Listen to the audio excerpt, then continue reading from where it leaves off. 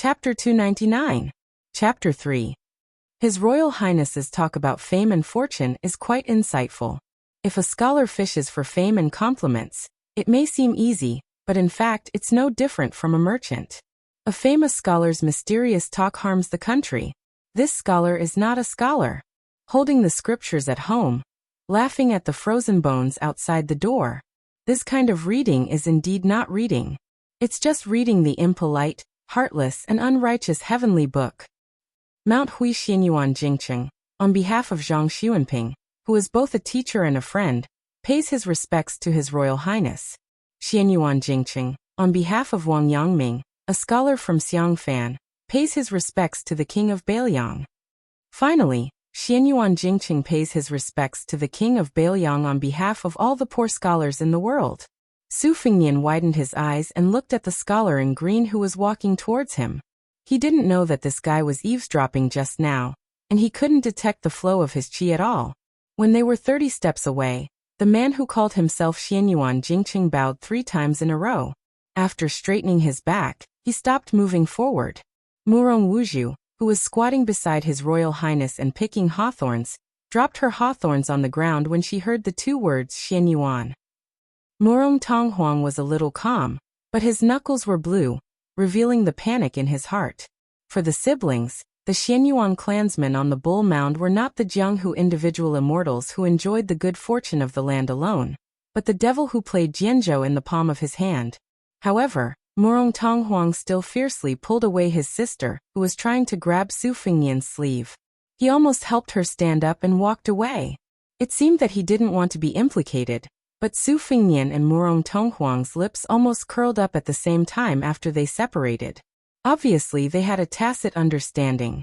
Since someone from the Xianyuan family had taken the initiative to attack instead of defending, even knowing Su Fengnian's identity, Su Fengnian didn't dare to slack off in the slightest, even if it was the infamous Xianyuan Jingcheng. This person had respectfully bowed 3 times, so there must be something fishy going on. After Su Fengnian stood up, he caught a glimpse of Huang Man and Qing Niao approaching. They were both in a horn-like position. He smiled and asked, "Mr.'s 3 bows are enough to shock the heavens and make ghosts weep. I just don't know if Mr. dares to do such a thing on the Bull Mound?" Xianyuan Jingcheng said calmly, "If you say I don't dare, His Royal Highness doesn't seem to believe it. If I say I don't dare, His Royal Highness will draw his knife on the spot." Su Fengnian stared at the eldest grandson of the Xianyuan family, who had become the laughingstock of the Xianyuan family.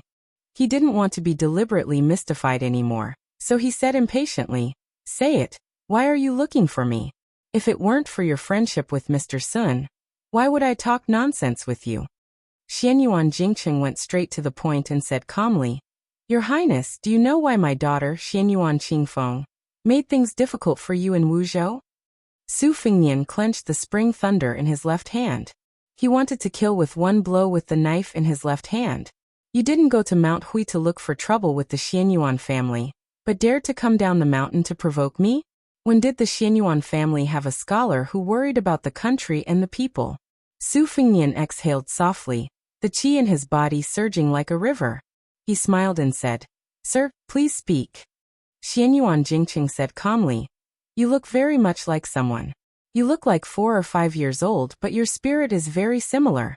Su Fengnian's spring thunder exploded and arrived in front of Xianyuan Jingcheng in an instant. It was born out of Spear Fairy Wang Xiu's famous skill, Overlord Armor Removal.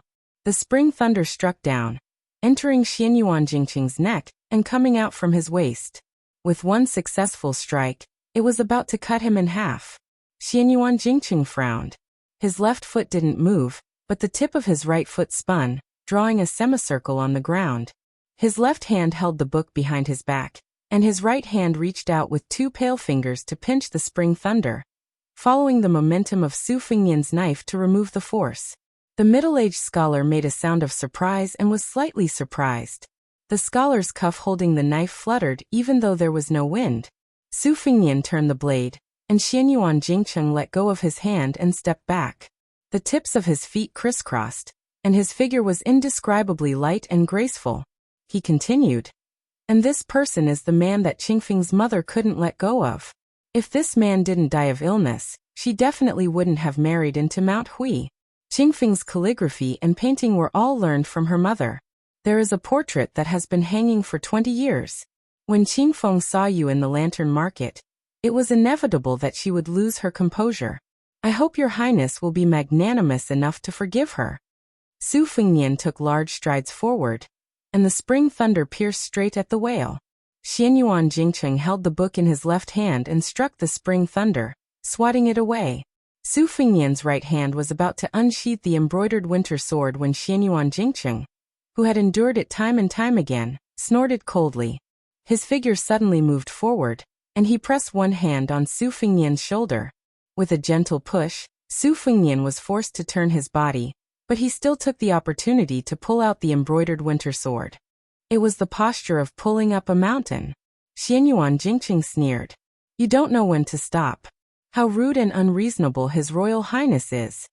Su Fengnian inexplicably sheathed his sword, and the spring thunder and embroidered winter sword returned to their sheaths. It was because of Huang Man. He smiled and said, Last time when I went to the tomb outside Zhejiang City, I saw a few wine cups. Were they all yours, sir?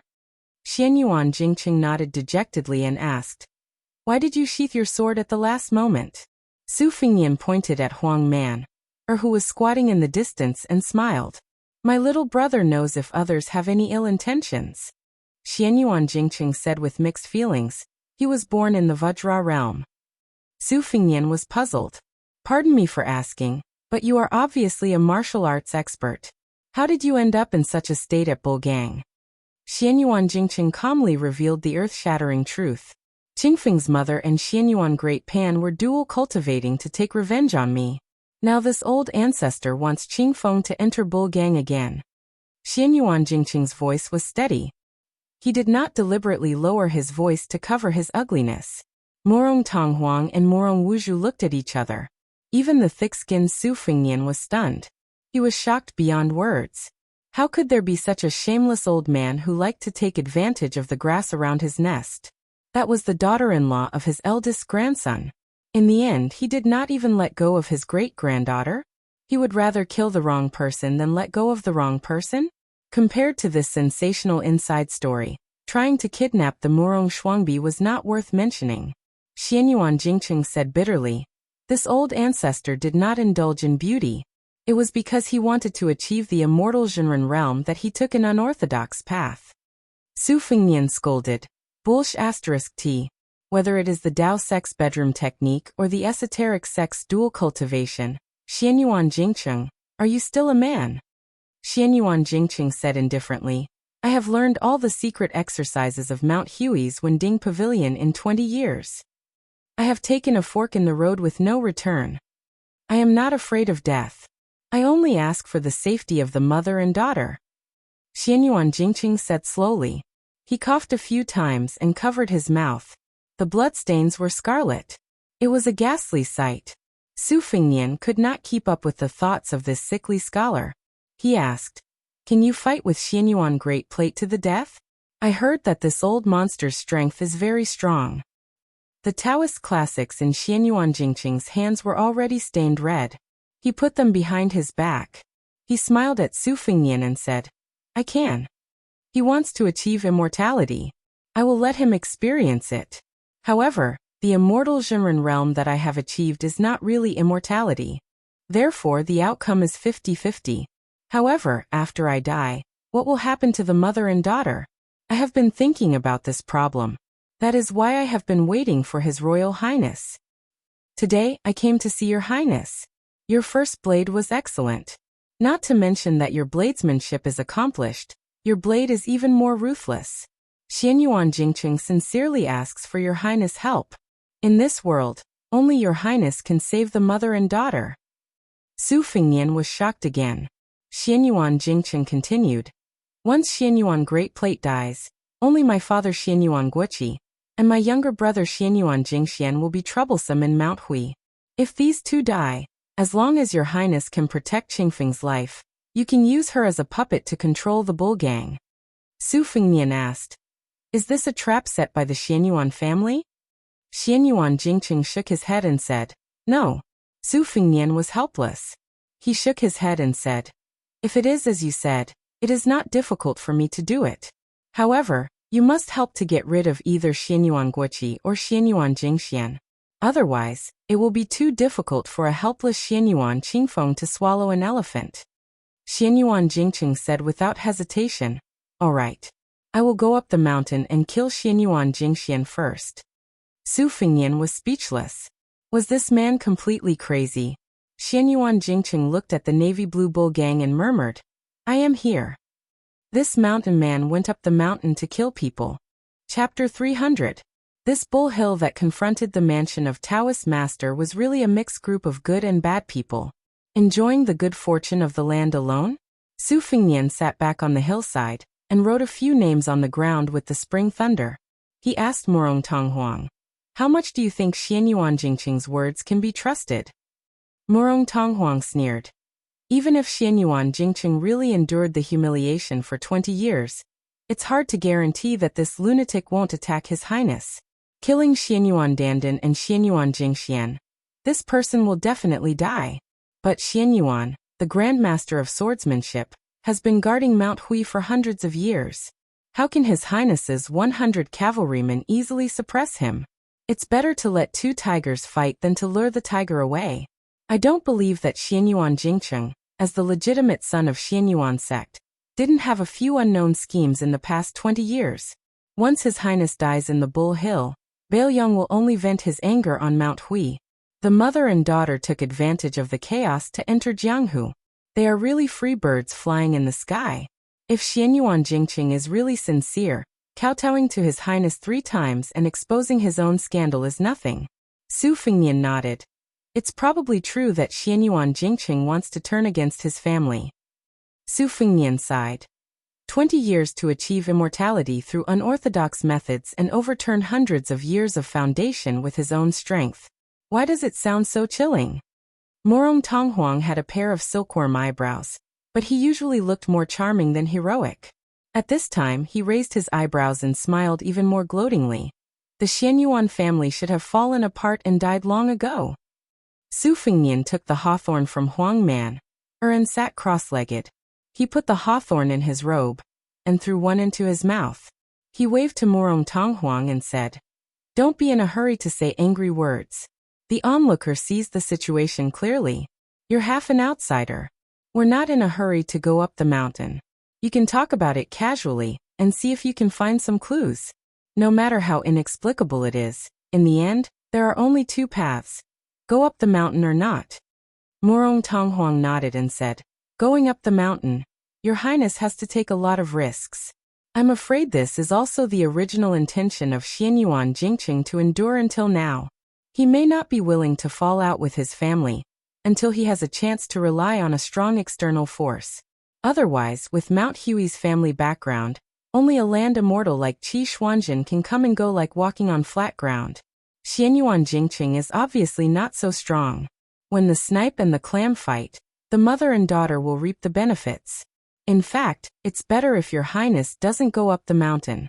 Or rather, you can go up the mountain slowly and let Xianyuan Jingqing fight with all his strength. I believe that by that time, Hui Mountain's vitality will be greatly damaged. However, if you want to fish in troubled waters at this time, it's far better to take the risk and go up the mountain to hold the line for Xianyuan Jingqing." Su Fengnian always couldn't finish the hawthorn because he almost finished one. Huang Man, had already carefully wiped a handful with his sleeve. Su Fengnian wiped the carelessly written words on the ground with spring lightning and threw some hawthorns to the siblings. He said with a smile, "Go up the mountain. We have to go up the mountain early." Morong Tonghuang frowned and said, "Why?" Su Fengnian stood up and looked at Bull Gang and said softly, "To watch a fight." Morong Tonghuang asked carefully and tentatively, "Your Highness is addicted to martial arts?"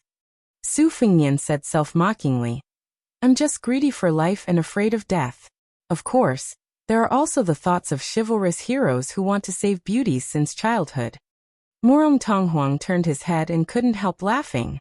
The word chivalrous heroes could be said by anyone, but it was said by the eldest son of Ren Tu, who made the whole Jianghu tremble under the sound of horse hooves. It was ridiculous. Su Fengnian said with a smile, "Laugh if you want.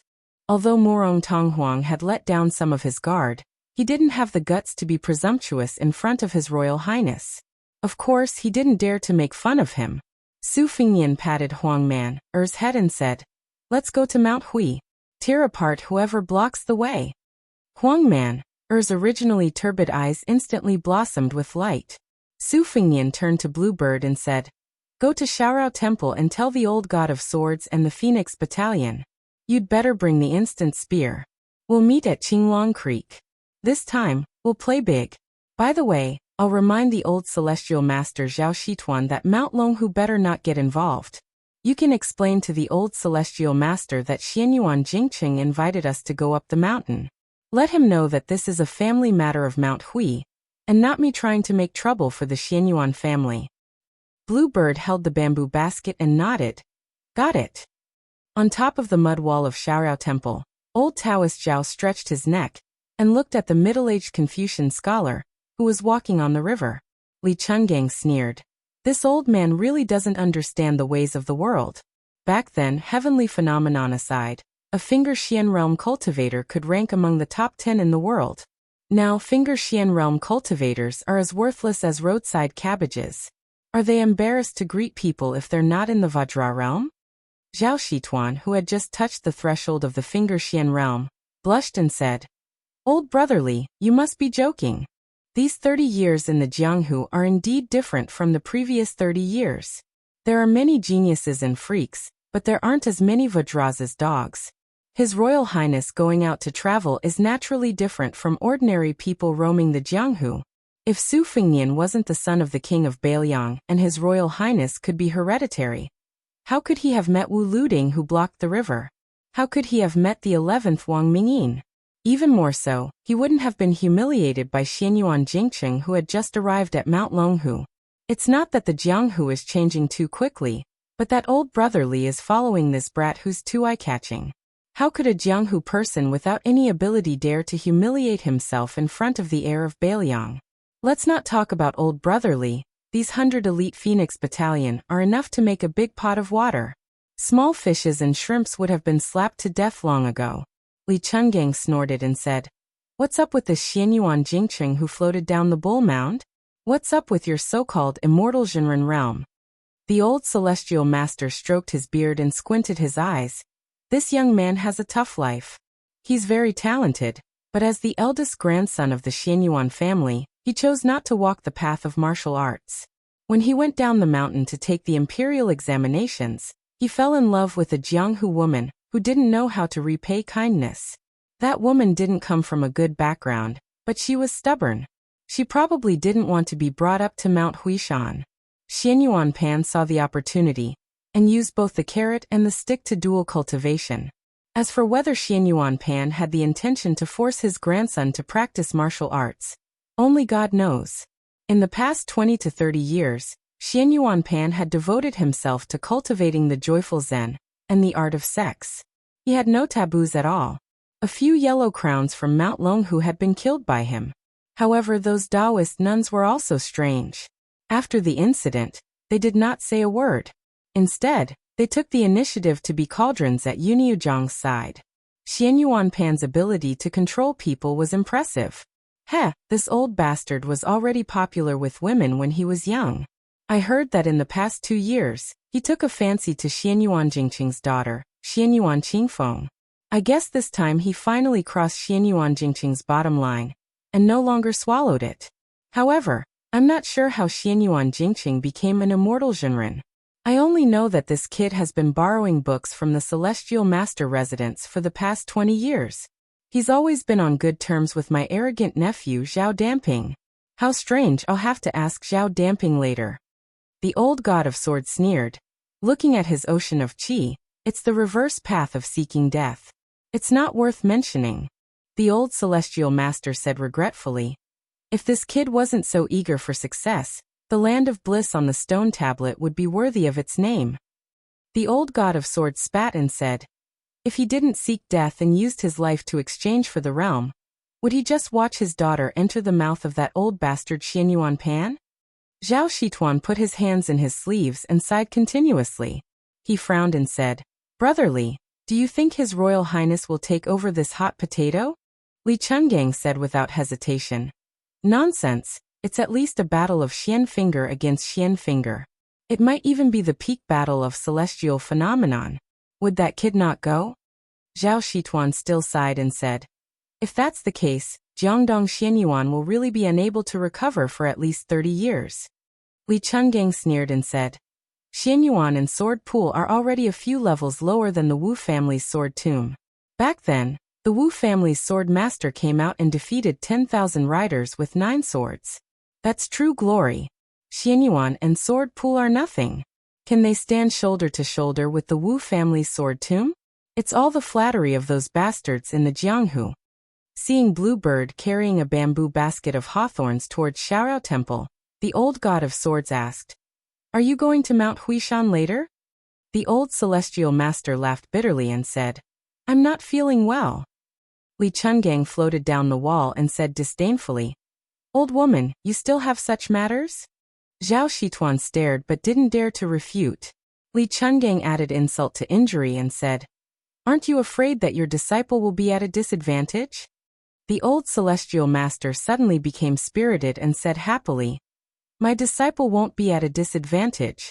It's not that I'm boasting, but the number of people who can hurt Huang Manor can be counted on one hand. But if you want to kill my disciple, there might be 1 or 2 in Mount Longhu, but there aren't any in Mount Huishan. Next should be a small climax. Chapter 301. The buildings on the Bull Mound were very particular, with a strict hierarchy and complicated rules.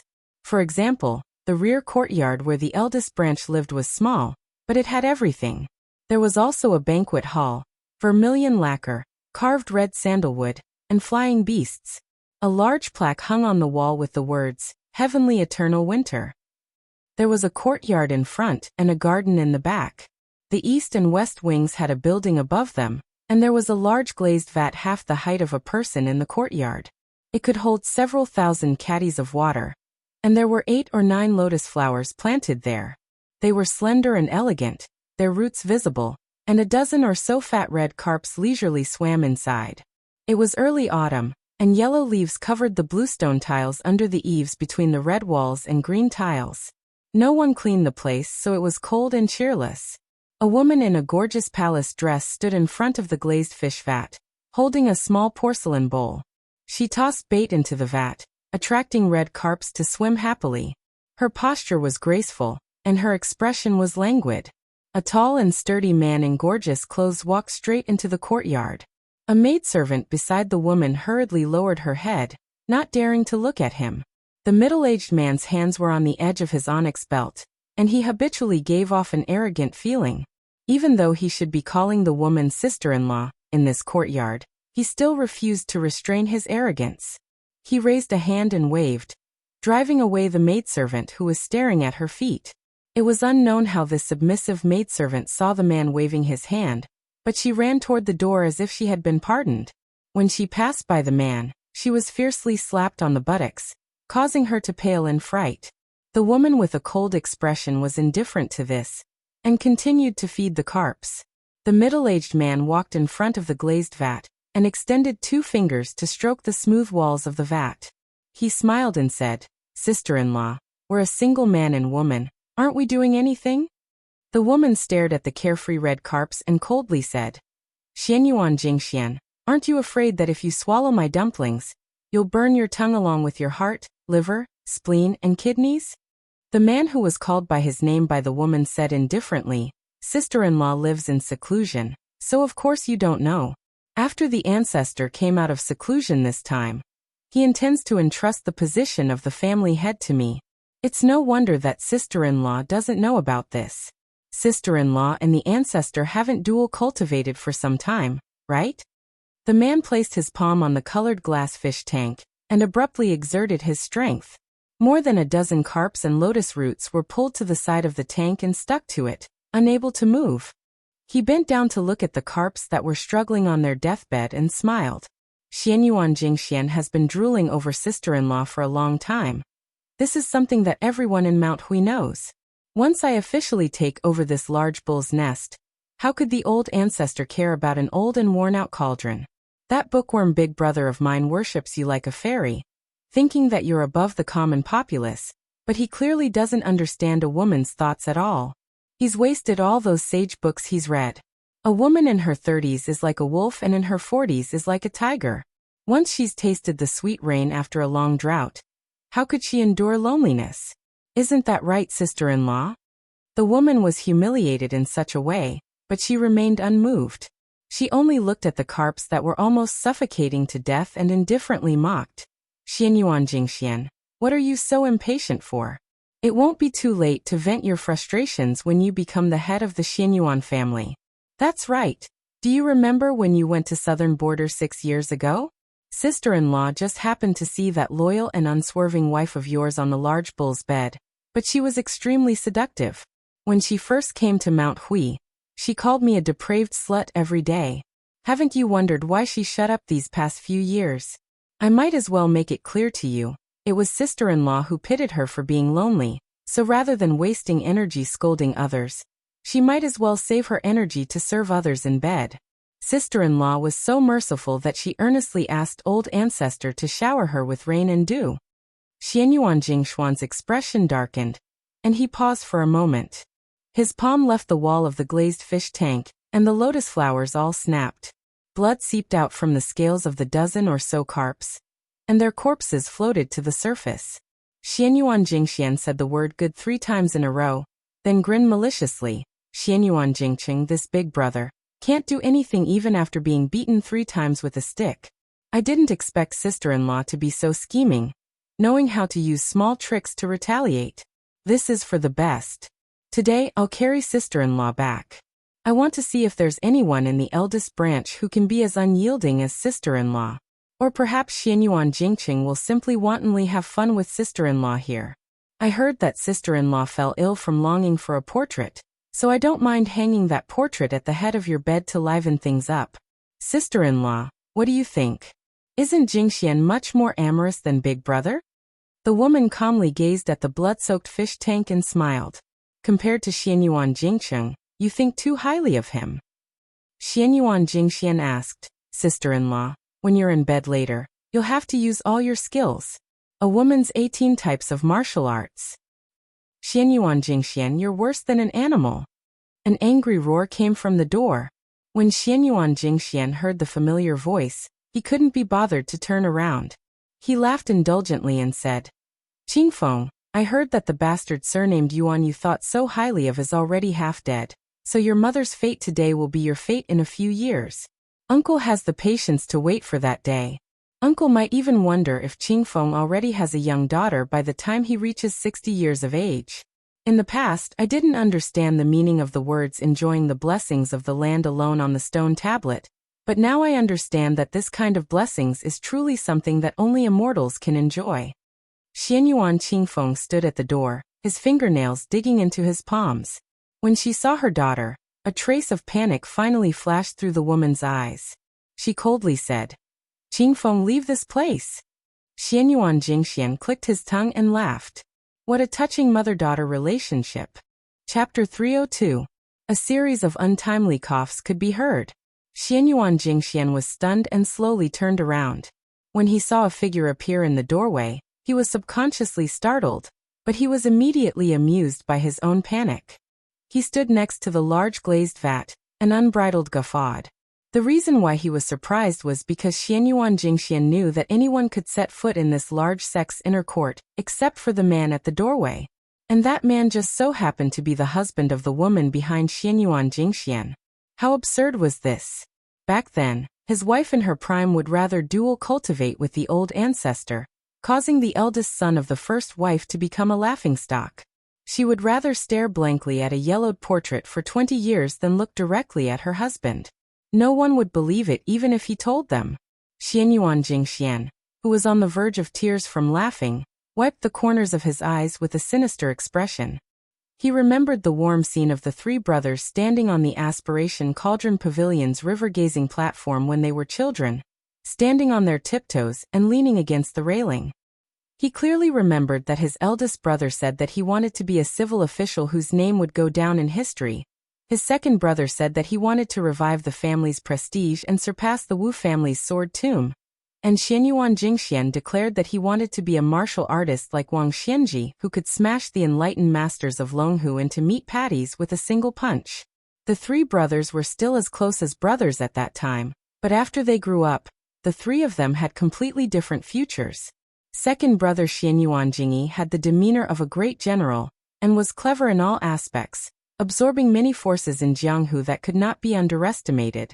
Xianyuan Jingxian himself had made great strides on the martial path, and was now on the verge of stepping into the Grandmaster realm. His future achievements would only be greater than his father's. But as for his eldest brother, despite the great expectations and resources the old ancestor had bestowed upon him, he was still a useless piece of trash who could only be submissive when speaking to others, and would only retreat when arguing with others. In the Xianyuan family, where martial arts were highly valued, how could a martial arts fanatic like Xianyuan Jingxian respect an older brother who had never touched a sword or a staff and only knew how to hold a few books? After coughing, the middle-aged scholar still did not enter the courtyard. He covered his mouth and said vaguely, "Jingxian, you should have waited a little longer.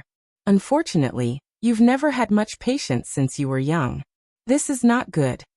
Xianyuan Jingxian seemed to have heard the funniest joke in the world. He had just stopped laughing when he couldn't help but laugh again. He placed his hands on his agate belt and looked straight at his sickly older brother, Xianyuan Jingcheng. "Eldest brother, what do you think I should have waited? Should I have waited for you to become the head of the family with your righteousness and morals? Should I have waited for my niece to become a pitiful cauldron furnace? Or should I have waited for my fathers to run out again?" Jingxian Jingshuan's father, Jingshuan's father. "But eldest, use my eldest, even my s. Is tus Xianyuan Jingcheng loosened his grip and nodded. "Go on." Xianyuan Jingxian chuckled. "I've endured it for many years and I really don't want to endure it any longer. S. Tu. Xianyuan Qingfeng's expression changed drastically. The pale-faced scholar slowly said, "But you know that this kind of excessive enthusiasm is like a tree without roots. It has no long-term benefits to the martial path." Xianyuan Jingxian rubbed his stomach and sneered. "You sure are sincere when you say these words. It enlightens me. My stomach hurts from laughing." Xianyuan Jingcheng turned to look in the direction of Bull Landing and murmured, "Mount Hui will only be cleaner when it snows heavily in winter. Our family is really too dirty." Xianyuan Qingfeng extended his hand and motioned for his mother to leave the courtyard and stay away from his uncle who had reached the finger-profound realm. But the woman did not move. She would never approach that man of her own accord. The middle-aged scholar stared deeply at her and smiled faintly. There was an indescribable sense of open-mindedness and relief. He who had never set foot in this courtyard actually walked over the threshold for the first time. She and Xianyuan Qingfeng were both dazed. Xianyuan Jingxian still had a disapproving and arrogant expression. He sneered, "Big brother, what? Are you going to beat me with a book?" Xianyuan Jingcheng shook his head. "Mount Hui cannot be built without destruction. Xianyuan Great Pan has already led Mount Hui down a fork in the road. Today, I will turn it back on the right path. In terms of martial talent, you and Xianyuan Jingcheng cannot compare to me. You are the finger-profound realm, so I will kill you with the finger-profound realm." The middle-aged scholar spoke unhurriedly. The sleeves of his wide green robe fluttered elegantly. The mother and daughter only saw this man who had stood aloof from worldly affairs his entire life walk straight toward Xianyuan Jingxian. He seemed to be walking slowly, but he arrived in front of Xianyuan Jingxian in the blink of an eye. Xianyuan Jingxian, who was clearly already at the finger-profound realm, widened his eyes. The middle-aged scholar grabbed him by the neck with one hand and continued walking. They passed through the large glazed vat and arrived at the rear courtyard. The scholar stopped and threw Xianyuan Jingxian into the room. His body exploded in midair. The middle-aged scholar, who was bleeding slightly from his 7 orifices, turned around. He seemed to want to reach out and touch his wife, but in the end he did not have the courage. When he passed by his daughter at the entrance of the courtyard, he said softly, "Qingfeng, from now on, you will take care of your mother." The woman suddenly shouted, "Xianyuan Jingcheng, where are you going?" The middle-aged scholar continued walking and smiled warmly. To Bull's Descent Snowfield. After sweeping this house clean, you will be truly free. The saints said that if you do not sweep a house, how can you sweep the world? Unfortunately, Xianyuan Jingcheng can only reach this step in this lifetime. Xianyuan Jingcheng does not regret marrying you back then. Chapter 303. Dead. Inside the room, Xianyuan Jingxian couldn't be any more dead. Even the legendary Earth Immortals wouldn't be able to survive if their sea of qi exploded, and all their meridians exploded. Outside the room, the woman stared blankly at the shattered glass vat. More than a dozen red carps were hidden among the green leaves of the lotus flowers. Just now, the two of them had passed through the vat in an instant, causing thousands of pounds of water to pour out and wet her embroidered silk shoes. What a cool autumn day. The autumn wind and autumn chill spread from the soles of her feet to her entire body. Xianyuan Qingfeng leaned weakly against the door. Even though she had always been praised by her elders for being able to remain calm during major events, she had lost the ability to think. Her mind was blank. No matter how immoral her uncle, Xianyuan Jingxian, was after all, a genuine top-notch martial artist. He had cultivated a Vajra physique for several decades by following the prescribed order. In Mount Hui, he was publicly recognized as second only to the great ancestor and Xianyuan Guoqi, who possessed immortal qi. He had even claimed to have entered the mysterious Finger Xian realm. So what if he had just entered the Finger Xian realm, and his foundation was still unstable? Only after reaching the Finger Xian realm could one truly become a towering tree that stood tall in the martial arts world. Taoist enlightened masters had hopes of ascending. Living Buddhas of Buddhism could become Sariras, and unaffiliated martial artists outside of the three religions were even more ferocious and domineering. How did he die in the blink of an eye? Xianyuan Qingfeng was limited by her mediocre talent and constitution, so she wasn't suitable for martial arts. However, she had read many secret manuals since she was a child, and was used to seeing experts fight. She especially had a photographic memory, so her eyes were very sharp. She could see that after Xianyuan Jingxian lost focus for a moment, he actually wanted to kill his opponent very quickly. However, his opponent didn't give him the chance at all. There was probably no way to die in peace more than this. As a Finger Xian expert, he was casually walked up to him and killed in a single move. In that instant, Xianyuan Qingfeng saw through some secrets. Xianyuan Jingxuan's body was like that of a Buddhist heavenly king's Vajra. Although he was still 2 levels away from the celestial phenomenon realm, where both the inside and outside of his body were in harmony with the world, at the very least, his body had already formed a majestic image of its own. The reason why it was shattered with a single strike seemed to be, because after being grabbed by the neck, Xianyuan Jingxian had used a tyrannical and vicious method to guide the flow of qi. It was like the tortoise and serpent of the northern black tortoise entangling with each other, which ultimately caused his meridians to explode inch by inch. Xianyuan Qingfeng wanted to say something, but hesitated. His lips trembled as he realized that he didn't know what to say.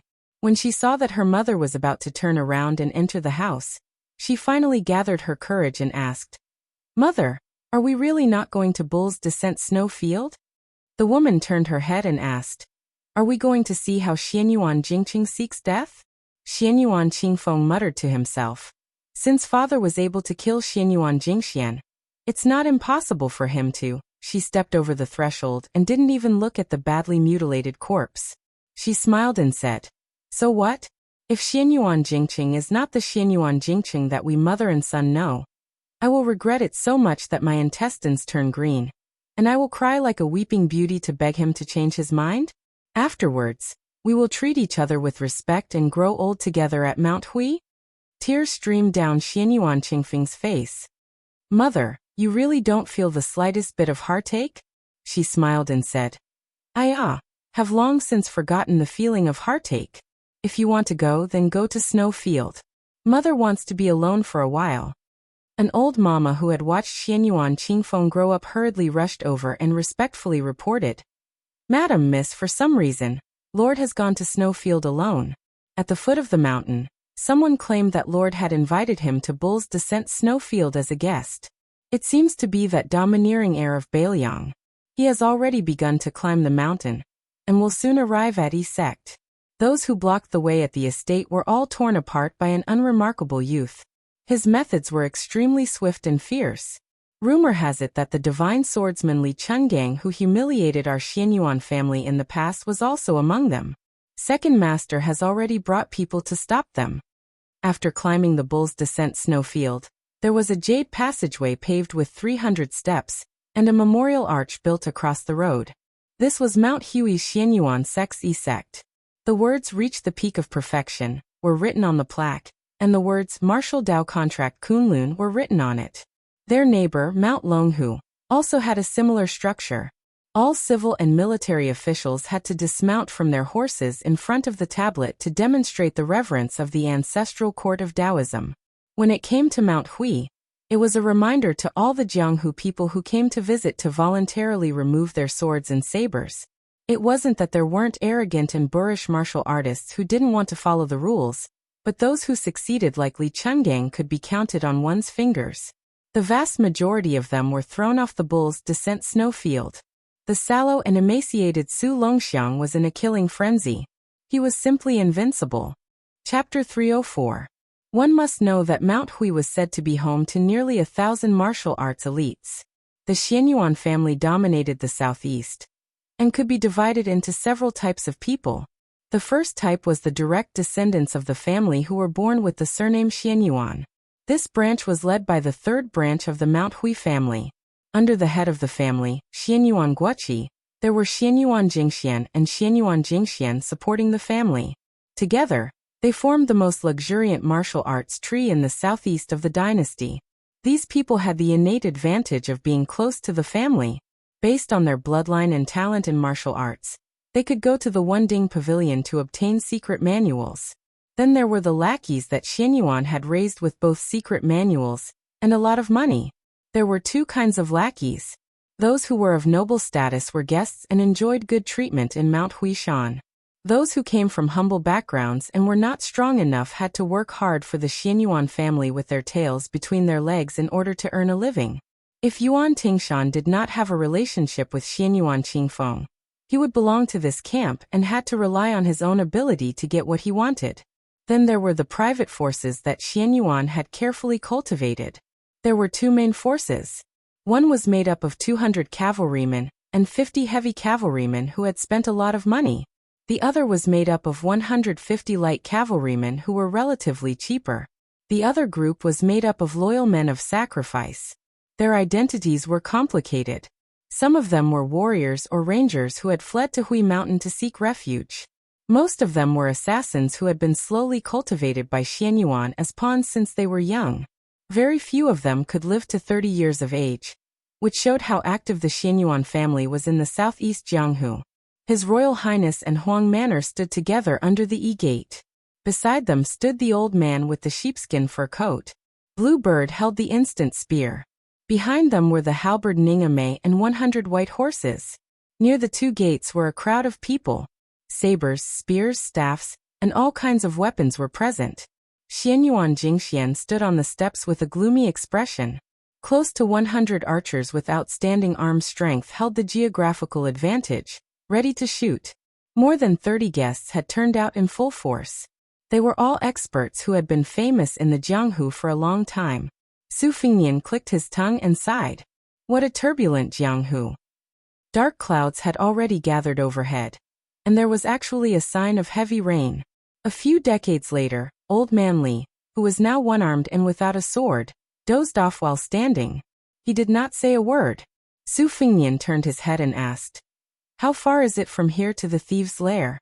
The elderly god of swords opened his eyes slightly and said lazily, "It's not too far." Outside of Bull Landing, there was a large piece of flat land, which was the snow plateau. If I'm not mistaken, Xianyuan Jingcheng will have a fight with Xianyuan Pan there. It is indeed a good place for people to die. Su Fingnian felt a headache coming on. There are so many first and second-rate experts and a few hundred men of sacrifice. How are we going to get past them? Li Chungang grumpily said. This old man can easily pass through by himself. As for you, if you want to fight force with force, then you'll have to wait to die here. Do you think that the foundation of a large clan that has been established for hundreds of years is just for show? Su Fengnian whispered. To catch bandits, first catch the ringleader? The elderly god of swords thought for a while and said, You mean to take down Xianyuan Jingqing? Su Fengnian smiled and nodded, eager to give it a try. The elderly god of swords rubbed his chin and narrowed his eyes. If this old man were to personally take action, it would be simple. However, without this old man's effort, you'll just sit back and watch the show. Kid, let Huang Man or yell first to show your strength and tear a few people apart before talking about anything else. Then let this girl beside you who can play anything but the instant spear hold the fort. When this old man will take action, it will depend on his mood. Don't worry, I won't make you wait too long. This old man was also very curious about how high Xianyuan Jingqing could reach if he did not hesitate to exchange his life for his realm. It was not too rare for heavenly phenomenon experts to fight each other, but it would be interesting if both of them were trapped in a situation where they would fight to the death. If half a land immortal accidentally popped out, it would be a feast for the eyes. Kid, you don't have any other abilities, but you're just SOSO at stealing from others. Looking at Huang Man, taking large strides forward, the elderly god of swords said with slight sadness, This old man's painstaking efforts back then have been wasted. Xianyuan Jingqing finally appeared after much difficulty, yet he still rebelled. This big tree has been hollowed out in the hands of Xianyuan Jingqing. In the end, it is still going to fall. Great Snow Plateau. The middle-aged scholar walked slowly against the wind. His sleeves fluttered in the wind, making him stand out from the crowd. After enduring silently for 20 years, he finally revealed his loftiness at this moment. Along the way, he kept coughing and blood seeped out. No one could see through him. Xianyuan Jingqing thought of many things, good and bad, honor and disgrace, ups and downs. Xianyuan Jingqing stopped and looked at the tall figure at the end of the Great Snow Plateau. He muttered, I've finally reached here. That figure was abnormally tall and sturdy. This was an old man with a technique to retain his youthful appearance. The old man who had a head full of white hair 20 years ago actually had black hair at his temples. He stood at the entrance of Bull Descendant's mansion without a smile. One man guarding the pass with a majestic aura. This old ancestor, the only one on Mount Hui who had the qualifications to say that he enjoyed the land's blessings alone, had a sharp gaze and a loud voice. Jingqing, have you ever read To Resonate with Heaven and Earth? His deep voice surged in the Great Snow Plateau. There was a string of wind chimes hanging under the eaves of Bull Descendant's house. Because of the strong wind at the peak of the mountain, they jingled all year round. At this moment it was silent, like a person who was about to die with his neck strangled.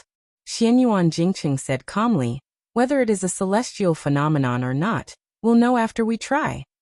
The old man who had been in charge of the Xianyuan family for 60 years was able to return to his original state, after nearly 20 years. He laughed heartily and said, I'd like to see if this unfilial descendant of yours can endure 100 moves. Xianyuan Jingqing, who no longer needed to painstakingly suppress his realm, raised his hand. He stepped out with his right foot and bent his left foot slightly. He stretched out one hand and pulled back the other. It was too wonderful for words. In an instant, the dark clouds in the sky spun like a tornado and suddenly descended. Xianyuan Jingqing said softly, I shake Kunlun. Chapter 305. If Xianyuan Jingxian was said to be an unsheathed sword, then Xianyuan Jingjing was a blunt saber. Although it was not as sharp, it was more useful to the clan. Xianyuan Jingshuan's temperament was not suited to dealing with people. That eldest grandson of his, who was always elusive, only knew how to study, so many heavy responsibilities naturally fell on Xianyuan Jingjing's shoulders. He welcomed guests from all over the world, and was adept at nurturing soldiers. The second branch's position had risen over the years, becoming more and more stable. Out of 10 guest officials, Xianyuan Jingxian was in charge of 200 cavalry. When the heroes of the nearby provinces mentioned him, they would all raise their thumbs and praise him for being a timely rain from Jiangdong. There was once a beautiful servant who made fun of a lame martial artist, who came up the mountain out of admiration. The latter descended the mountain in shame and indignation. When Xianyuan Jingxian heard this, he immediately cut off the head of his favored servant, and carried it down the mountain to beg for forgiveness. At that time this martial artist was just a nobody in Jianghu, but now he was a guest official of Mount Hui. The generation with the surname Jing was divided into 3 branches, and the distribution of resources was always going to be uneven, so there was no such thing as keeping pace.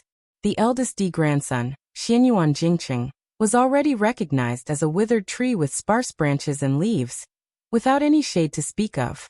Xianyuan Jingxian was too domineering, even daring to say that he would eat dumplings and eat sisters-in-law. Coupled with his self-confidence in his grandmaster realm, it was hard to avoid suspicion that he was 1,000 miles away from others. Did Xianyuan Jingjing have any thoughts of moving into Yunyu Town in the future? Now that he was riding a tiger, it was hard to get off. He himself did not want to, but with everyone propping him up on the bonfire, it seemed that he had no choice but to fight for it. In the family there were only free and unfettered dogs, but no free and unfettered people. His eldest brother, Xianyuan Jingqing, had already given him the desolate fate of not fighting for it. Xianyuan Jingshuan's appearance was dignified, and when he was young, he was known as an elegant young master of Jiangdong. However, his temperament was honest, and his sharpness was restrained, so it was very easy for people to feel close to him. At this moment, Xianyuan Jingxian had a headache as he faced off against those uninvited Bailiang barbarians, but he wasn't afraid. He had more than 100 archers by his side, and their arm strength was undoubtedly much better than that of ordinary soldiers.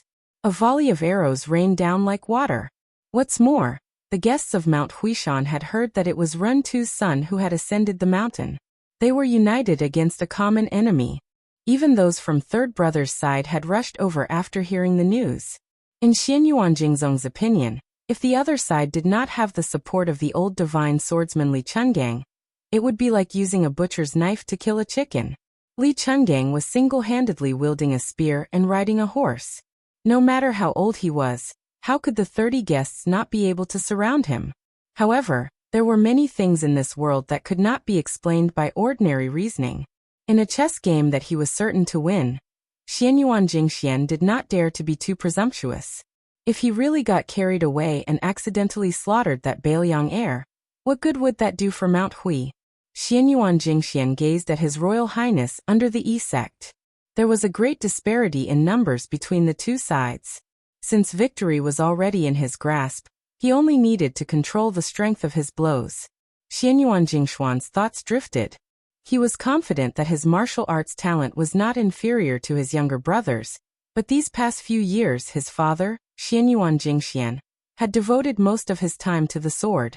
Most of the year, he was either in seclusion or exploring secluded places in search of otherworldly experts to sharpen his swordsmanship. Xianyuan Jingxian poured his heart and soul into managing an aristocratic family, so it was inevitable that his martial arts cultivation would be delayed. In his youth, his eldest brother, Xianyuan Jingxian, had not touched martial arts other than a few techniques to strengthen his body. Xianyuan Jingxian and Xianyuan Jingxian were equally matched when it came to martial arts. After reaching the age of 30, Xianyuan Jingxian had even surpassed him. After reaching the no-doubt state, he had to worry about the trivial matters of the family, and it was only then that his third brother, Xianyuan Jingxian, gradually began to leave. How could Xianyuan Jingxian not hate his eldest brother? If it wasn't for the fact that Xianyuan Jingqing was unwilling to learn martial arts and take up the heavy responsibility. Thinking of this, Xianyuan Jingqing couldn't help but laugh at himself in his heart. 10 years ago, he was still secretly grateful to Big Brother Ling for not fighting for power. It was only later that he realized that the glamorous position that seemed to be in his hands was neither enticing nor reliable. The guests on the Bull Mound were divided into 3 distinct groups. Those who had clearly joined Xianyuan Jingqing and Xianyuan Jingshuan's camps were split into 2 groups. The rest were still undecided. The situation of who the next family head would fall into was still unclear. This group of Jianghu bigwigs clearly decided that they wouldn't act unless they saw a rabbit. Birds of a feather flocked together. The guests of Mount Hui besides Xianyuan Jingqing all had relatively gentle personalities. They all had good reputations in Jianghu. They belonged to the type of heroes who eliminated evil and eliminated evil. Each of them was awe-inspiring righteous. When they saw His Royal Highness and his group walking up the mountain, They all showed expressions of righteous indignation. On the other hand, Xianyuan Jingshuan's group was the complete opposite. Most of them were fugitives who had fled into the mountains in search of protection, and they were all infamous for their ferocity.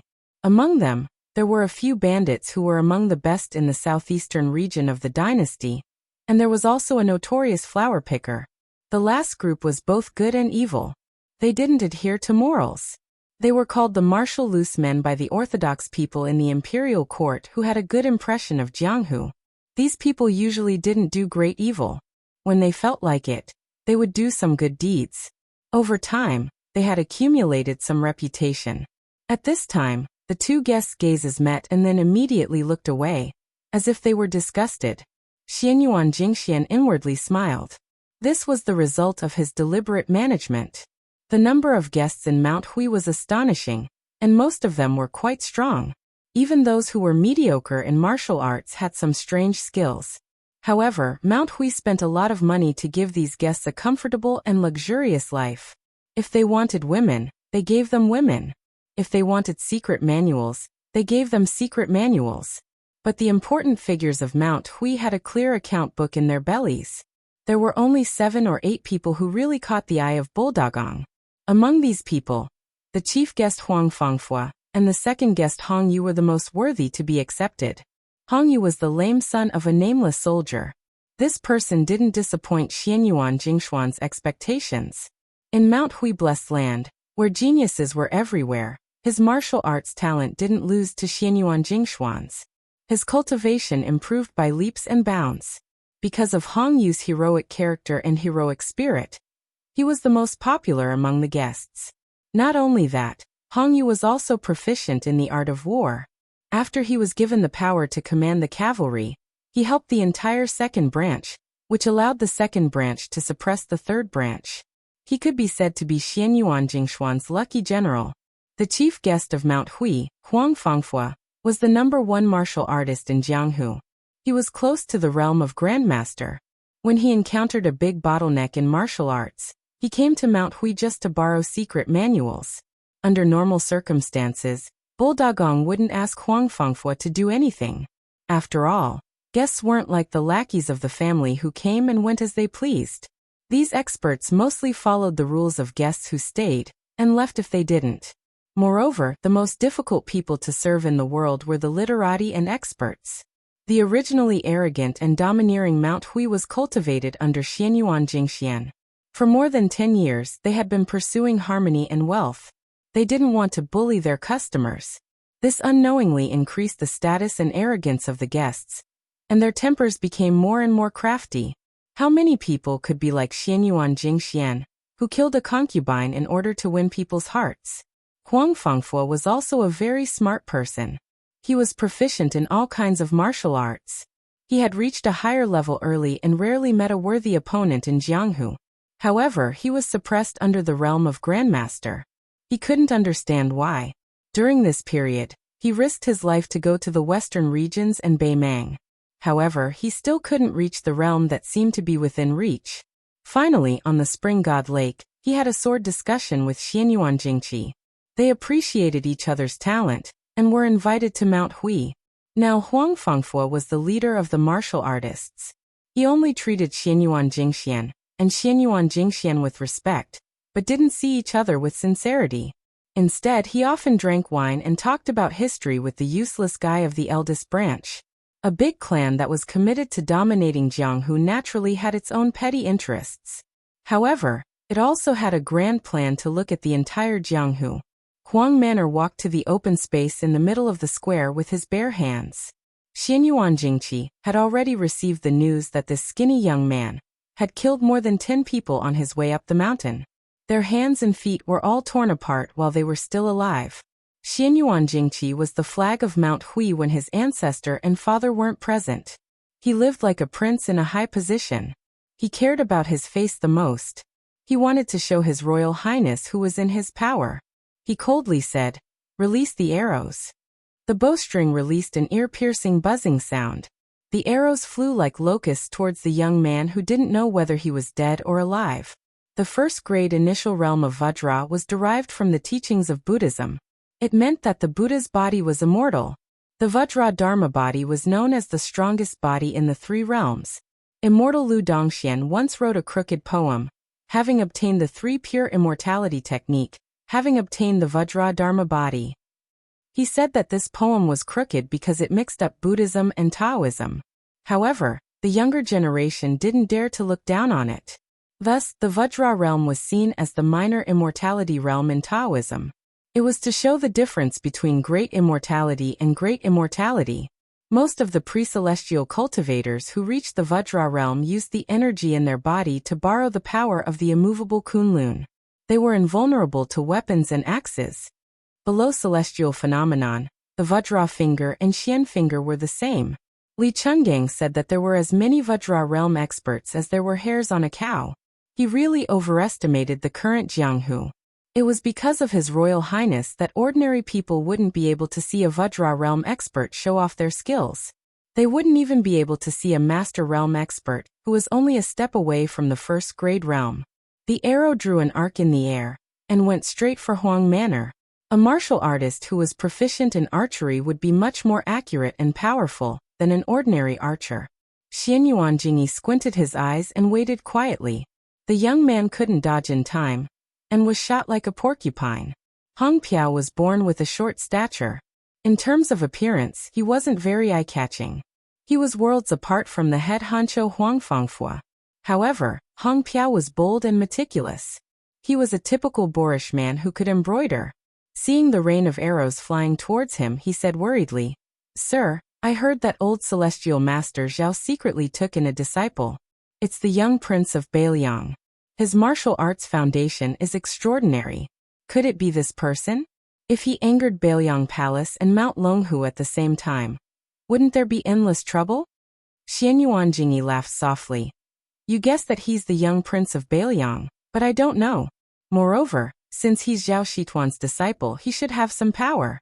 Otherwise, do you really think that the Great Bull Gang is like the taverns and tea houses at the foot of the mountain that you can come and go as you please?"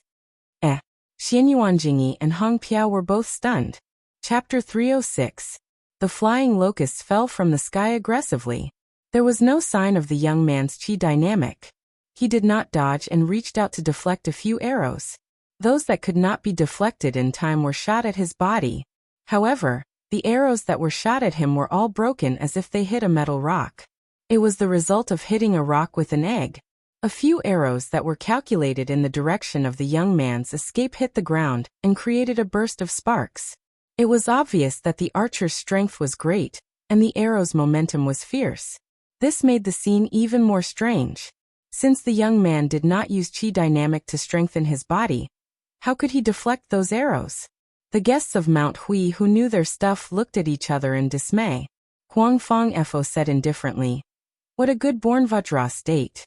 In the past, I only heard the seniors talk about strange things and I did not dare to believe it. Today I have opened my eyes." At the edge of the guests, there was a handsome man who was waving a fan in autumn. Although he had a pair of peach blossom eyes, there was an evil aura around him. There were more than 10 women painted on the front and back of the fan with their names and families written on it. There were more than 20 words to describe their romance. These women were all under his evil clutches. There were more than 10 fan of beauty and they were all carefully kept. They said that they were to be passed on to their descendants as family heirlooms. This self-proclaimed master of love and painting had been unrestrained in these years. If he had not poisoned a county chief's daughter 2 years ago and completely angered the government, he would not have come to Mount Hui to live under people's skin. The mountain was not as happy as the foot of the mountain. It was true that Mount Hui had beautiful mountains and clear waters and beautiful women, but this land's happiness was exclusive to the direct descendants of Xianyuan. He had been dissatisfied for a long time and complained a lot. This person's reputation was extremely bad. It was hard to imagine that such a perverted thief who everyone wanted to kill could write so many heroic poems that said, "Life is only 100 years, but to scold to one's heart's content for eternity." When he saw the young man who was said to be the heir of Bailiang with a sword, he was quite displeased. There were 2 kinds of people he hated the most in his life. One was ugly women who would dirty his eyes. The other was men who were more handsome than him. He could ignore the former, but the latter would most likely be tortured by him until they were disabled. The young man's strength was amazing, but he thought about it and saw that the young man's expression was dull and dull. He felt that he was just a brute. He was not afraid of this at all. To be a flower thief, the most important skill was to be able to escape. Therefore, his lightness skill could be ranked at the top of Mount Hui, where there were many masters. He felt that staying in Mount Hui was really boring. Some of the beautiful women were divided up, and could only be seen but not eaten. It was too annoying. Mount Hui was full of hidden dragons and crouching tigers. Climbing over the wall to pick flowers was no different from suicide. It was better to go down the mountain and out of sight. 2 years had passed and he was almost out of the limelight. It was time for him to reappear in Jianghu. Those juniors who only knew how to secretly use aphrodisiac to ravage women were really a disgrace to him. Flowers were not to be picked like this. The highest level of flower picking was to pick them and enjoy them before planting them back in the pot. This way, they would be more delicate and beautiful than rashly breaking them and losing their vitality. Since he was going down the mountain, he had been eating and drinking well in the bull gang for 2 years. He had to return a favor. Today's situation was tricky. He was sure that many of the guests in Mount Hui were afraid of the king of Beiliang's name and did not dare to make a move. But he was different. Behind the mountain, I don't care if you're the king of heaven or a different surname. Huang Manor turned around and looked at Su Fengnian. After getting permission from his eyes, he started to run. You're not allowed to use such a desperate move like the Overlord's armor removal. If you can't beat us, then run. It's okay to lose face. As long as there's life, there's hope. Sooner or later, we'll be able to get back at you. His Royal Highness turned around and teased Bluebird. As he spoke, he felt a little regretful. It was a pity that Wen Hua wasn't present. Otherwise, in such a lively scene, he might not be good at fighting, but his scolding skills were definitely at the peak. He could scold people until smoke came out of their 7 orifices. His 18 generations of ancestors, generation after generation, he wouldn't repeat half a word. Su Fengnian, who had learned a lot of verbal skills from the village women, had to admit that he was inferior and was unwilling to admit defeat. That year, when he met Xianyuan Qingfeng, whom he mistakenly thought was Xianyuan Qingfeng, it was nothing more than a fart of 2 debauches refusing to give way to a well-bred young lady. Fighting was nothing more than swallowing the humiliation. But that bastard Wen Hua's mouth was really undisciplined and out of control.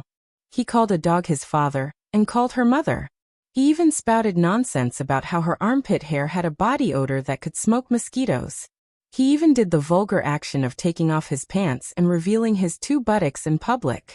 Even if Xianyuan Qingfeng was a bodhisattva with a good temper, he would still get angry and beat him up. This time, on this trip to Mount Hui, he didn't have Wen Hua, who was comparable to a land immortal in terms of quarreling skills, to accompany him. Bluebird held her spear and rushed out. Her figure wasn't as surprising as Huang Manor's. First it was the foolish youth, then it was the delicate girl. Other than that old god of swords, Li Chungang, this Beiliang prince didn't have any other capable experts? Long Xuanyu followed the rules and asked Xianyuan Jingyi to fight. Almost at the same time, a guest elder with firm and fierce fist techniques also stepped out. Long Yuxuan saw the green-clothed female servant coming over with her spear. Xianyuan Jingyi didn't need him to say anything and signaled Long Yuxuan to deal with that impetuous girl. The youth was handed over to another guest elder to capture. The outcome was decided. Xianyuan Jingyi could be considered to have guessed the outcome, but the outcome was already decided on his side. Chapter 307. It was unknown if the guest elder, who was famous for his fist techniques, had underestimated him, but in just one exchange, he was forcefully blocked by that young man's fists. His body didn't move, but his feet sank deep into the shattered floor. Then, with a punch, the guest elder's head was chopped off. It wasn't accurate to say that it was chopped off. The entire head was smashed away by the young man. The scene was extremely bloody and cold. Long Yuxuan, who was laughing loudly and floating towards the lady in green, was about to tease her when he caught a glimpse of this scene from the corner of his eye. He was so frightened that he swallowed his words. As expected, the spear suddenly swung down and cut a 2-meter-long crack on the ground. Fortunately, he moved quickly. Otherwise, Wouldn't that spear be like a watermelon being cut by a knife? That lady let the entire Mount Hui know what it meant to have a spear technique that was as strong as a swimming snake and explosive thunder.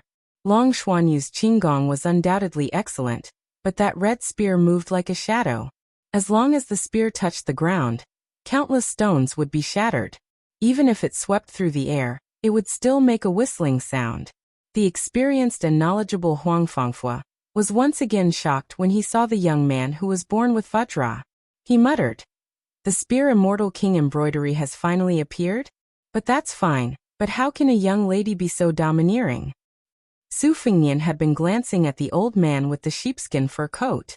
If he didn't take advantage of everyone's shock to take down the leader of the bandits, Xianyuan Chongyi, it would be a good opportunity to squander. Li Chungang rolled his eyes and said, "My heart aches for that daughter. This old man doesn't understand. You clearly care about her so much, so why don't you eat her up? To a woman, this kind of care is the most practical." Su Fengnian flew into a rage out of humiliation. "Cut the crap, senior, make a move." The old god of swords raised his chin and said in annoyance, "Wait a while more, look over there." Su Fengnian looked in the direction and saw Xianyuan Qingfeng walking over slowly.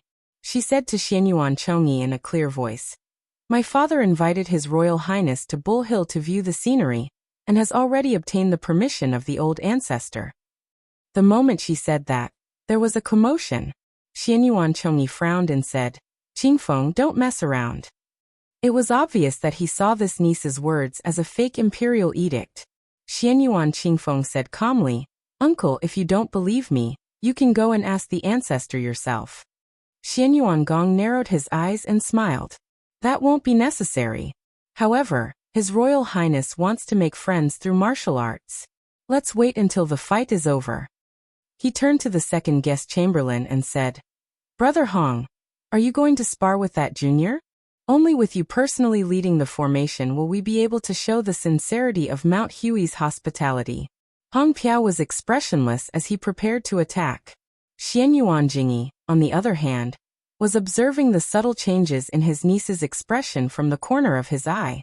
He didn't have any good feelings toward Xianyuan Qingfeng. As a woman, she wanted to seize power from him, her own uncle. She truly had a heart higher than the heavens and a life thinner than paper. Xianyuan Jingzong waited until she spoke, and concluded that Yuan Tingshan, who was exhaling more than inhaling, had been abandoned by his niece. Instead, he had turned to cling to the thigh of the heir of Bailiang, hoping to borrow an external force to contend against the mansion of the old ancestor. However, did this infamous His Royal Highness have the ability to challenge the old ancestor? However, Xianyuan Jingyi understood his niece's feelings. After all, to any woman, entering and leaving Mansion of the Bull was a completely different world. Xianyuan Qingfeng's mind was already in turmoil, and she was wholeheartedly focused on smashing a broken jar. Naturally, she didn't care about Xianyuan Jingyi's erroneous guesses. In the backyard of the eldest branch, a young woman with a cold expression quietly watched the wine stove that was gradually heating up. The wine's name was Angelica, and it was sandwiched between tea leaves from Mount Hui's old tea before the rain, as well as osmanthus seeds picked every mid-autumn festival. The wine's color was golden and translucent, with a hint of green. The wine's aroma was a combination of tea and osmanthus. It was slightly bitter in the mouth, but when tasted carefully, it lingered for a long time with an endless aftertaste. This wine had the meaning of after bitterness comes sweetness, but it wasn't popular in Mount Hui. Mount Hui was also known as Yaozhao Mountain. In the ancient book Classic of Mountains and Seas, it was recorded that Yaozhao Mountain had many osmanthus trees. However, after the Xianyuan family occupied this blessed land, they enjoyed a peaceful life for several hundred years. Perhaps it was because their good fortune didn't last long, and their luck gradually decreased, causing the old osmanthus trees to die one by one. Last year, even the only remaining osmanthus tree named Tanguay, which had a lifespan longer than the 1,600 years of the Taoist master's residence on Mount Longhu, had withered. Therefore, apart from a few jars of wine brewed from the osmanthus seeds last year, this Angelica osmanthus wine had become extinct. Everyone in Mount Hui knew that the eldest son of the first wife, Xianyuan Jingcheng, was an absurd person who was addicted to drinking Angelica osmanthus wine from the books of the sages. The older generation remembered even more clearly that every year on Xianyuan Qingfeng's birthday, this scholar, who was once delusional enough to want to pass the imperial examinations and leave the mountain, and was unwilling to practice martial arts, would bring his young daughter to Tanggui to have his height carved. However, after the age of 15, the precocious Xianyuan Qingfeng treated this matter as a disgrace and didn't want to do it again. Thus he drifted further and further away from his father. These years, only a handful of guests like Huangfang Buddha, who could be counted on one's fingers, had the good fortune to drink a jar of bitter osmanthus wine.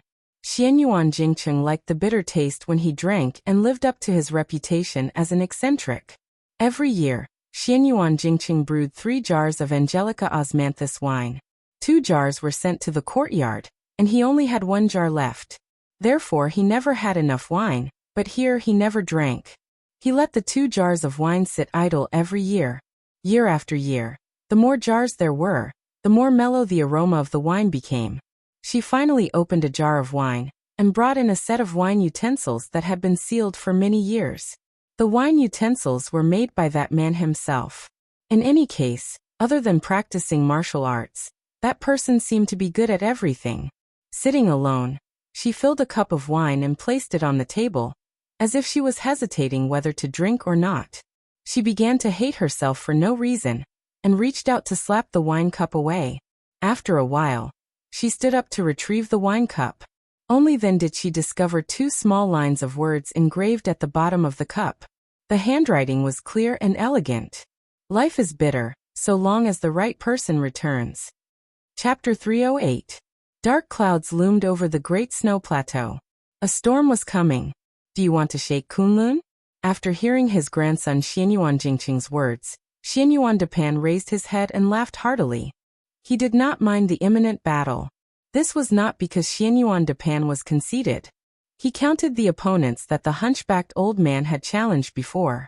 When he was 20 years old, he challenged the family's ancestor, and caused him to be seriously injured. When he was 30 years old, he fought the spear immortal Wang Xiao and was slightly inferior. When he was 40 years old, he single-handedly entered the sword tomb of the Wu family, and forced the sword crown of that generation to use the flying sword technique.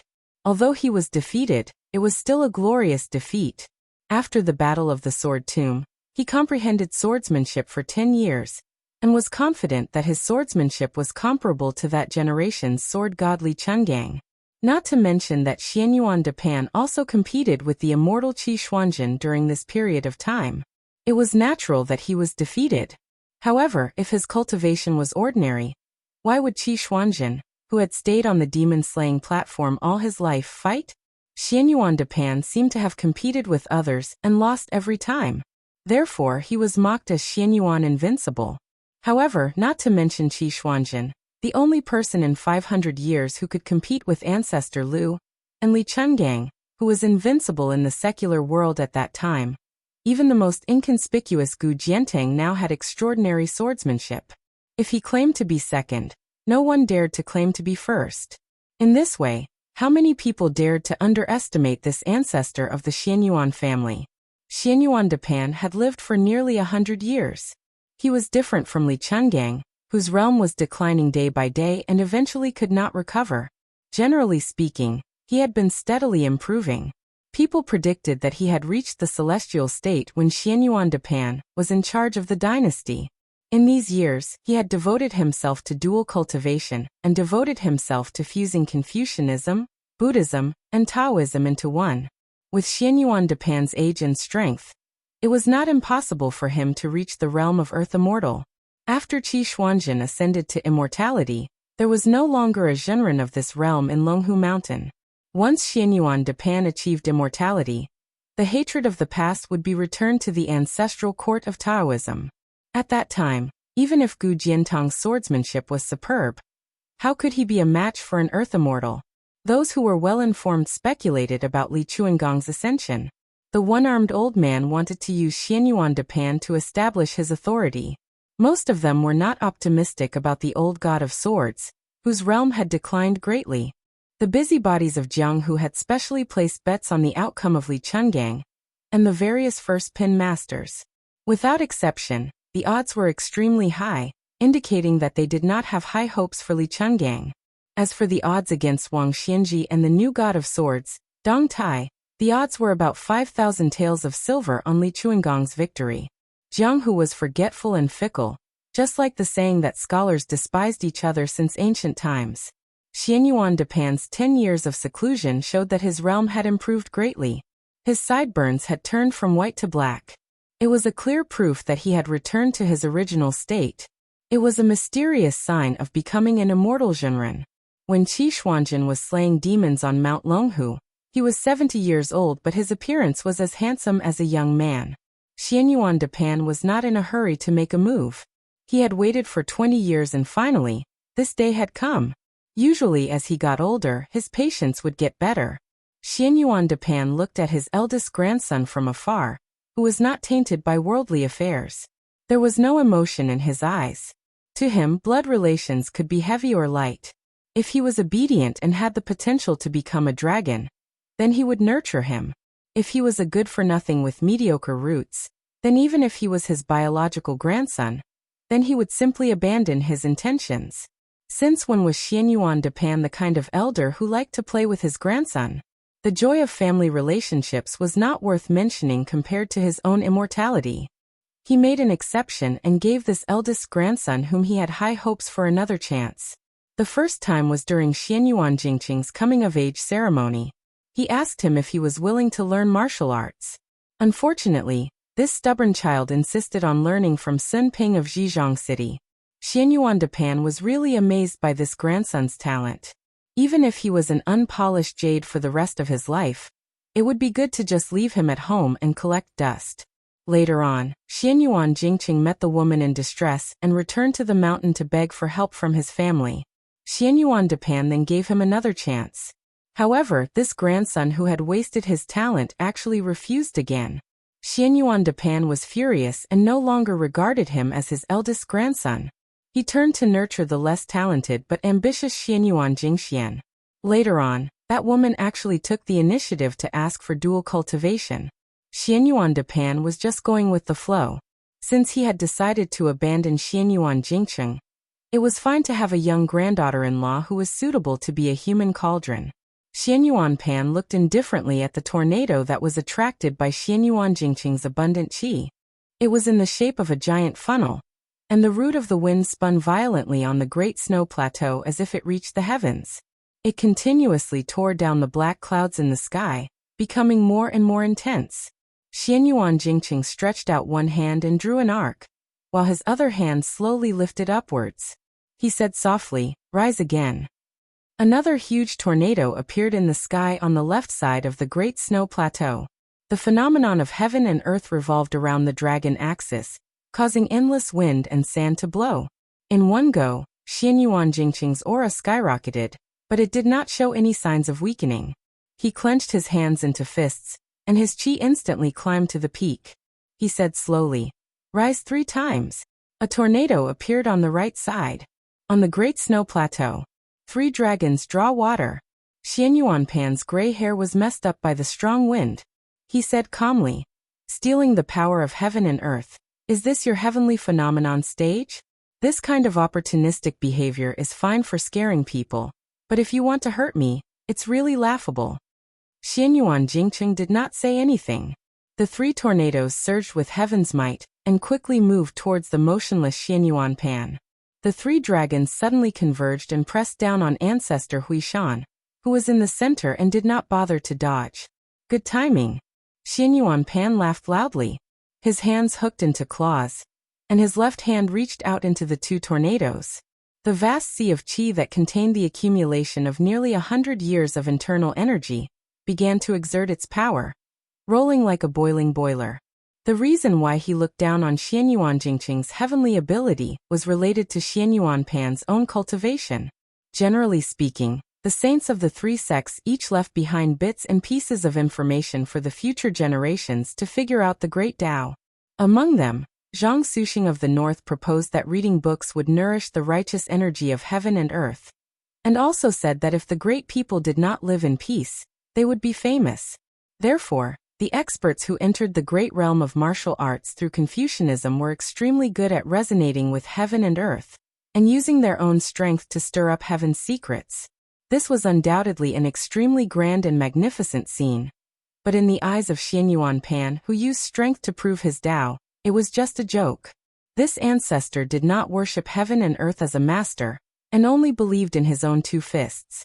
He was the same as Li Chungang, who wanted to make the world tremble and gods weep when he used his sword. All the talk about not being able to achieve Tao and floating on the sea, and all the talk about suffering in this world and blessings in the future were all nonsense. The more Xianyuan Pan studied the profound meaning of the three sects, the more firm he was in his original path. He had two hands, and even the immortals, Buddhas, demons, and demons had to obediently retreat and get lost.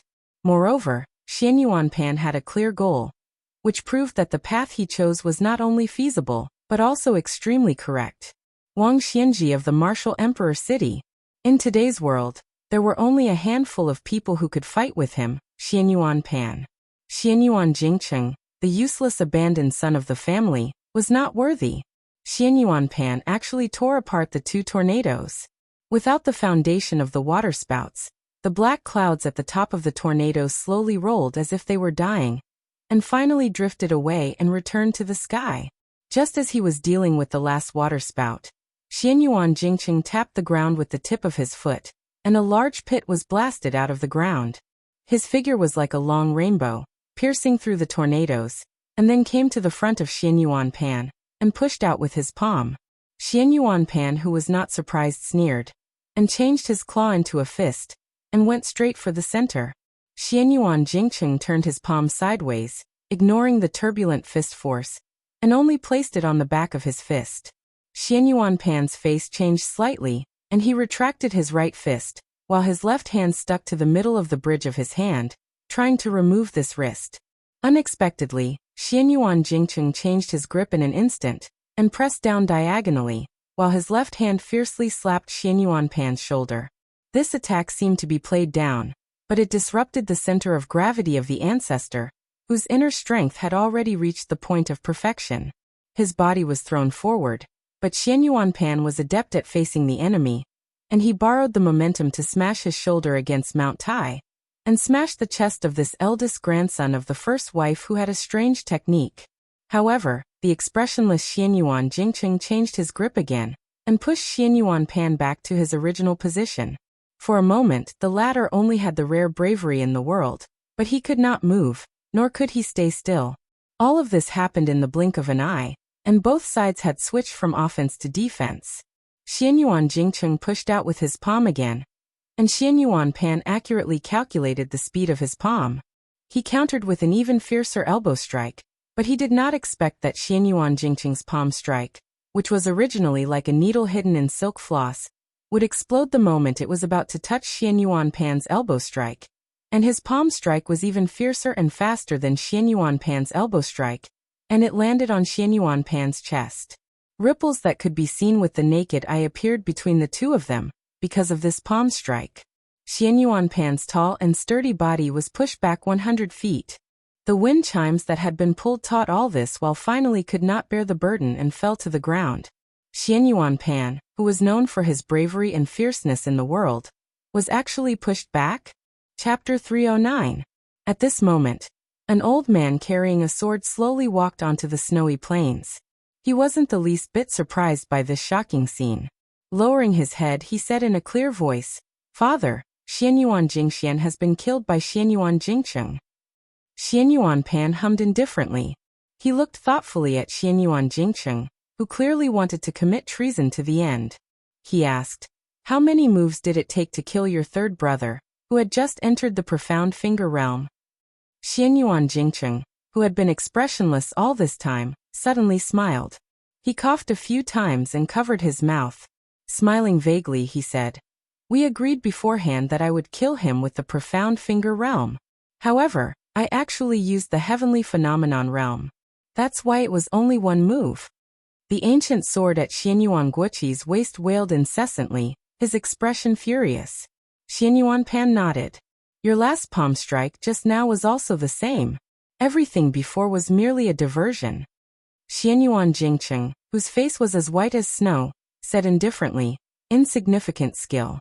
Of course, it can't slay the evil flood dragon. Dare I ask if old ancestor's hand is warm? If it is, Jingcheng will no longer be polite. Xianyuan Guoqi, who was watching from the side, was stunned. Xianyuan Pan let out a burst of joyful laughter that came from the bottom of his heart. Pointing at Xianyuan Jingcheng, he said, "You brat, arrogant to the point of being adorable. You are worthy of being the one I think most highly of in the entire Insignia Mountain. Truly a pity." Xianyuan Jingcheng covered his mouth and coughed a few times.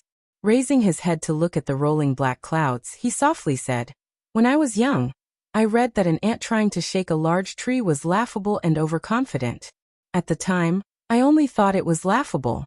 Later, after careful consideration, I thought that changing the word laughable to respectful was not bad. An ant trying to shake a large tree was laughable and overconfident?" Of the 3 generations of Insignia Mountain, Xianyuan Jingxian was already a dead man, and Xianyuan Jingcheng was also about to die. Xianyuan Jingcheng retracted his gaze.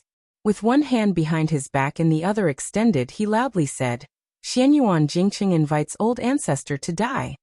Xianyuan Guoqi was immediately frightened speechless. When had his sickly cat-like eldest son become a fierce tiger that could bite and fight with his father, Xianyuan Pan? Insignia Mountain, which boasted of enjoying the blessings of the continent, was unable to escape the fate of 2 tigers. On the snowy plains of Mount a Storm, over at the east sect, Xianyuan Jingyi was truly enraged. Especially after his niece, Xianyuan Qingfeng, had come to stir things up, adding fuel to the fire. Did that sloppy young heir really think that he had come to Mount Hui to enjoy the scenery? My Mount Hui and our neighbor, Mount Longhu, are mutually supporting each other. Even Prince Zhao Yi of Guangling, who is second to none in the southeast of the empire, dares to defy us. You, who has roots far away in Bailiang, and His Royal Highness, who has yet to inherit the throne, dares to behave atrociously here? It was true that he was wary of this Bailiang dragon, but he wasn't really afraid of him. The one that Xianyuan Jingyi didn't dare to use his full strength to crush wasn't Su Fingnian, who only had skin and a title. It wasn't even Li Chungang, who was still ranked 8th in the world. It was that crippled butcher. Xianyuan Jingyi cast a sidelong glance at Xianyuan Qingfeng and coldly snorted. This little bitch who lives off others while helping others. As expected of the daughter of that shameless woman. She wants to borrow power to reverse the decline of the first wife's branch. As a little bitch, she doesn't feel ashamed to show her face in public. First, it was that uncouth brat from the countryside, Yuan Tingshan. Then, she threw flirtatious glances at the influential Song family. Now, she's even seduced the heir of Bailiang, who has a terrible reputation. The Xianyuan family's reputation has been completely lost. Xianyuan Jingyi's expression turned warm. He turned his head and smiled at the guest that he relied on the most. "I've troubled Brother Hong." Hong Yu indifferently replied, "It's my duty." Huang Manor, who had smashed the guest's head with a single punch, had nothing better to do. From time to time, he would stretch out his leg and kick the headless corpse's hand. Everyone from Mount Hui felt their hair stand on end. The youth, who was born with unparalleled physical strength, grinned when he saw Hong Yu step out. At this moment, the head steward of the second branch hurriedly ran over. A guest that had been worshipped by the third branch had ill intentions and tripped him. The steward fell flat on his face. He didn't even care about glaring at the guest, and only cared about getting up and rushing to his master, Xianyuan Jingyi's side. For some reason, this steward felt a chill run down his spine. His lips trembled as he stood on tiptoe and whispered in his ear, "Third master is dead." Xianyuan Jingyi thought he had misheard and frowned. "What did you say?" The steward's body trembled as he repeated in a trembling voice, "Third master, Xianyuan Jingxian is dead." Xianyuan Jingyi's eyes widened, but he immediately suppressed his shock and tried his best to remain calm. How did he die? The steward, who seemed to be trying to resist the chill of early autumn, covered his chest with his hands and lowered his head. First Madam said that Xianyuan Jingqing killed him. Xianyuan Jingyi finally couldn't hold back his anger. "Bullshit," the steward said with a sullen face. "It's true. Third master's corpse is still lying in the courtyard. No one dares to touch it. Xianyuan Qingfeng, who was well aware of the situation, sneered. She had never felt so carefree and happy before. His Royal Highness, whose nature was to wish for the world to be in chaos, was moved when he saw this scene. Bluebird was currently chasing after the man with the fan like a stray dog. Su Fingyan laughed loudly. Bluebird, come back, come back. This great bull gang's backyard is already on fire. Xianyuan Jingchen killed Xianyuan Jingxian. Brothers killing each other is lamentable and lamentable. The crowd was in an uproar. The guests weren't blind. Aside from a few martial fanatics who didn't know much about the world, most of them were shrewd people. When they connected the dots with Xianyuan Jingyi's abnormal behavior, they knew that the Bailiang heir's earth-shattering words weren't too far from the truth. Was the towering tree of Mount Hui going to fall? When the tree falls, the monkeys scatter. Those who ran too slowly would be crushed to death by the tree, especially those who tied their lives to the tree branches with ropes. They were destined to die the most miserable deaths. But would it fall? Would Mount Hui really change? Almost everyone didn't believe it. Even if Xianyuan Jingcheng really did kill Xianyuan Jingxian, as long as the Grand Ancestor was present, the situation wouldn't change. As for how Xianyuan Jingcheng killed Grandmaster Xianyuan Jingxian, no one could figure it out no matter how hard they racked their brains. They might as well not think about it. Instead, they turned their attention to His Royal Highness, who had caused a huge commotion as soon as he came up the mountain. Some of the more quick-witted guests of the martial arts world were secretly considering whether or not they could latch onto Bailiang Palace. There were many secret manuals in Mount Hui, but could there be more than the Tidehark Pavilion? Grand Ancestor Xuanyuan's martial arts were profound and boundless, but in the end he couldn't jump out of Jianghu. No matter how big Jianghu was, it was nothing compared to the king of Bailiang, who had coldly looked down on Jianghu from horseback in the past. The situation suddenly went completely out of control. Look, what's going on over at the snowy plains? Could it be a tornado created by human power? Good heavens, this is 3 dragons drinking water. Could it be that the Grand Ancestor has come out of seclusion? Is he going to ascend? Xianyuan Jingqing turned his head to look, his face dark and livid. Su Fingyan struck while the iron was hot and spouted nonsense. Hey, old man Xian named Yuan Jingjing. If you don't let this Shitsi pass, everyone will miss a good show that is hard to come by in 100 years. Xianyuan Qingfeng very tactfully added flowers to the brocade and calmly said, Uncle, His Highness came up the mountain at my father's invitation, and has the Grand Ancestor's permission. Xianyuan Jingqing was hesitant. Dirty linen shouldn't be aired in public. If he let that jinx pass, he would lose face. But if he insisted on a deadlock and allowed the heir to slander him, the hearts of the people of Mount Hui would be shaken. Wait a minute. Xianyuan Jingqing's mind immediately turned. If what the steward said was true, then his third brother Xianyuan Jingxian was already dead. His eldest brother had gone to the snowy plains to seek his own death, and his father Xianyuan Guoqi had no intention of becoming the head of the family. In the future, when the Grand Ancestor ascended to immortality, who would be in charge of Mount Hui? It was truly a case of searching high and low for something, only to find it by chance. Xianyuan Jingqing was overjoyed, but he still looked like he was in a dilemma. Everyone held their breaths, patiently waiting for Xianyuan Jingqing's decision. Is it going to rain? Su Fingyan looked up at the sky, then turned to Xianyuan Jingqing with a smile. Let me pass, and an umbrella. That won't be difficult, right? Xianyuan Jingqing's face was angry, but he clearly took a step back. He calmly ordered the steward beside him, Go get an umbrella. Su Fingyan brought all of his men to the snowy plains, but Xianyuan Jingqing only brought his 2 trusted aides, Huang Fangfua and Huang Fangfua. Xianyuan Qingfeng brought up the rear. Some scenes that she thought she had long forgotten suddenly appeared vividly in her mind. That man who mocked himself for being tasteless if he didn't read for a day, had personally taught her how to read, saying that as long as she opened a book, it would be beneficial, but she didn't need to understand it. He taught her how to write, and said that at the beginning of the book, she could use clever phrases to attract people's attention, causing them to be amazed at first sight, but it didn't matter if she started strong but finished weak. He had once let his young self ride on his neck, saying with a smile that dogs don't bark well, and humans don't speak well. If she wanted to be a good person, she should learn from dogs. At that time, Xianyuan Qingfeng was still young and didn't understand anything. When she reached an age where she could understand, she only had prejudice and contempt for him because she was too stubborn. All these years, she only had disdain and ridicule for his poems and essays.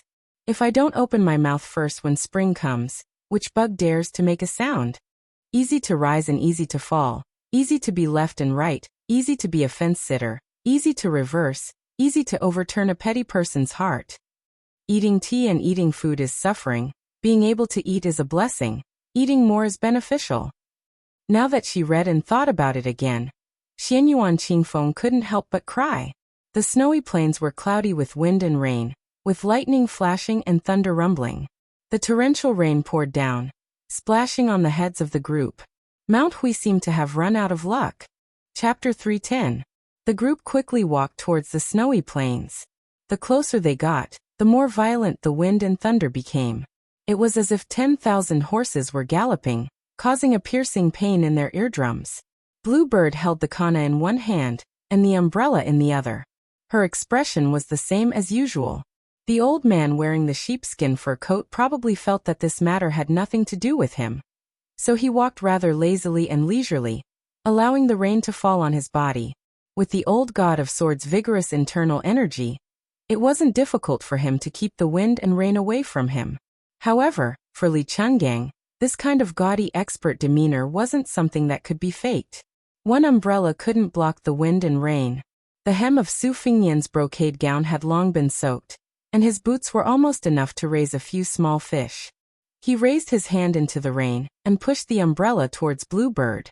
However, he hadn't taken more than a few steps when Bluebird quietly moved back. Half of her body was exposed to the rain.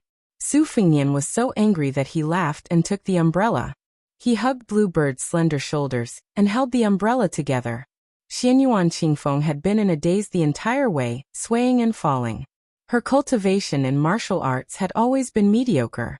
The rain of soybeans slapped on her cold and elegant face, making her look extremely pitiful. Su Fingyan turned around and glanced at her. He didn't pity her at all. To be honest, he didn't have any irreconcilable enmity with this woman. It was just that he had bumped into a knife's edge when he was traveling back in the day, and had a small grudge with her. In addition, the Xianyuan family was a big tree that attracted the wind. His Royal Highness couldn't get along with others, so he naturally wouldn't bicker with ordinary people. After a few rounds, he had picked Xianyuan Qingfeng and Hui Shan. Moreover, every time when Hua mentioned this daughter of a wealthy family, he would always gnash his teeth. As brothers forged in times of trouble, Su Fingyan had to vent his anger no matter what. He remembered that when Su Fingyan was playing wild chess to earn money, when Hua would pretend to be a chess player to win some copper coins, so as to lure the spectators into the trap. When Su Fingyan quarreled with others, he would say that a gentleman uses his mouth and not his fists. He would appear to be trying to mediate the fight, but he would shout with all his might to stop the fight, but in reality, he would kick those bastards who lost in chess but refused to pay up. Usually, after a fight, the other party would inexplicably suffer countless monkey plucking peaches or black tiger digging out the heart. Their entire body would be covered with Wenhua's footprints. When they finally came back to their senses, they were already lying on the ground without the strength to fight back. As for Wenhua, he admired Su Fingyan from the bottom of his heart. He remembered that once at the Lantern Festival in Lu Province, the two fellows saw a young lady in front of them. Her waist was really thin, so thin that it made people worry that her waist would be broken if they twisted it. Su Fingyan made a bet with Wenhua that he could hug Gu Liang's small waist without being hit. How could Wenhua be willing to believe it? As a result, Su Fingyan indeed openly put his hand on that young lady's small waist, and even intimately whispered something into her ear. After that, Wenhua's eyeballs almost fell to the ground. That young lady first glared angrily at Su Fingyan, but after hearing what he said, her eyes instantly became as gentle as water.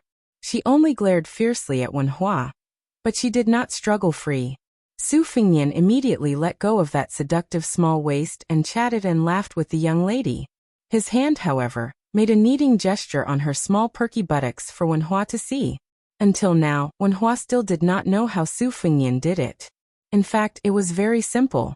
Su Fengyan told that young lady that Wenhua behind her was a perverted thief with bad intentions. He was protecting the flower. The pitiful Wenhua had looked at every woman in the past with eyes full of lust. Let alone a perverted thief. Even if he was a great perverted thief who mercilessly destroyed a flower, the young lady still believed him without a doubt. Su Fengyan hugged Bluebird's damp shoulders tightly and said with a soft laugh, "You called me young master when a few times. Wenhua will really remember you for many years." Bluebird gave a puzzled grunt. Su Fengyan turned his head and stared at her face that could be considered delicate, but he never got tired of looking at it. He smiled and said, "It's nothing. My mind accidentally went astray." Xianyuan Jingyi walked at the very front, the little abacus in his stomach crackling loudly and loudly. After his eldest brother had caused the death of Xianyuan Jingxian, who was at the Grandmaster realm, he still dared to come to Bull's Descent Snow Plateau. Even if he brought a bramble to ask for punishment, he still wouldn't be able to get anything out of it. The old ancestor's temperament was hard to predict, but there was no doubt that he liked to seek revenge for the smallest grievance, and to weigh the benefits extremely well. His eldest brother, Xianyuan Jingcheng, had obviously studied to the point that he had become a cripple. It was one thing for him to be content with his useless studies, but how could the old ancestor easily forgive him for using some unknown method to kill his third brother, whom he had placed such high hopes on? That niece of his who was fiercely siding with outsiders was acting abnormally. There was a suspicion that a broken jar would be smashed.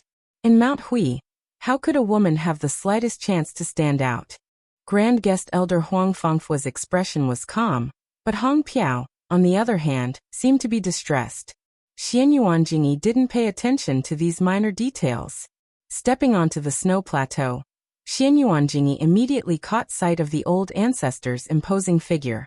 His qi leaked out violently like a tide, as if he was holding up a large umbrella, repelling the raindrops from 3 feet away from him. He then looked at his eldest brother, Xianyuan Jingcheng, who was standing in the field like a drowned rat, covering his mouth and coughing. You Confucian scholars scrupulously abide by the words of the northern sage Zhang, who said that you should cultivate your body, govern the country, and bring peace to the world. But let me ask you, Xianyuan Jingcheng, what kind of body do you cultivate? What kind of family do you govern? After living your whole life, you can't even protect your wife and daughter. Other people reincarnate to be free and unfettered. Haha, it's fine if you don't reincarnate. The wind whistled at the top of the mountain, but old ancestor Xuanyuan's arrogant laughter was even more ear-piercing. According to common sense, Xianyuan Jingcheng was far from 50 years old. It was appropriate to say that he had lived half his life, but Xianyuan Great Plate said that he had lived his whole life. It was obvious that he had seen through Xianyuan Jingcheng's method of fighting for the realm at the cost of his life. Moreover, the old ancestor didn't intend to let this scholarly and crafty junior continue to live. It was enough for Mount Hui to have one land immortal. What was the point of enjoying the land immortal alone? If there were two, what kind of scandal would it be? How could he enjoy the land immortal alone? If Xianyuan Jingcheng was willing to practice martial arts according to his wishes, Xianyuan Great Plate wouldn't mind letting him take over Mount Hui after he ascended. But if Xianyuan Jingcheng could compete for the land immortal in his lifetime, Xianyuan Great Plate would definitely strangle him. It would be best if I could ascend. If I worked hard for 100 years to seek immortality without any results, after I died, who would care about the rise and fall of the family? My children and grandchildren would have their own fortune. Whether it was glory or disgrace, I, Xianyuan Great Plate, wouldn't care about this damn thing. When Xianyuan Jingcheng heard this, he finally ate a pill of reassurance. There was no deviation in the development of the situation. This time, the old ancestor wouldn't tolerate his big brother's misdeeds. He was curious about how his big brother could kill Xianyuan Jingxian, who had already entered the finger-profound realm. Xianyuan Jingcheng believed that he had the right time, place, and people to sit in charge of Mount Hui, but he still couldn't do it. Xianyuan Jingcheng inadvertently saw his father's expression and was shocked. Why was his father so serious? Then Xianyuan Jingcheng said something that made Xianyuan Jingcheng sluggish. Heaven's evil can be forgiven, but the evil you bring upon yourself is the hardest to bear. Today, Xianyuan Jingqing was only enforcing justice on behalf of the heavens and sweeping away the 500 years of accumulated dust of Mount Hui. As for how much can be swept away, that would depend on the will of the heavens. In half a cup of tea's time, you exchanged 216 moves with the old ancestor as a heavenly image cultivator. Does the old ancestor have any chance of winning? Why use words to boost your courage? Xianyuan Great Plate, who had already accumulated power in Mount Hui for 60 years, was very calm. He said tit for tat. You did your best without regard for your life, but did you ever hurt me? Xianyuan Jingqing, who was dressed as a middle-aged scholar, smiled faintly. The old ancestor walked on the martial path for nearly 100 years.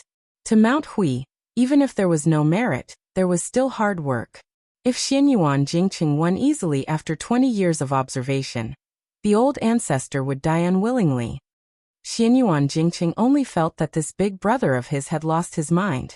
But very quickly, Xianyuan Jingqing felt a monstrous chill fill his bones. Exchanged 200 moves with the old ancestor? Xianyuan Jingqing suddenly turned his head and said. Third brother respected Xianyuan Jingqing because of charm. Second brother respected you because of slyness. Both are not righteous. The sins of the heavens can be forgiven, but the sins of one's own making are the hardest to bear. Xianyuan Great Plate said with a ferocious expression. I want to see what other tricks you can play. Xianyuan Jingqing said calmly. Jingqing has been observing for 20 years. I hope that today will be the day when I have accumulated enough. I definitely won't disappoint the old ancestor. Since everyone is here, Jingqing will go first. If the old ancestor still wants to hide and suppress your cultivation at medium heavenly image, be careful that you won't have the chance to reach great heavenly image. Xianyuan Great Plate sneered. Oh, you caused such a big commotion, and even that woman with broken shoes didn't come to watch. You can't wait to go to the Yellow Springs Road? Could it be that you can't hold on until then? Your method is mysterious, but it's much more unorthodox than mine. Without waiting for the old ancestor to finish speaking, Xianyuan Jingqing rudely stopped listening. Instead, he turned his head and looked at his daughter from afar. This scholar had an open-minded smile on his face. Cultivating one's body was the correct heart. Scholar Mo Dao didn't have the courage to ask the heavens and earth to sink into the sea. Successful people didn't only have extraordinary talents, they also had to have a tenacious will. Xianyuan Qingfeng's mind flashed by, and those poems and essays appeared one by one. I've become a land immortal. Xianyuan Jingqing closed his eyes. He was bleeding from his 7 orifices, but his expression was calm as he spread out his hands. It was as if he wanted to encompass the entire world. With him as the center, the accumulated water on the snowy plains exploded outwards. In that instant, 9 bolts of lightning came from the heavenly court. Li Chenggang, who had been silent all this time, sighed. How is this kid a Confucian scholar? He's clearly a Confucian saint. Chapter 3:11. The heavenly thunder was as thick as a tree. In the blink of an eye, it was projected onto the great snow plateau, exploding 9 large holes. Fortunately, the spectators were all safe and sound. The great snow plateau was divided into 2 parts by the Confucian scholar Xianyuan Jingqing. The 9 purple serpent-like thunder and lightning struck the great ancestor Xuanyuan's side. The old man was so arrogant that he didn't even try to dodge. His fist, which was as big as a bowl, smashed towards one of the purple thunder pillars. Upon contact, the earth trembled and the mountains shook. The great ancestor Huishan stood firm, but one of his sleeves was burned to ashes. The remaining purple thunder and lightning flickered, making him look like a divine general of thunder. Xianyuan Guoqi's strength was outstanding and his realm was profound. He had already understood the mandate of heaven, but after seeing this scene, his heart was still in turmoil. In Mount Hui, only he was qualified to say a few words to the cold-hearted Great Snow Plateau. However, he was still far from being on equal footing. Even if Xianyuan Guoqi was a great grandmaster of swordsmanship, he still had to be submissive and respectful in front of the Great Snow Plateau. Before the destruction of the Forbidden Villa, Huishan Xianyuan was known as the North Gashu and the South Xianyuan. His martial arts foundation was very long, and he learned a lot from many people. Other than a few exquisite and unique mental cultivation methods, The elders mostly taught the younger generation according to their aptitude. Xianyuan Guoqi was known as having an innate sword embryo since he was young, so he started to practice swordsmanship early. Now there were 3 people in the current generation with the surname Jing. According to the custom, when they were 1 year old, they had to grab a book. The 3 people were different. Xianyuan Jingqian grabbed a book called The Spring and Autumn Annals, while Xianyuan Jingxian and Xianyuan Jingxian grabbed 2 martial arts secret manuals. In the next generation, because there were many children, it became more and more complicated. Xianyuan Qingfeng grabbed a jade rui, while Xianyuan Jinggong's eldest son, Xianyuan Qingmang, picked a string of bells. There were all kinds of strange things. Su Fingnian was about to ask when the old god of swords tilted his head and scratched his ear. It seemed that he did not feel any sense of accomplishment, because he could not dig out the earwax. He said in a bad mood, "Open your eyes and watch carefully. The next 2 people are competing with something that can't be bought with money. Their moves may be ordinary, but after returning to the basics, it is nothing more than simplification. However, the flow of qi and timing are the key. For swordsmen like us, in the end, the sword is nothing more than a horizontal, vertical, and diagonal slash. Why is it that ordinary people use swords so inflexible, but brilliant swordsmen can generate upstanding qi? Sword immortals can fly and cut off heads? Once the sword is thrust, unless it is done with all its might, and is as fast as it can be. Otherwise, once the qi circulates, although it seems fast, it will suddenly slow down, causing the opponent's expected counterattack to miss. When he changes, he will suddenly increase his speed. If he changes again, even if he can make it in time, he will lose his initial momentum. This is the most common and simple principle. When experts exchange blows, fighting strength is the foundation. Among them, a battle of wits, courage, and ruthlessness is the most exciting part. I remember that when the number 1 expert of the Beimang went to the 2 Zen temples, he was stopped by the white-robed monk. The 2 of them did not seem to have truly exchanged blows. They did not make a single move, and just stood there motionless. One of them was a martial sage, and the other could have been the reincarnation of the Bodhisattva of Buddhism. They could not be dozing off in a daze, right? But why didn't the son of the Beimang, who had reached the pinnacle of martial arts, make a move? This is the true beauty of the Vajra realm. The so-called first-grade Vajra realm experts of today's world are far inferior.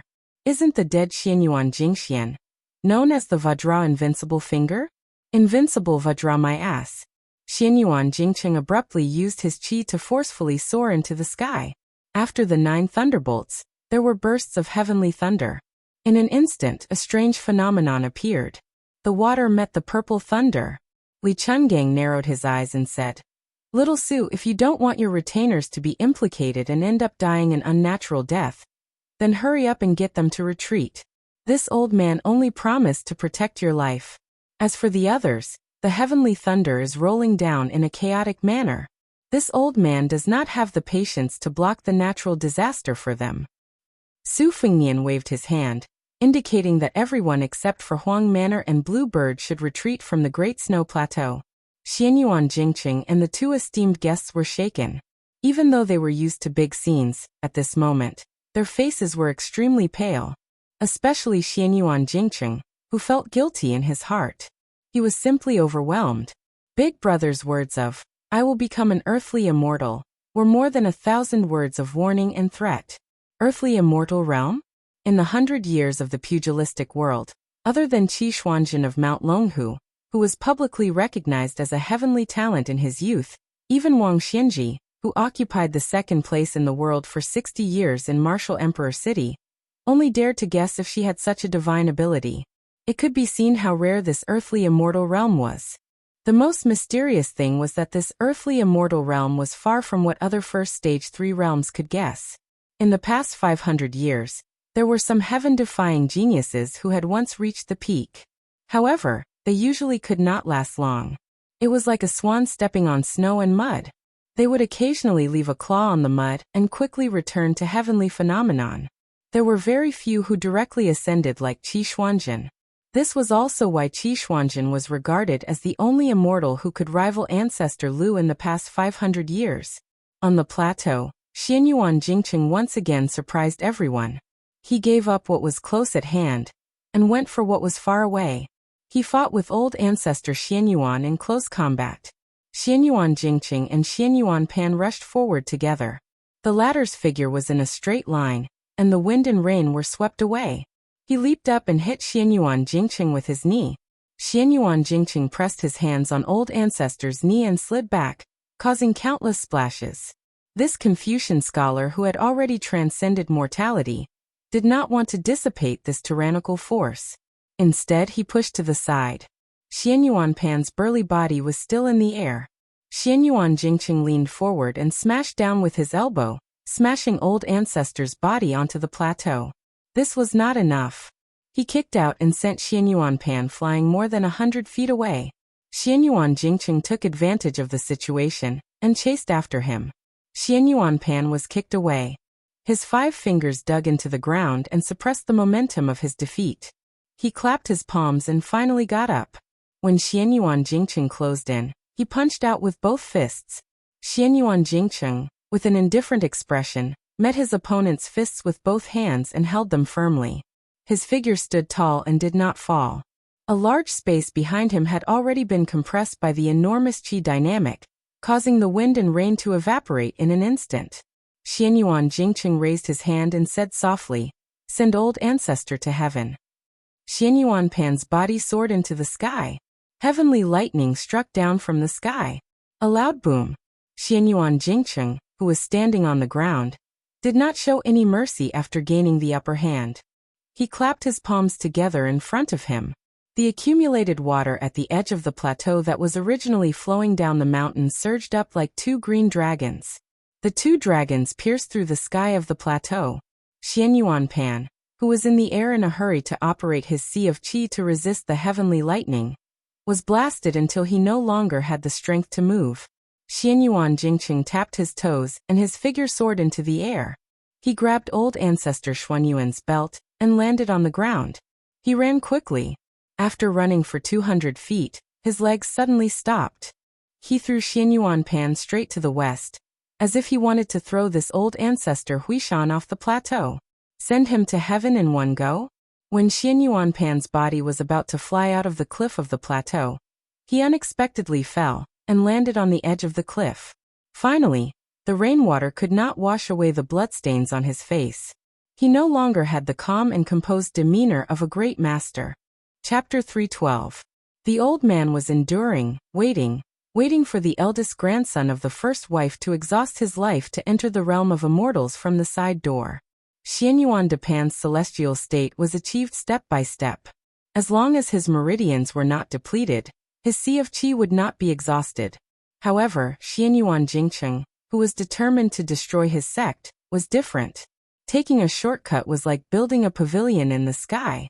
No matter how majestic it looked when it was built, there would be a moment when it would collapse.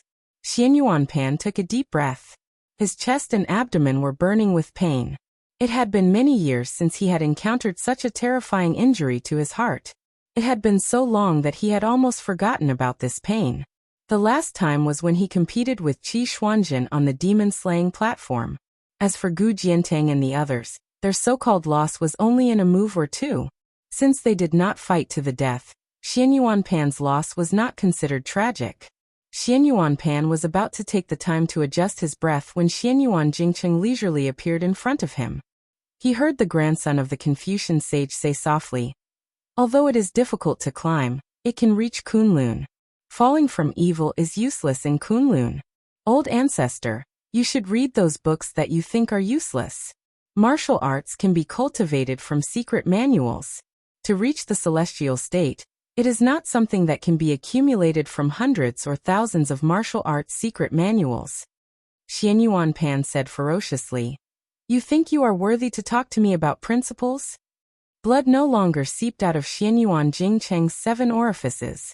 Instead, it flowed out. It was no longer scarlet, but a shocking black. However, this Confucian scholar's expression was still calm. Xianyuan Pan swept out with his foot, and he stepped on ancestor Huishan's knee, causing him to fall to the ground pathetically, crashing into the rain. Xianyuan Jingqing smiled and said, "Xianyuan Jingqing is talking to you. Old ancestor, You can naturally ignore it. But now that an immortal is talking to you, why are you still so arrogant and ignorant? A thick bolt of lightning struck where Xianyuan Pan landed. Fortunately, the latter sensed it and rolled without caring about his identity, barely escaping the disaster. Xianyuan Jingqing was dumbfounded and his lips trembled. The ancient sword at Xianyuan Guoqi's waist did not dare to make any sound, fearing that it would cause an unpredictable disaster. Pull one hair, and the whole body will be affected. Heaven's secrets. The more powerful a person was, the more they could manipulate heaven and earth. Xianyuan Guoqi was well aware that on the snowfield of Mount Hui, he was the one who was most likely to be affected by the aftermath of the catastrophe. Xianyuan Jingqing coughed a few times. It was supposed to be very light, but it sounded exceptionally sharp in the ears of the experts present. Xianyuan Dandan was overjoyed. His figure flashed straight away, no longer wanting to fight to the death. He only wanted to increase the distance between him and Xianyuan Jingqing. The farther the better. How could something like face compare to the most important thing, life? Xianyuan Jingqing did not chase after him. He looked at the entrance of the great snow field, and did not see that familiar figure. His eyes dimmed slightly. He covered his mouth and turned to look at Xianyuan Ancestor. He asked indifferently, "Do you have any last words for the descendants of Mount Hui?" Xianyuan Pan pretended to be deep in thought to stall for time. To be honest, Su Fingnian admired Xianyuan Dandan's shamelessness. As the high and mighty ancestor of Mount Hui, he was also one of the top few figures in the entire Jianghu. However, he kidnapped people for dual cultivation, and took people's wives and daughters.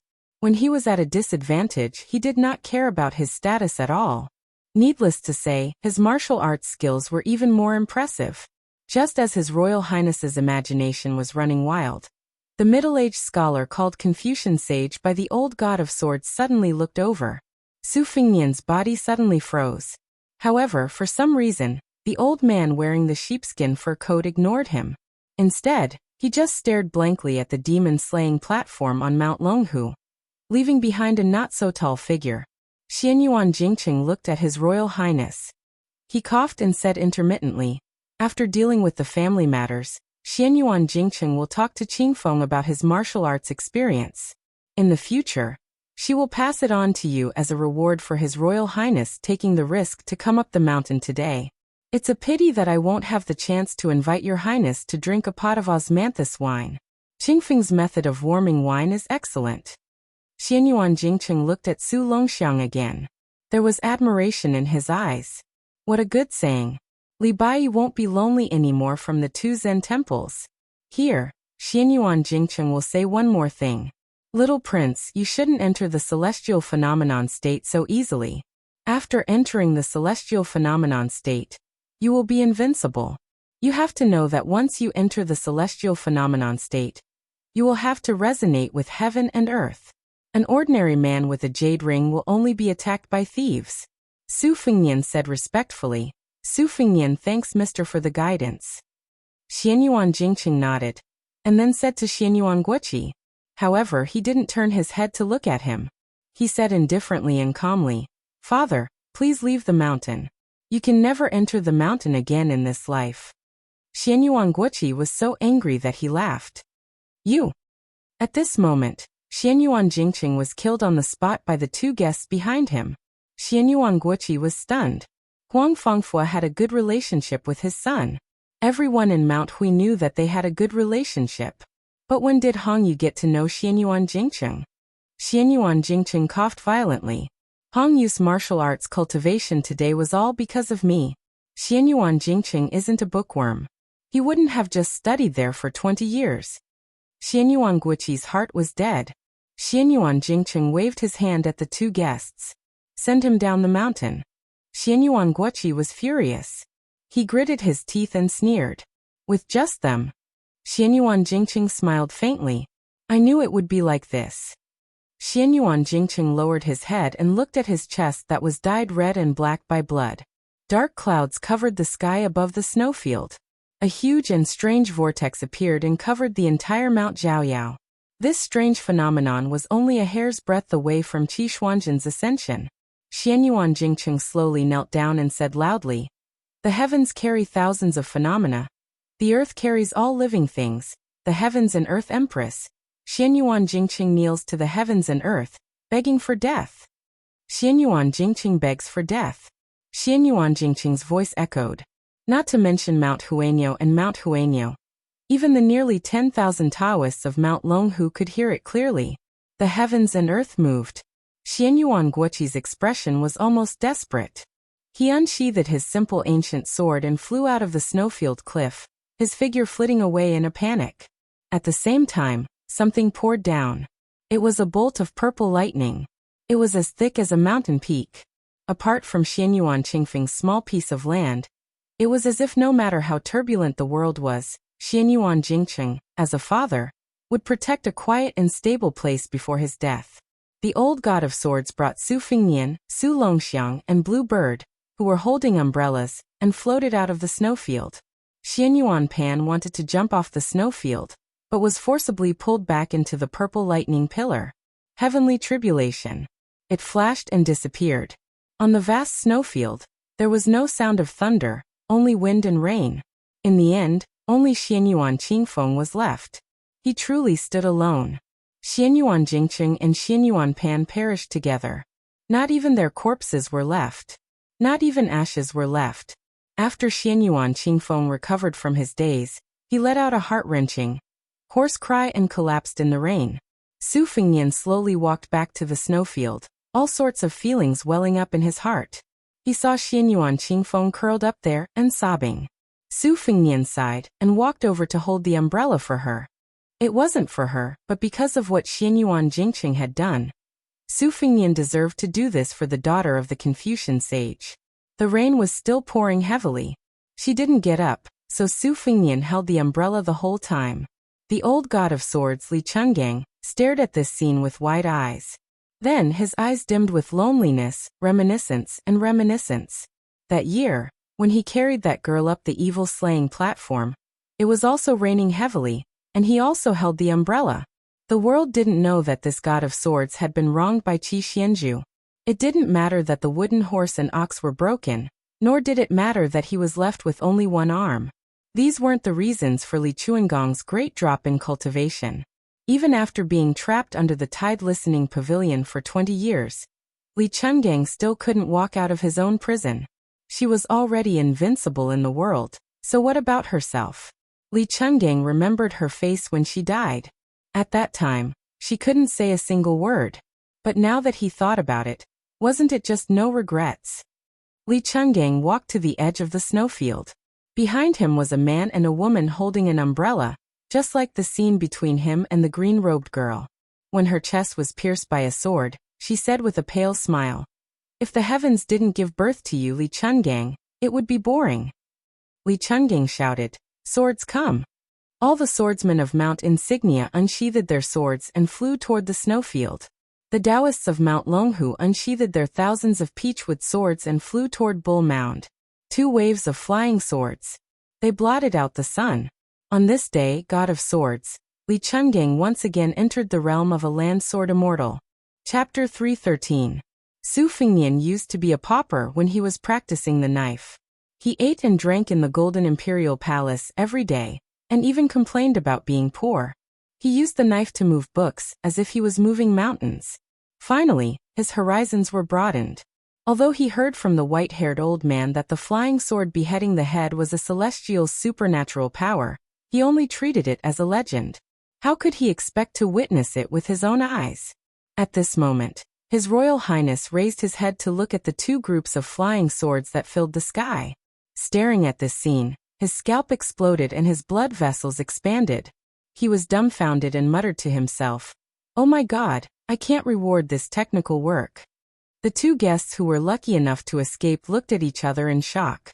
Xianyuan Jingqing, who entered the realm of Confucian Saint through a side door, had just been annihilated. How could there be another celestial sword? The old man who wore a tattered sheepskin coat and liked to pick his earwax was indeed the #1 swordsman in the past, Li Chungang. However, after Deng Tea appeared in the world and roamed the pugilistic world, he would occasionally make a move with the imposing manner of a half-demon half-immortal. Who would doubt that the old god of swords would be no match for the new god of swords? But the scene in front of them, Forget about the hundreds of swords from Mount Huishan flying over. However, the thousands of peachwood swords from Mount Longhu were a few miles away from the bull gang. Not to mention the swords of the Taoist priests in the remote Taoist temples. How could they be summoned to the great snow field by the old man's words? Didn't they say that Li Chuangong's realm dropped greatly after his arm and sword was broken? Huang Fengfua and Hong Yuang did not think highly of him even if he fought with Xianyuan Pan, let alone Wang Xianji. However, the old man who had retired from the Jianghu for 20 years had reached the realm of prophecy. How could he be so mysterious? There was a secret in the Jianghu. The Confucian saint of the three sects had a vast aura that connected heaven and earth. Therefore, his words contain the heavenly law. Just now, when Xianyuan Jingqing knelt to the Queen of Earth and said the words seeking death, it attracted the heavenly thunder that was as thick as a mountain range. The great immortal Zhenren of Taoism could make prophecies come true. Therefore, he could use the curse to kill demons and enforce justice on behalf of the heavens. Many bodhisattvas of Buddhism had great wishes, and their words could shake the 3,000 worlds. Li Chuangong's means were naturally not far off. As expected of a sword immortal, Su Fengnian, who was still holding the umbrella for Xianyuan Qingfeng, muttered to himself, "This sword descends from the heavens is very domineering. If it can even kill dragons and tigers, then it'll really be awesome. Let's see if those old Taoists still dare to be cocky." The old god of swords, who was facing the demon-slaying platform with his back facing the Crown Prince Palace, seemed to have heard Su Fengnian's nagging. His qi that was soaring into the clouds suddenly condensed, and more than 1,300 flying swords instantly fell into the cliff. He turned his head and said unhappily, "You're the only one who likes to show off. You should know that there is always someone better than you." And Mountain sect. The mountains north. And this old man has long passed the age of being ruthless. Now he wants to take little Jiang as his disciple. Sigh. It's a pity I didn't see her. Otherwise, I would have a higher chance of taking her as my disciple. Su Fengnian wanted to tease the old god of swords for being useless, but he did not have the guts to do so. Su Fengnian heard about the Taoist head for the first time. He asked, "What's the Taoist head?" Li Chungang walked towards Bull Mansion and scratched his crotch. The rain was sticky and uncomfortable. He said, "The Taoist chief is the founder of Taoism and has the same status as the leader of Buddhism. It's just that this position is too hot. Those who are qualified to sit on this position have good temperament and are not willing to stand out. Those who want to be the Taoist chief are just small fries fishing for fame and compliments. Most of them are too close to the imperial court and don't have enough popularity. Therefore, in the past 100 years, except for Qi Xianzhu who deserves to be the Taoist chief, the rest of them can't be convinced by the public. As for the Buddhist sect, the white-robed monk Li Xiaoxin who traveled thousands of miles to the west to seek scriptures once had the chance to be the bodhisattva. Unfortunately, I heard that he went to get married and have a daughter. Therefore, the Taoist head and the Buddha head are empty. The reason I'm telling you this now is because this old man sensed a few peaks in Mount Longhu when he was riding his sword on the snowy plains. The Taoist from the Taoist mansion stopped him, and the Taoist from Jinjuan Temple also interfered. This is not strange. What's strange is that the qi in Mount Yunjin was so abundant that it could be called fate, but it was not willing to do anything. Su Fengnian, who had been holding the umbrella to shelter Xianyuan Qingfeng from the wind and rain, gripped the handle tightly and said, "It must be that weird Taoist called Zhao Huangqiao. He claimed to be a member of the Liang imperial family, who entered Mount Longhu to cultivate Taoism. When I was at the sword cliff of Mount Quanglu, he performed an out-of-body act and came here on a dragon. He looked to be in his 30s or 40s. God knows if he has lived for 2 or 3 decades. This Taoist kept saying that he was enforcing justice on behalf of heaven. What a bold attitude." Su Fengnian would not elaborate on many details. After all, the battle between the dragon and the python was too obscure and mysterious. Besides, Xianyuan Qingfeng, an outsider, was present. Xianyuan Qingfeng, whose skirt was soaked in water under the umbrella, slowly came back to her senses. Her eyes were cold and emotionless. "Some time ago, I went to Mount Yunjin to look for a flood salamander. I saw a middle-aged Taoist fishing in a deep lake. At that time, I thought his cultivation was mediocre, and that he was pretending to be a hermit expert. At that time, this Taoist was discussing the scriptures of the three sects with Song Kelly, the heir of the Song family. He was very arrogant and called Saint Zhang of the North as Teacher Zhang. It was as if he was born 2,000 years earlier, and dared to sit and discuss Taoism with the saint. Li Chungang frowned. Zhao Huangqiao of the three sects? This old man had never heard of him. Qi Xuanjin also did not mention him in the 2 times he met him. However, with this Taoist cultivation, he was more than qualified to be the leader of the Taoists. Young Su, how did you offend this celestial? How could you make him go astray and not hesitate to show off his dragon ride? With this Taoist strength, he was able to live in seclusion in Mount Longhu for at least 100 years without making a name for himself. He was clearly not the kind of person who liked fame. His surname was Zhao and he was from the Son of Heaven. This old man understood. He was just concerned about the gathering and dispersing of the world's fate. Based on this, you should be grateful that Chao Chongqing took Jiang Girl away early. Otherwise, if Zhao Huangqiao saw you and saw through the mystery, you would be in serious trouble. At Mount Kuanglu, with this old man's ability at that time, it would be useless even if he opened the gate of heaven. Su Fengnian smiled mischievously. So now? Chapter 314. The old man scolded. Does this old man have nothing better to do than to stand up for you? Do you think fighting with celestial beings is a small matter? Celestial beings, dragon spirit travel, profound fate. Xianyuan Qingfeng felt a chill run down her spine. She used to be an arrogant and stubborn woman born in the most powerful family in the martial arts world, the only daughter of the first wife, and had a photographic memory. She could be counted as a small arsenal. Only the son of a top scholarly family like Song Kelly, who had real talent, could slightly subdue her. However, ever since this umbrella holder entered Jianzhou, her entire life had been turned upside down. Her father had died just after showing off his celestial being style. The 3 people of the generation with the surname Jing, who were supposed to support Mount Hui's prestige for the next 50 years, were all dead. Xianyuan Dandan, who used to be a pillar of the sea, was killed. Her grandfather, Xianyuan Guoqi, was forced to jump off a mountain, and 2 guests turned against her on the snowy plains. If her father was here, they could still behave, but now there was not even half a grandmaster left in Mount Hui. How could she control those guests of sacrifice who looked like monkeys when the tree did not fall, and who looked like wolves when the tree fell? Su Fengnian saw that this woman had no intention of getting up. Was she addicted to sitting on the ground? Xianyuan Qingfeng, you can't always make me hold the umbrella. Now that the bull gang is without a leader, it's the best time for you to show your ambition. Don't waste it. Xianyuan Qingfeng was speechless. Xianyuan Qingfeng struggled to get up. Perhaps because he had been sitting for too long, his legs were sore, and he was about to fall back into the water. Su Fengnian tried to support him out of goodwill, but Xianyuan Qingfeng used all of her strength to push him away. She sneered. Is it my ambition? Or does your highness want to control Mount Huishan Xianyuan? Su Fengnian sneered and said shamelessly, let's not beat around the bush. I like it. Since you're the one who started the conversation, why don't we have a good plan? Xianyuan Qingfeng refused to back down. Please speak, he said. The old god of swords ignored the scheming between the man and woman, and walked straight to Bull Descending Manor.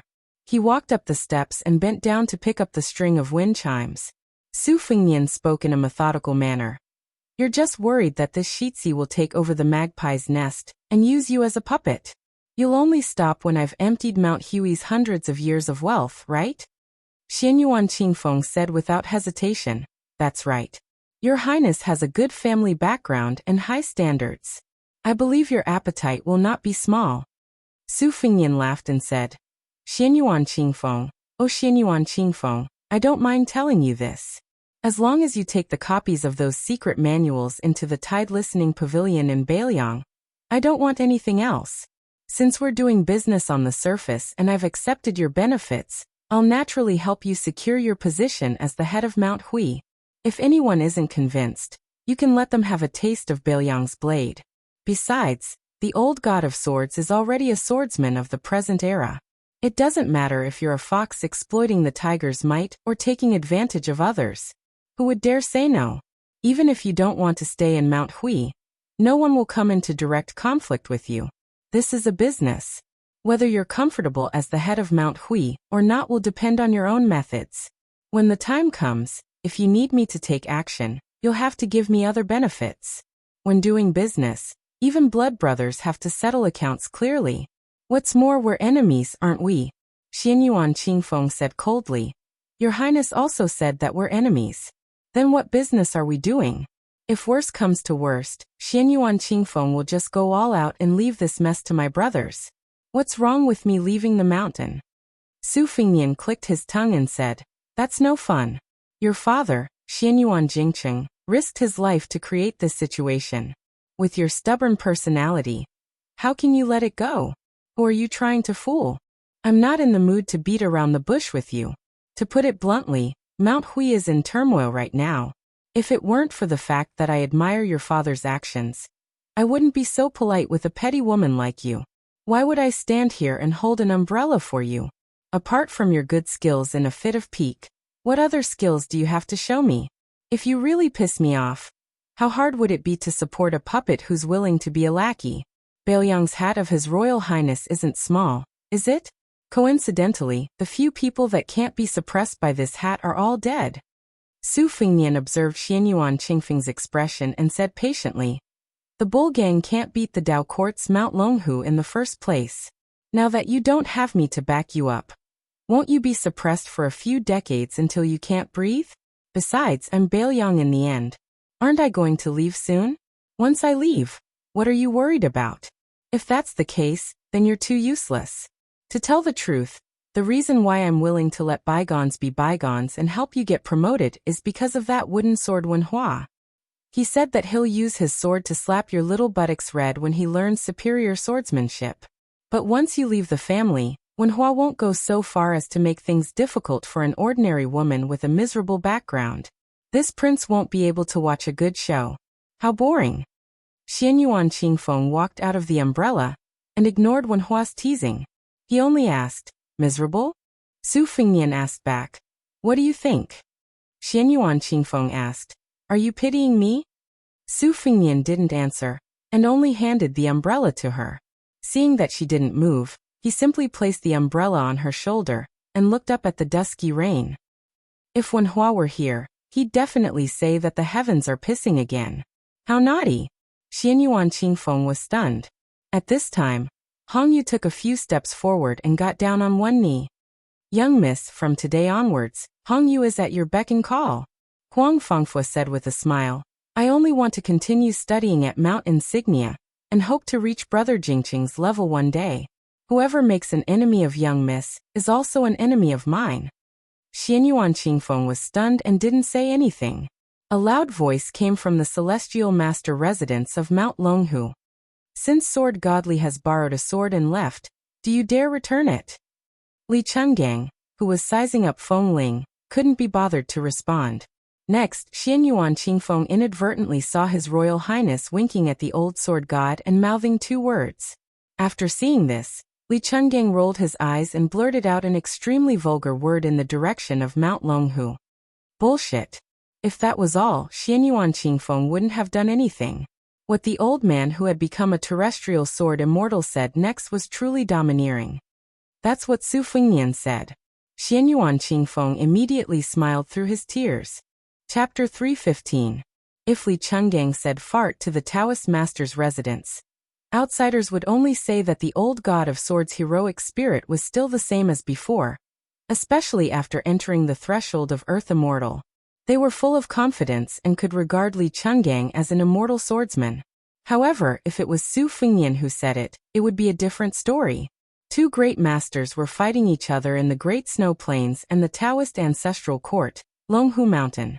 Even if it was just a battle of words, it was still full of elegance. What was His Royal Highness doing? Su Fingnian could already imagine that for a long time. The whole Jianghu would become a big joke. Xianyuan Qingfeng, who was at a disadvantage in the scheming against His Royal Highness, could not help but gloat. She finally had some spirit, and was no longer lifeless and haggard. Su Fengnian glared at her, and took the lead to walk to the great snow plains. Su Longxiang and Blue Bird followed closely behind. Xianyuan Qingfeng hesitated for a moment, then walked slowly in the rain with Huang Fengfua and Hong Yuang. Hong Yuang was expressionless.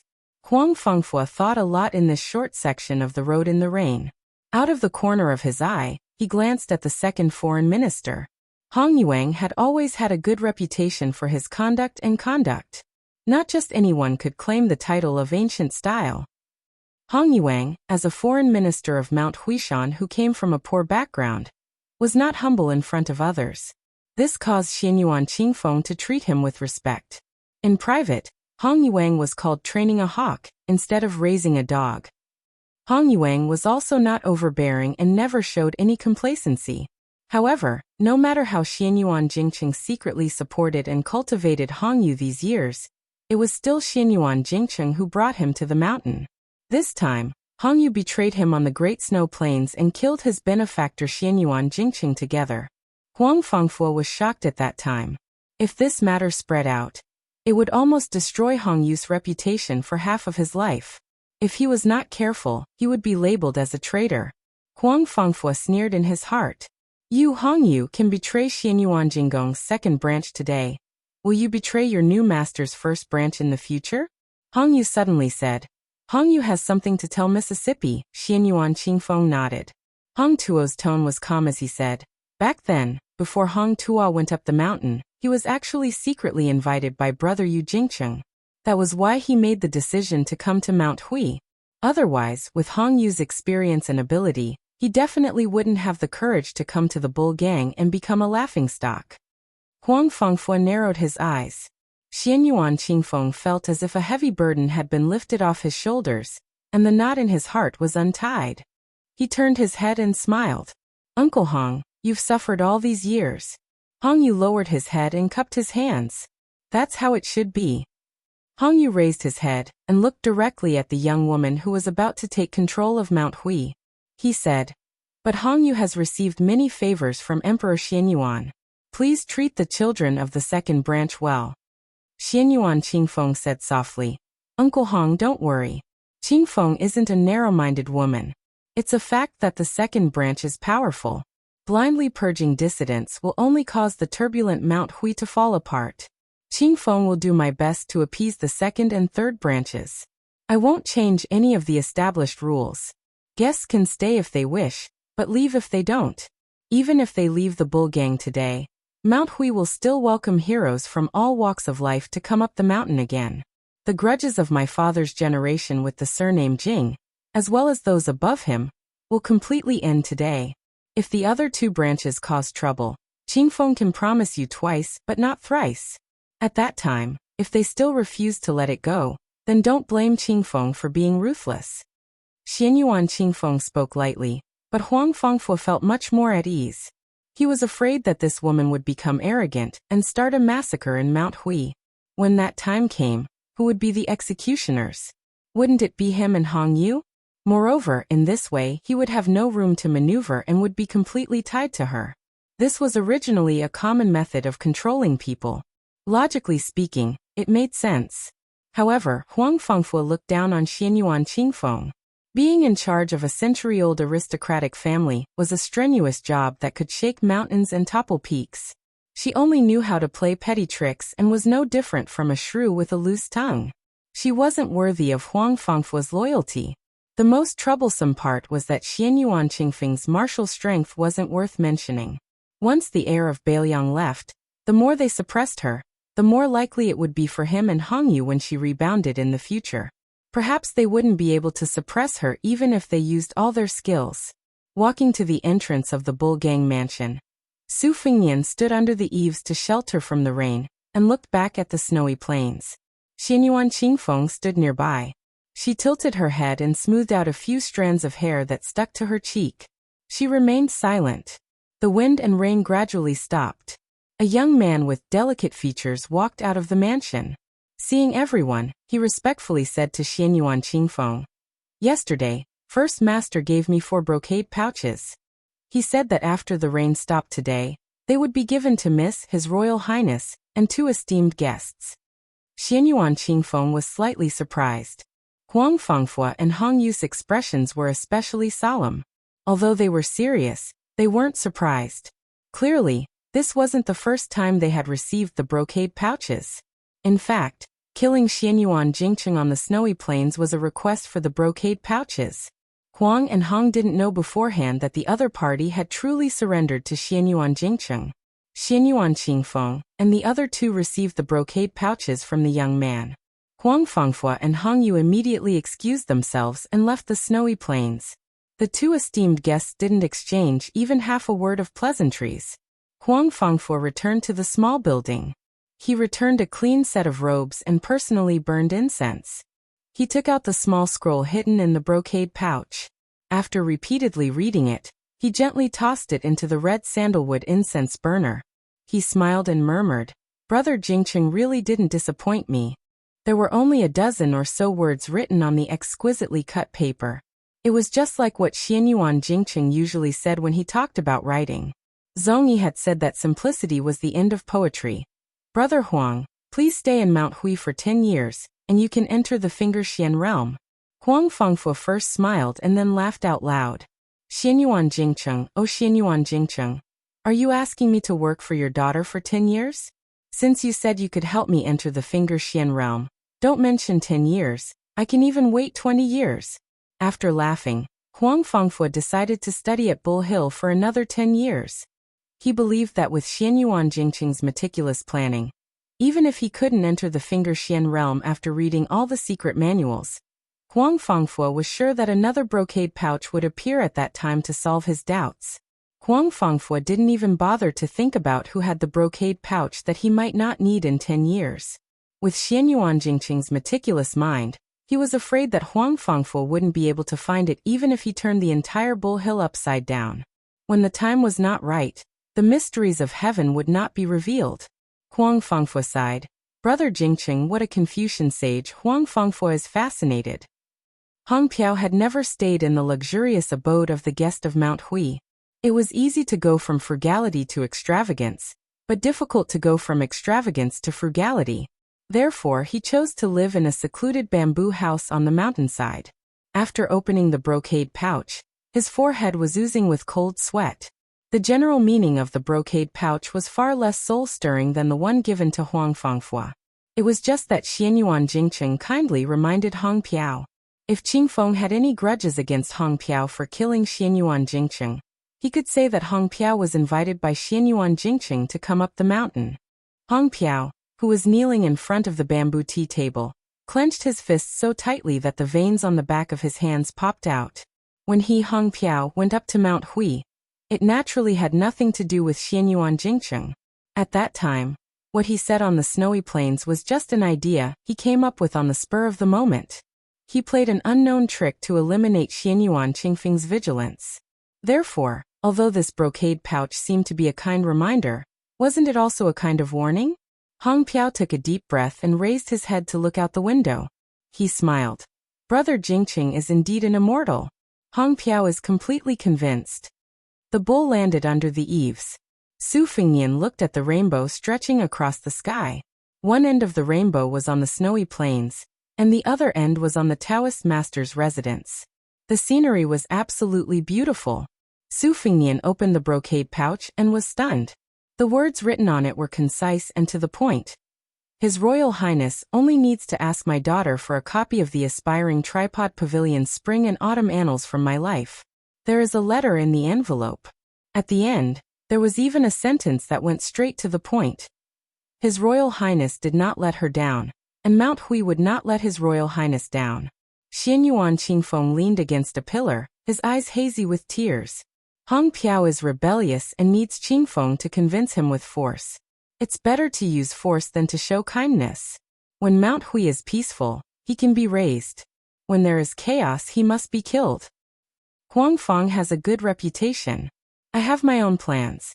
Within 10 years, this person will not have any disloyalty. After 10 years, if he wants to make a name for himself, there will naturally be someone to suppress him. I left a book for the Taoist children of Mount Longhu to give to your grandfather. Qingfeng, you don't have to worry about this matter. If Su Fengnian has endless evil intentions and wants a yard after taking an inch, you can go and find the Taoist who fishes for flood salamanders in Mount Yenjin. This immortal elder owes me a favor and has promised me to come out once. If Su Fengnian does not overdo it, this person can work together to seek benefits.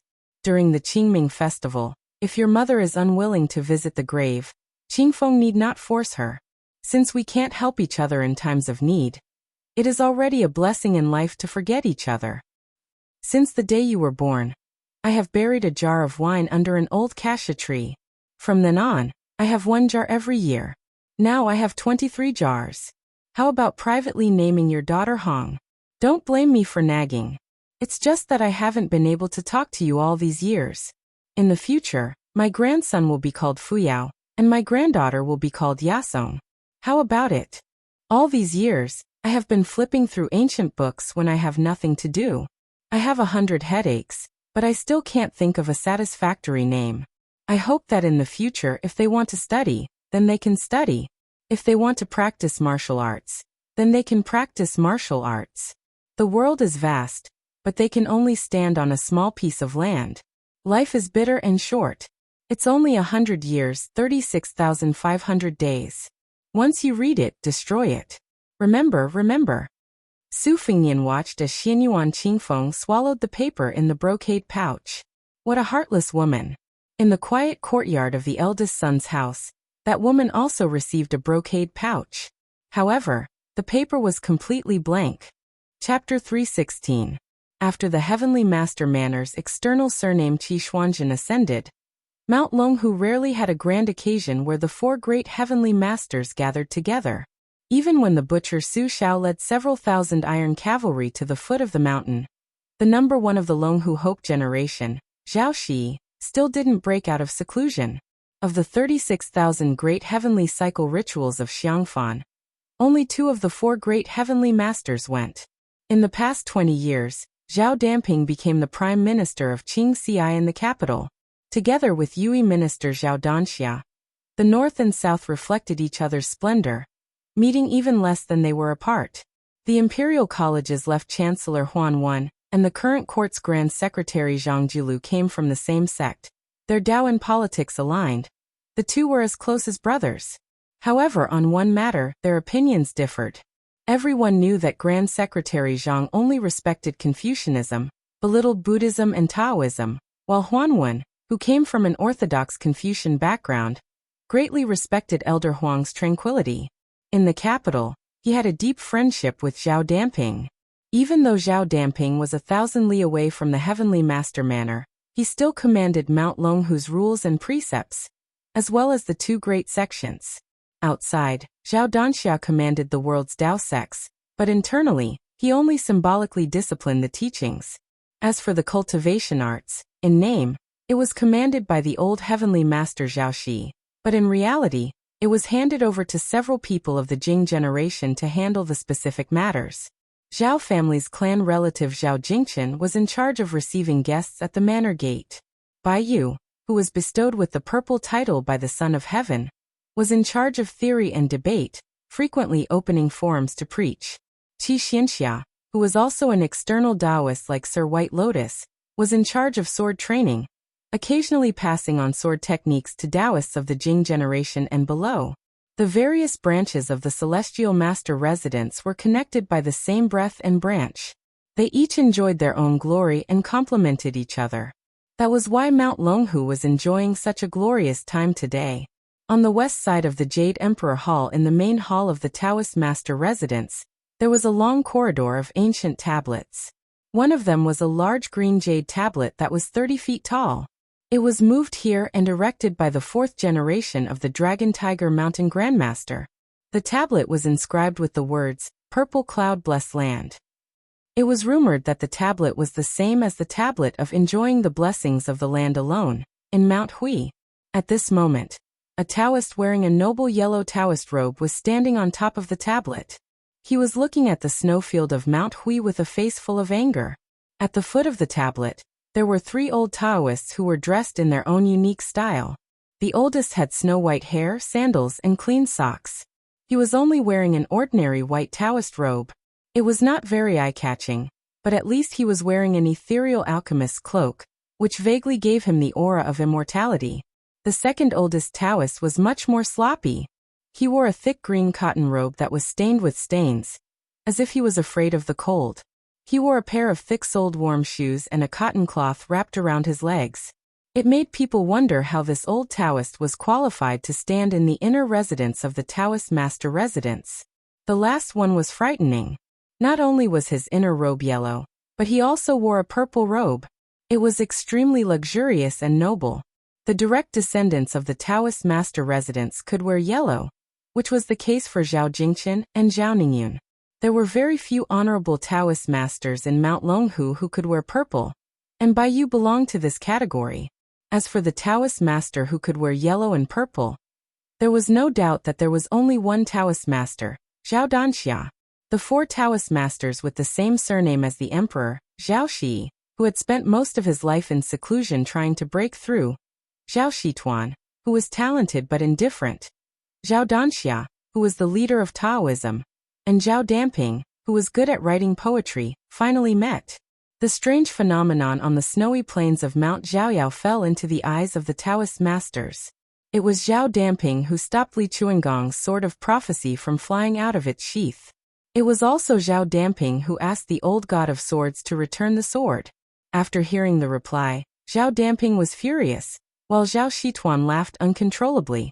Zhao Danxia and his father, Zhao Shi, looked at each other and smiled.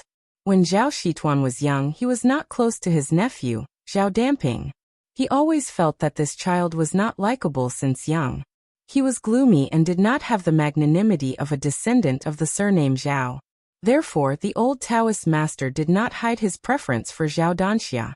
Zhao Shituan and Zhao Damping could be said to be the nemesis of fate. Although they were closely related by blood, they did not have a good expression when they met.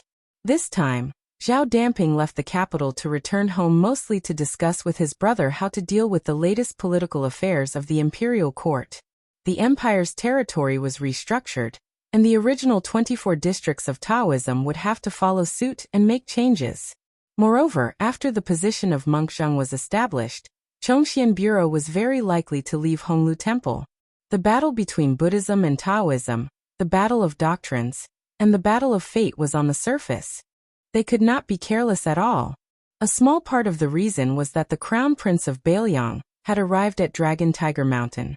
In addition, the king of Bailiang, Su Shao, had caused a huge commotion in the capital. Zhao Damping did not have a good impression of Su at all.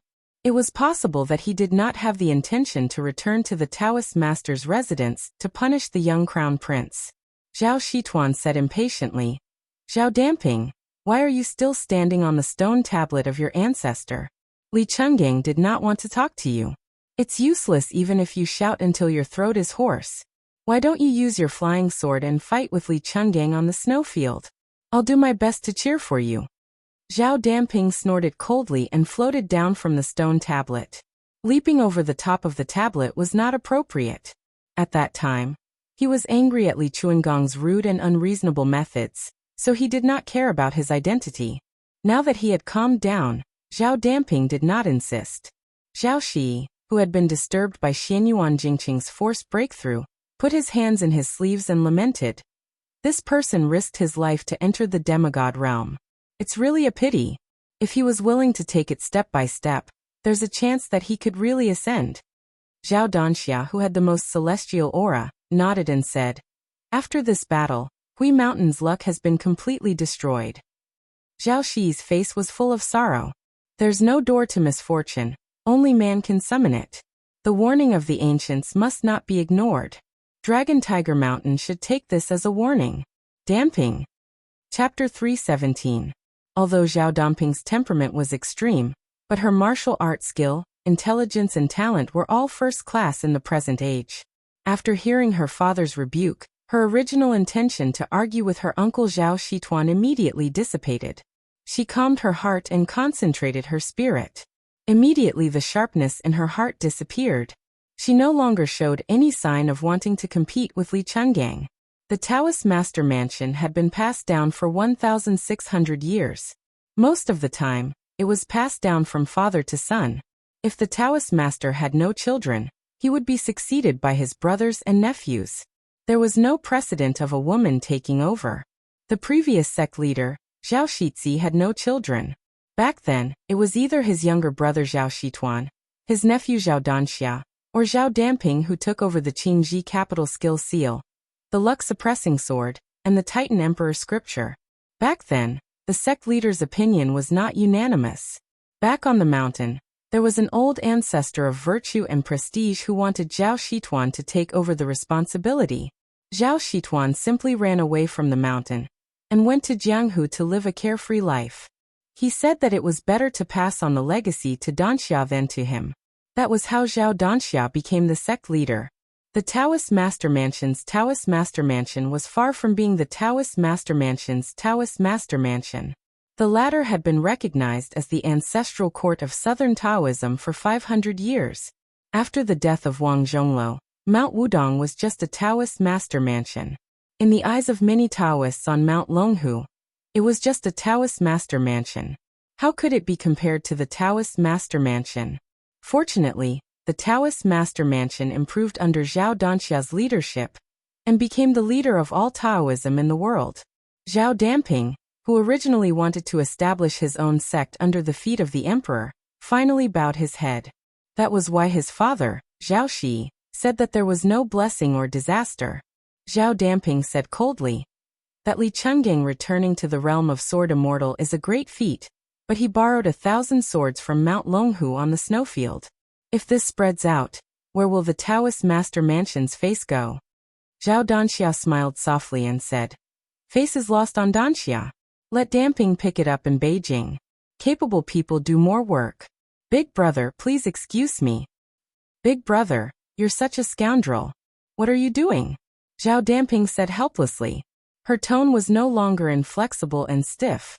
After leaving Mount Longhu for so many years, how could it be that simple to write a poem by the emperor's side? After encountering many coincidences and comprehending the heavenly Tao, he was able to break through 100 armors with his horsetail whisk and compete with the black-robed monk Yang Taiji. Zhao Damping's personality gradually became more flexible. She was no longer as fierce as she was in the prime of her life, wanting to take others down with her at every turn. If it was more than 10 years ago, Zhao Damping would have already gone to Mount Hui to find trouble with Li Chungang. Mysteriously, the harmonious atmosphere in the Taoist Master Mansion today was largely due to Zhao Jingxi, who had a son in her later years. This child was ranked at the end of the Jing generation. Her talent in martial arts was mediocre, but she had the advantage of being as honest as jade. She was a junior who loved to express her feelings and was not scheming at all.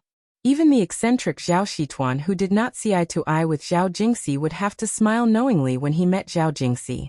Everyone in the Taoist Master Mansion liked to joke about some of Zhao Jingxi's embarrassing moments. What was even rarer was the few most outstanding people in the Taoist Master Mansion who did not share the same surname. For example, Bai Yu and Qi Xianxia had gotten along well with Zhao Jingxi since they were young. The female Taoist nun who cultivated on the mountain was also happy to tease this Taoist Master Mansion's Zheng Huang. Even the female Taoist nun who was just a young girl dared to make fun of him. The old Taoist master Zhao Shituan said that Zhao Damping's greatest merit and ability in this life was giving birth to such a son.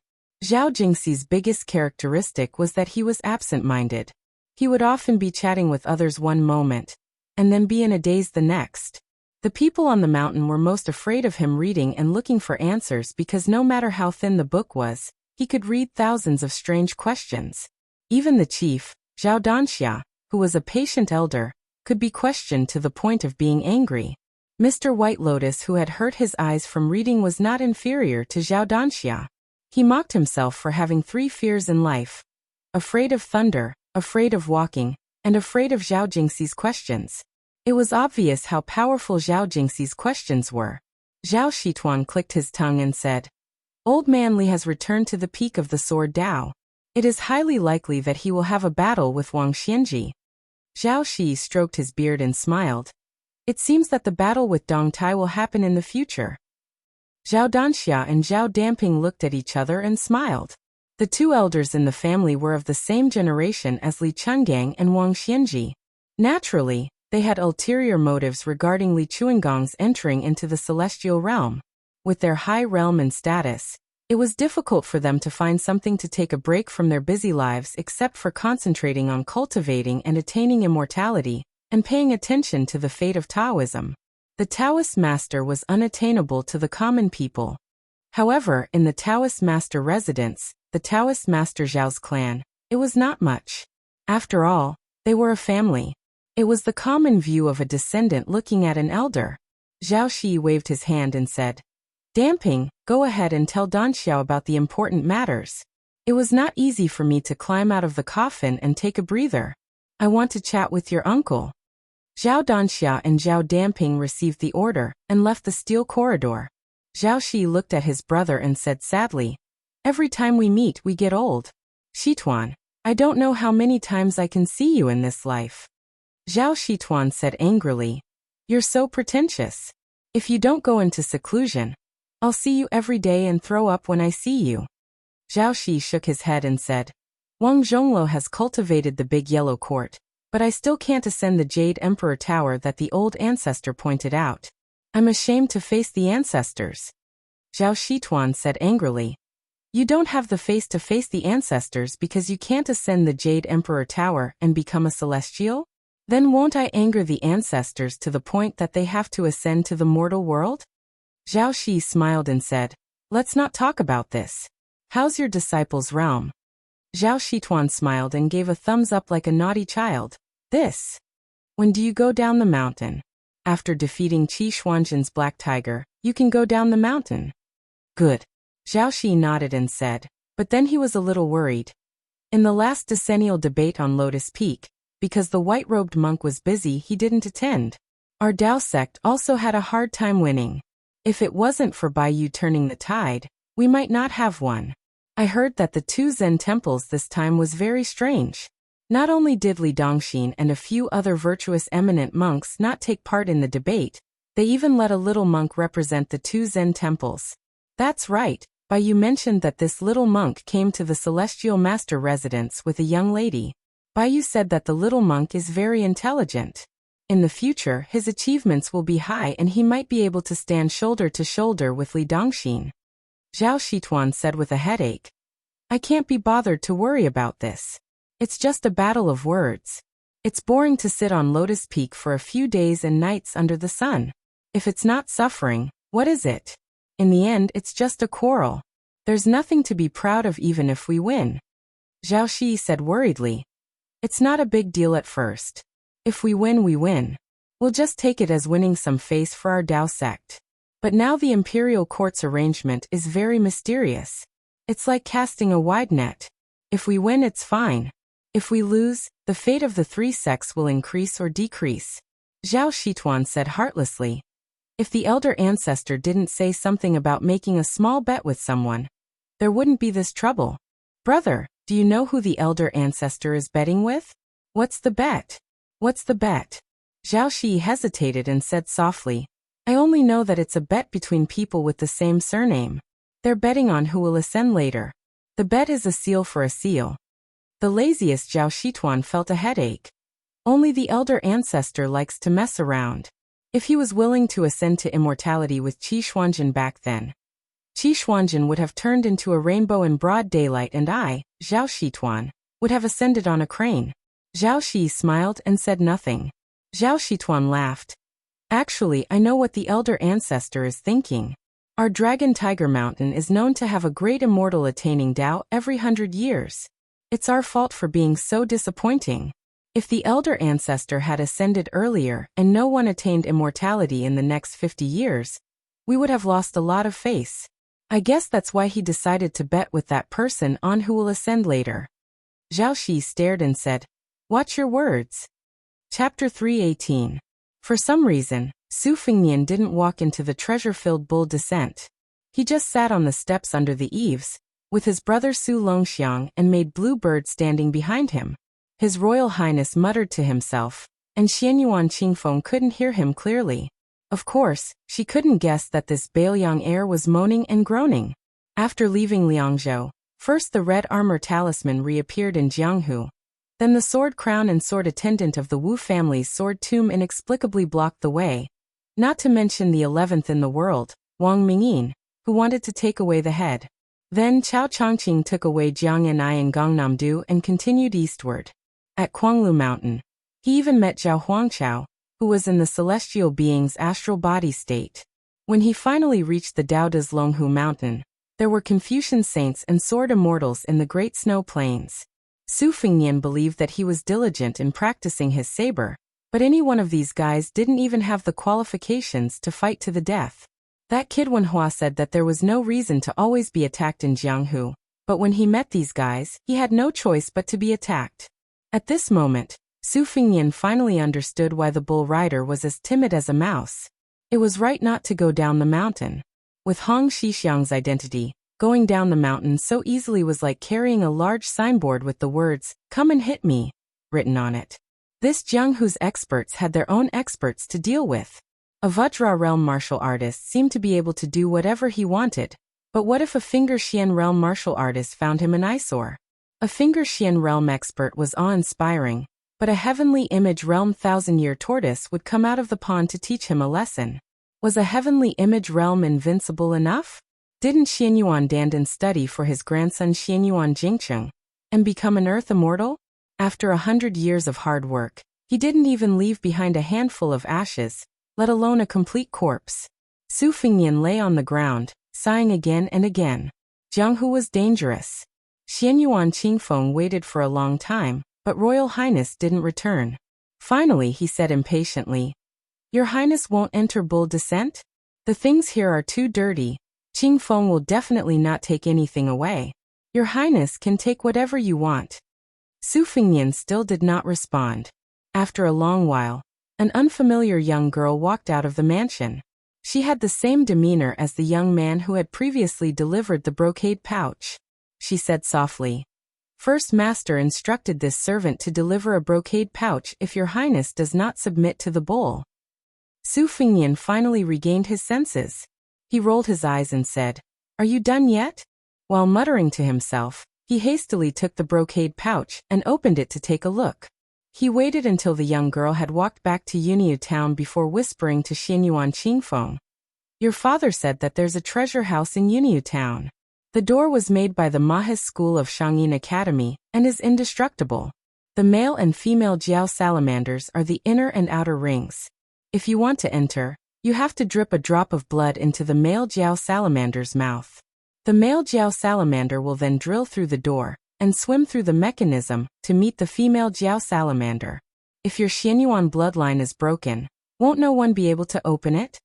Xianyuan Qingfeng frowned. "What do you want, Your Highness?" "To tell you the truth, the male Jiao salamander died last year. I went to Yunjin Mountain to look for a new one, but I couldn't find one. Since the young prince is studying at Mount Longhu, I believe Your Highness must have a good relationship with the Taoist Master's mansion. I heard that the Taoist Master's mansion raises several Jiao salamanders in the Dragon Pond. Your Highness might as well ask for one of them to be given to Mount Huishan. The treasure house can be considered a reward from the Xianyuan family for Your Highness's hard work in coming to the mountain." Xianyuan Qingfeng's face was filled with mockery as he spoke. It was obvious that he wanted to make a fool of himself. He had clearly taken advantage of His Royal Highness' weakness when he used the old god of swords to say fart to the Taoist Master's mansion. Su Fengnian, who was lying on the ground, cast a sidelong glance at Xianyuan Qingfeng. He said lazily, "What?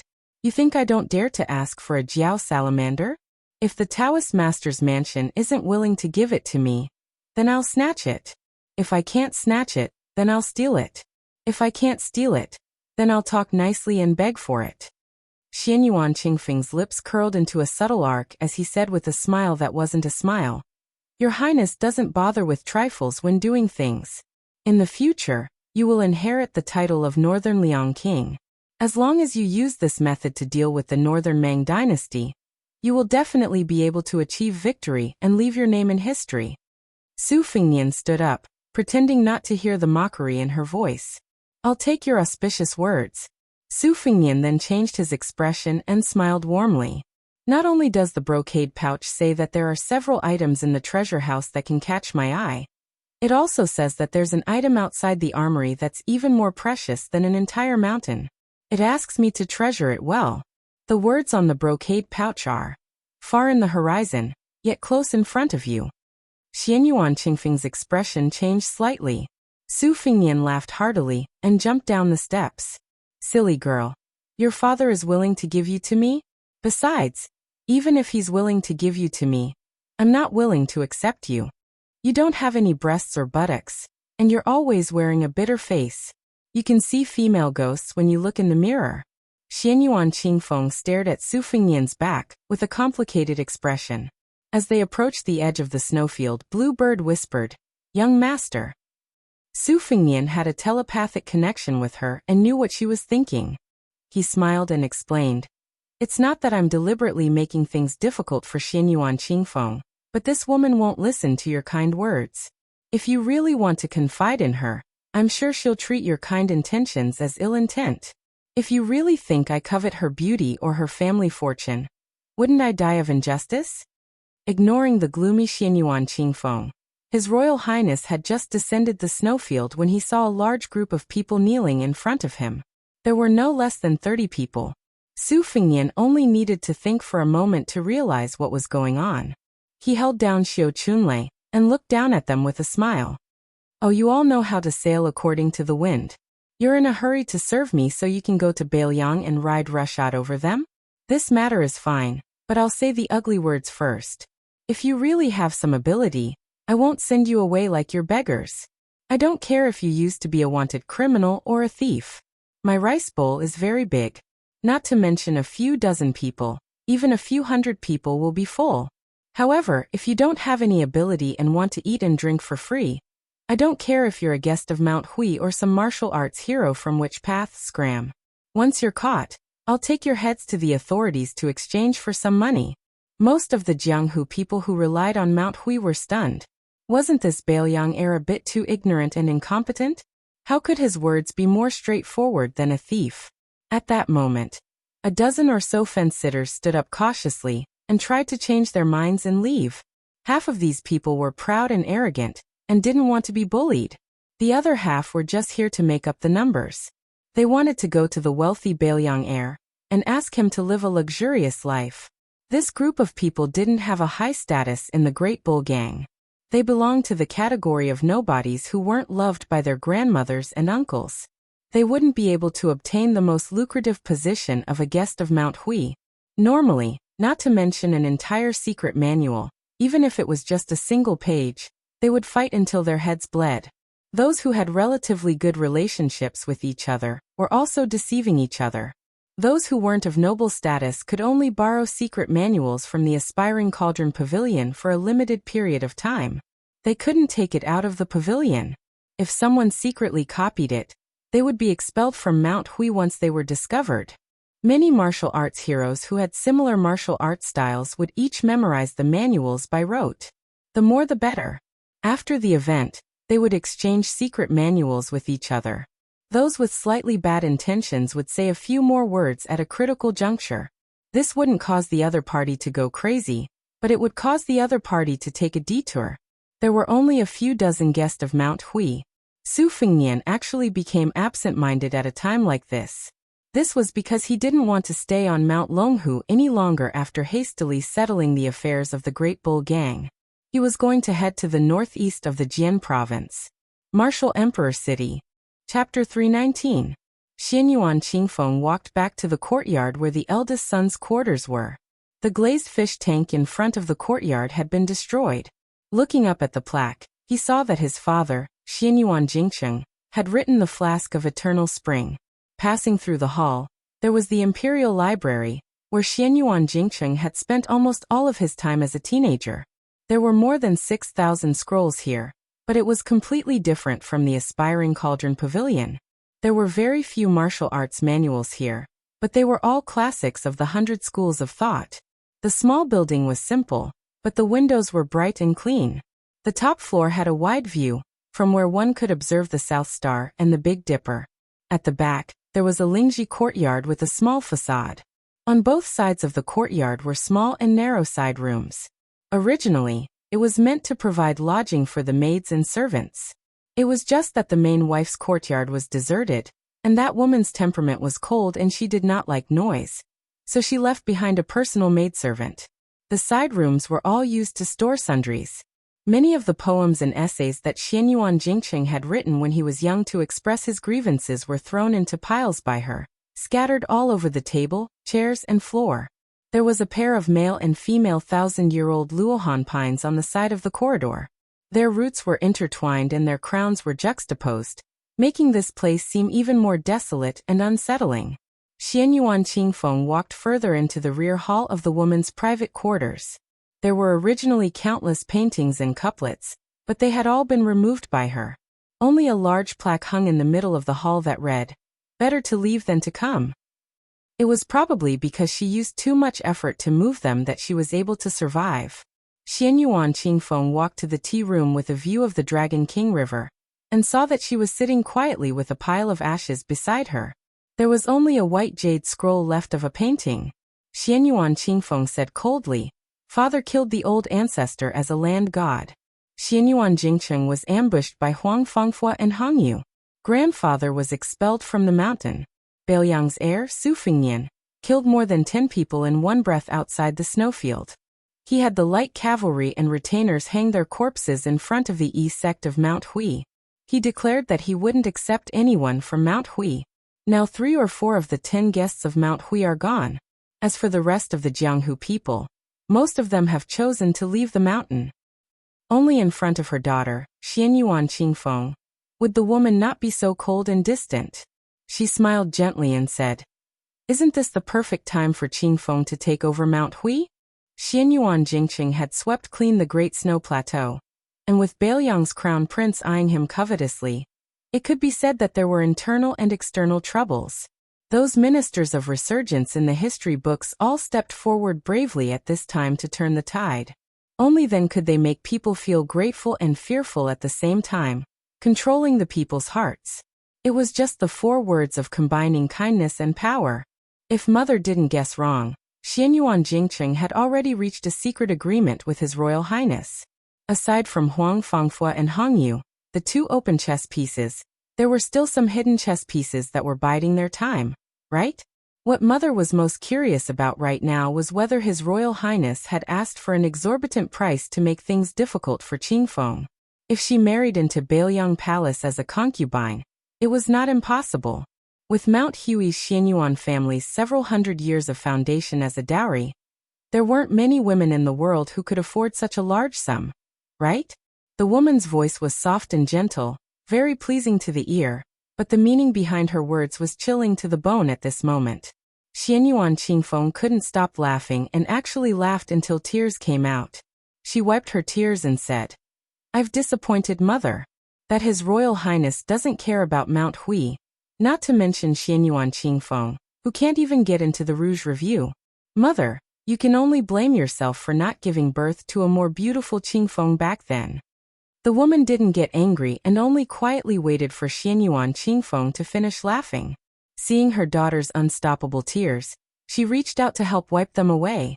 But Xianyuan Qingfeng fiercely slapped her hand away. She still didn't take it to heart and gently said, "Rats go into hiding because of grain, dogs go into hiding because of poverty. It's a pity that this only applies to the small families. Although Mount Hui's fate has been greatly damaged, it doesn't mean that they won't be able to recover from this setback. What Bullock Gang encountered today is still somewhat better than what happened 100 years ago when the Wu family's sword tomb's first-rate experts almost all died in Beimang.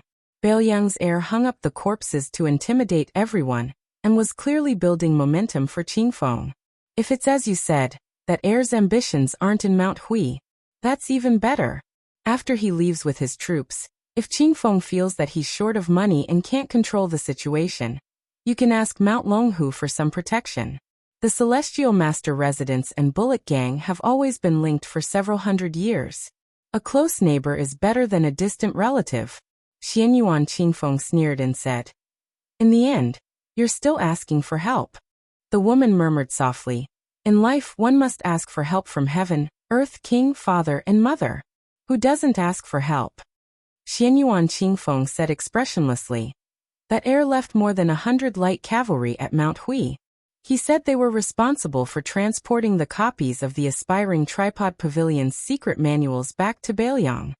The woman smiled and said, Xianyuan Jingqing once said something that I've remembered.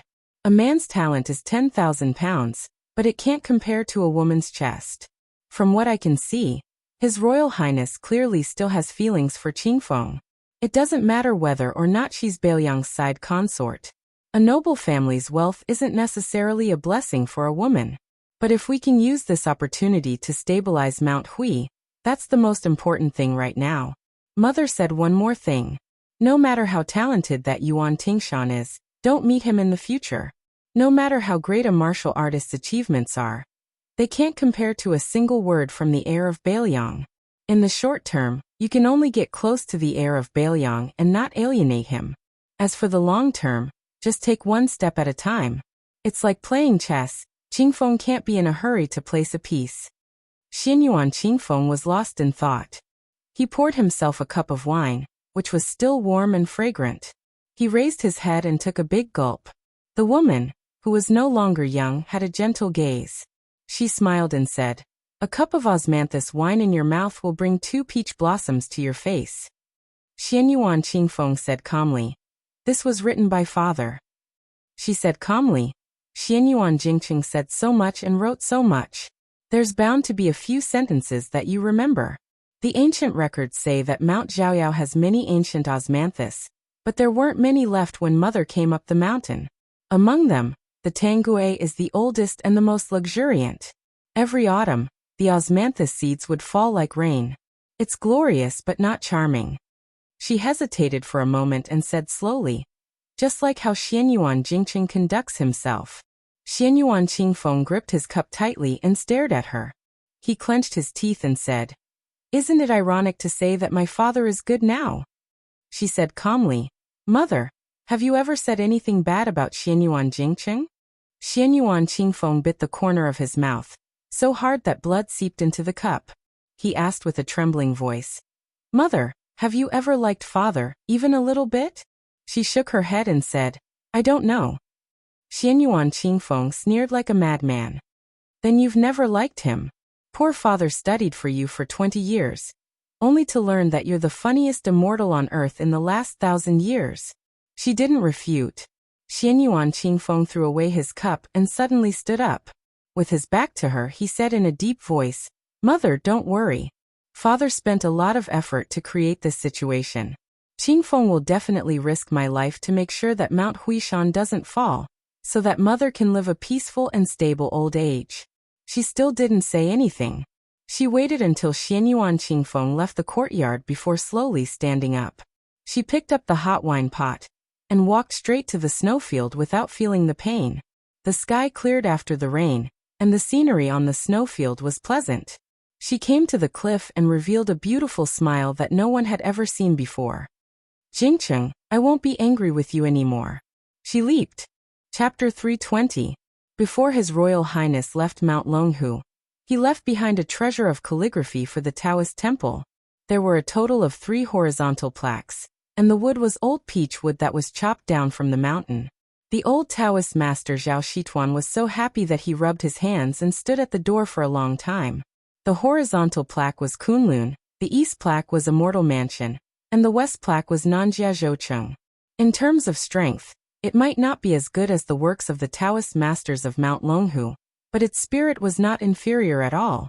To be honest, the small Shaoyao temple originally did not deserve to hang these 3 plaques, but the old Taoist master liked it, and did not care if the Taoist masters were secretly criticizing it. Zhao Shituan grinned and flattered. The old ancestor said that the horizontal plaque is the symbol of a family. If the words are written well, the momentum is weak. It's only to decorate the facade and make the writing vivid. Your Highness, this is a great gift. I'll definitely steal a flood salamander from the Dragon Lake tonight, and send it to Mount Huishan. Oh right, Your Highness. Are you sure you don't want to go to the Taoist master's residence for a cup of tea and a vegetarian meal? If you don't enter, it won't sound good. It's also not the way our Mount Longhu treats guests. Su Fengnian was about to go to Qinglong Creek to take a boat and leave the ancestral court of Taoism. His younger brother, Huang Man, who was standing beside him, clenched his sleeves tightly. He touched Su Longxiang's head and shook his head. I'm not going. I heard that great Taoist master Zhao Damping is rushing back to Mount Longhu. I'm afraid that if there's a disagreement and they fight, you'll be in a difficult position. The old Taoist master sighed with emotion. Your Highness is a kind person. The 4 generations of ancestors once planted a chestnut forest on the mountain. I didn't expect your Highness to leave in such a hurry. Otherwise, it would be good to fry some chestnuts and bring them along for a taste. Su Fingnian shook the bag of hawthorns that Huang Man picked and smiled. These are enough. What's more, I heard that this chestnut forest is only a few acres of land. Every year, the Taoist master's mansion will distribute it to the influential pilgrims and high-ranking officials. Your Zhao family can't even eat a few chestnuts, so I won't be annoying. The old celestial master said self-deprecatingly. No one cares about the poor in the bustling city, while the rich have distant relatives deep in the mountains. That's how it works. People come and go at Mount Longhu all year round, and they're all trying to get close to each other. To put it nicely, there are no strangers coming and going. But to put it bluntly, they're all sucking up to each other. That's why I'd rather stay in this small Taoist temple. The juniors in Celestial Master Mansion are all dressed in yellow. Those brand new Taoist robes are beautiful, but in my eyes, they are like human skins. Sai, let's not talk about this. How unlucky. Your Highness, let's go. I'll send you on the boat. Huang Man, can rest assured and leave him to me. I won't let anyone bully this disciple. If one day Huang Man wins a fight against that psychic beast on the devil-slaying platform, I'll personally send him back to Bailiang. However, there's something I need to make clear to your Highness. Huang Man was born as a Vajra, so his talent can no longer be described as extraordinary. He and the new leader of Wudong are both Xiantian celestial beings. That young leader has no problem entering celestial phenomenon. He has been cultivating wholeheartedly on Mount Wudong for more than 20 years. In the end, he was following the general trend of the heavenly Tao. Huang Man, on the other hand, is different. Su Fingnian chuckled and said, Xianyuan Jingqing said the same thing on the Great Snow Plateau. Zhao Shituan was relieved. He was worried that His Royal Highness would mistakenly think that he had the selfish intention of teaching his disciple to starve his master to death. Su Fingnian looked at the troops beside him. Only Big Halberd Ningame from the Phoenix Battalion appeared. This elite light cavalry unit would be temporarily stationed at Mount Huishan. On one hand, they had to inventory the treasures in Bull Fall's treasury. Su Fingnian had no reason to refuse Xianyuan Jingqing's brocade pouch. They also had to transport copies of secret manuals from the Aspiring Cauldron Pavilion to supplement the Tide Listening Pavilion in Bailiang Palace. With this, the Tide Listening Pavilion's martial arts library was even more worthy of its name. The martial arts manuals in Jianghu were as vast as the sea. The Tide Listening Pavilion had already collected most of them. After the Aspiring Cauldron Pavilion had taken everything, only the Wu family's sword mound and the Dongyue sword pool were left there.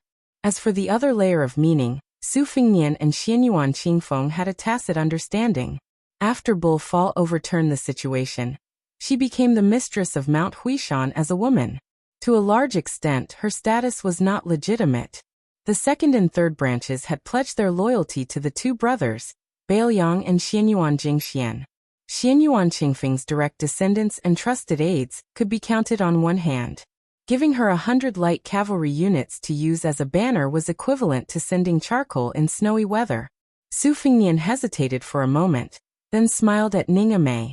Those in the Phoenix Battalion who have martial talent and are willing to practice martial arts can stay on Mount Huishan without escorting the books down the mountain.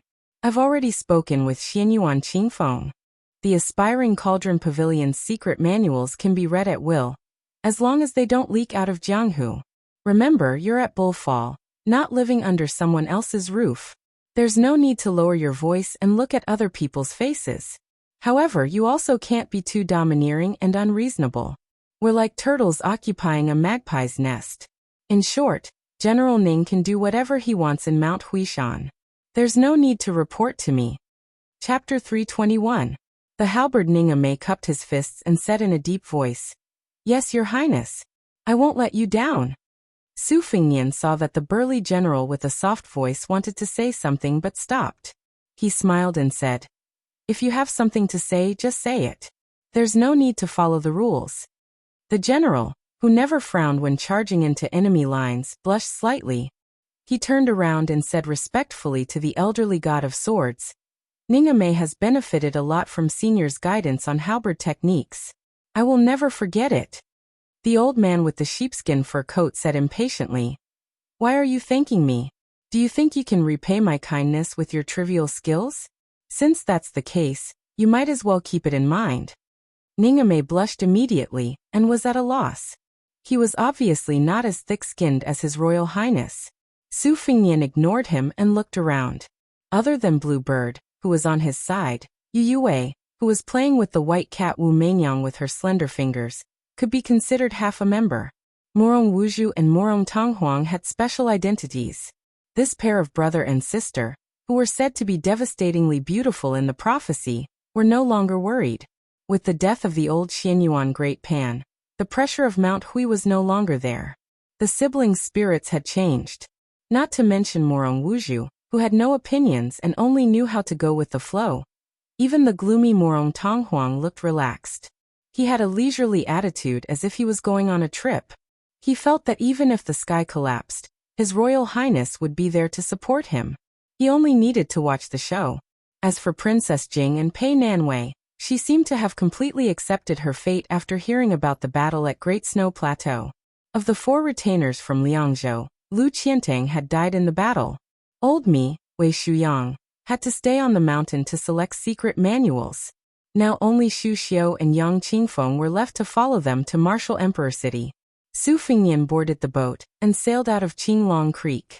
Huang Manor and the old Heavenly Master sailed the raft to Longwang River before turning back.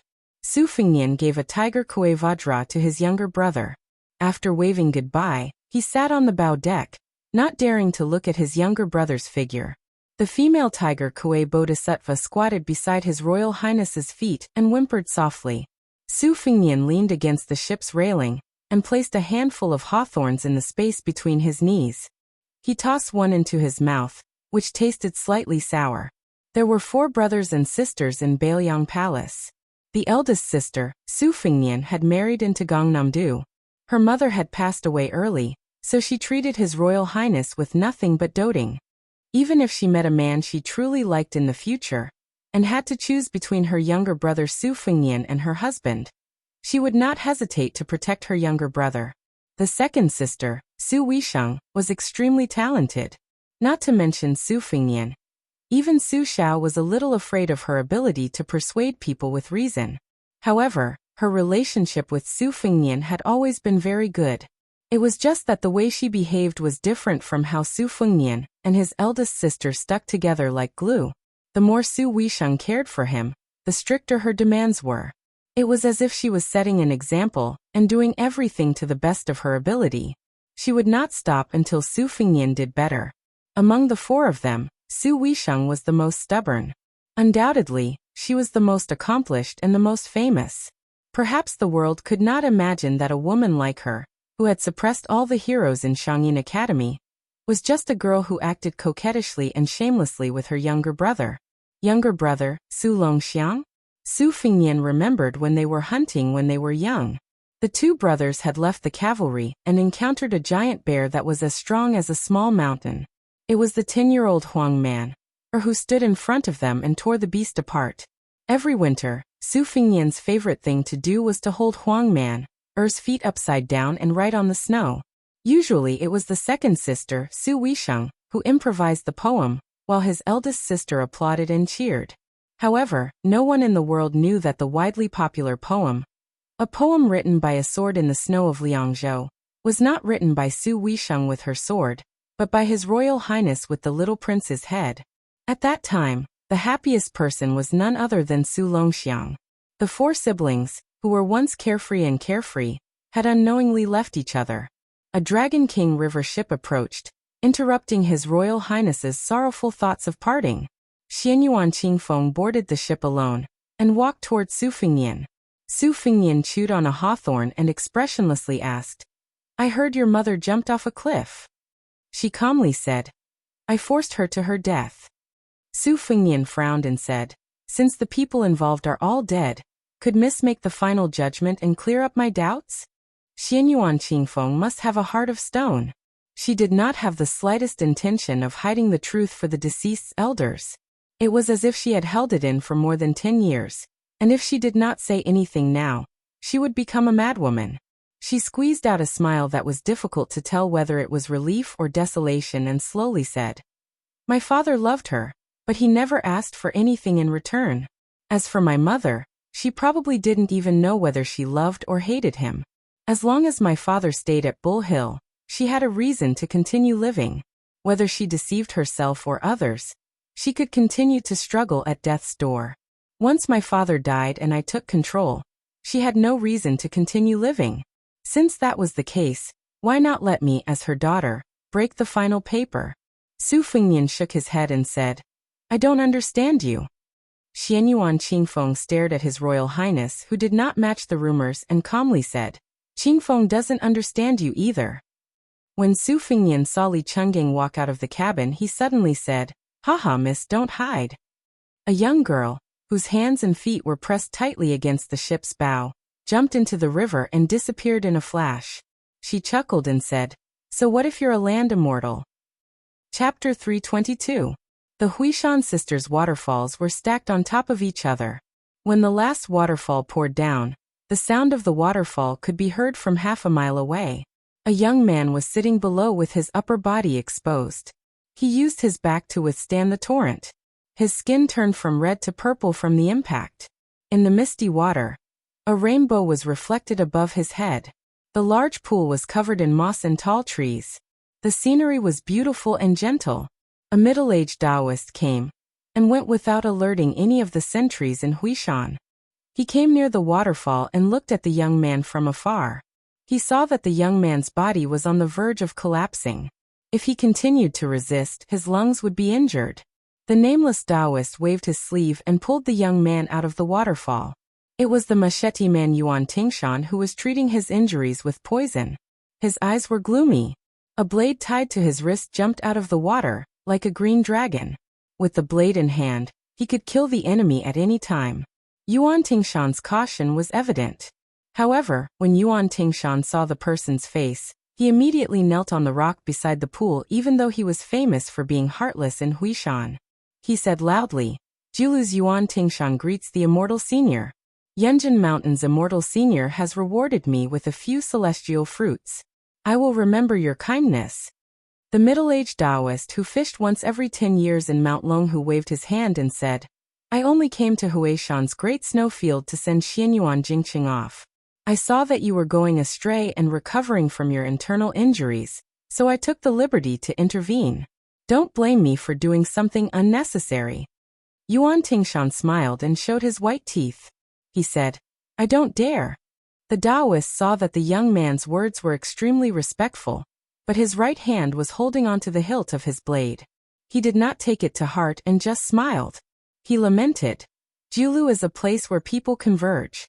If Kunlun is the dragon's head and Donghai City is the dragon's tail, then Julu is the dragon's horn. The people here are either evil or virtuous. There are very few mediocre people here. Yuan Tingshan half knelt on the rock and looked straight at the Taoist. He said slowly, I'm short-sighted and don't know these things. I just couldn't stay in Julu, so I came out to beg for a living. I've heard that the celestial masters of Mount Longhu are proficient in divination and physiognomy. Could it be that celestial master is an elder from the celestial master residence? The middle-aged Taoist shook his head and did not deliberately mystify. Instead, he said frankly, although my surname is Zhao, I'm not from the celestial master mansion. He only borrowed the blessed land of Mount Longhu to cultivate, and did not concern himself with worldly affairs. He treated it as accumulating some good fortune for his descendants and accumulating some good karma. As a result, my Tao heart is impure and I have been mediocre for many years. Although Yuan Tingshan was uncouth and did not know many characters, he was smart enough to hide his disappointment when he heard that the Taoist was not a noble from the Taoist master mansion. He said loudly and humbly, Immortal Senior, You are obviously a celestial being like an immortal on the land. How can we, the common people, make wild guesses about you?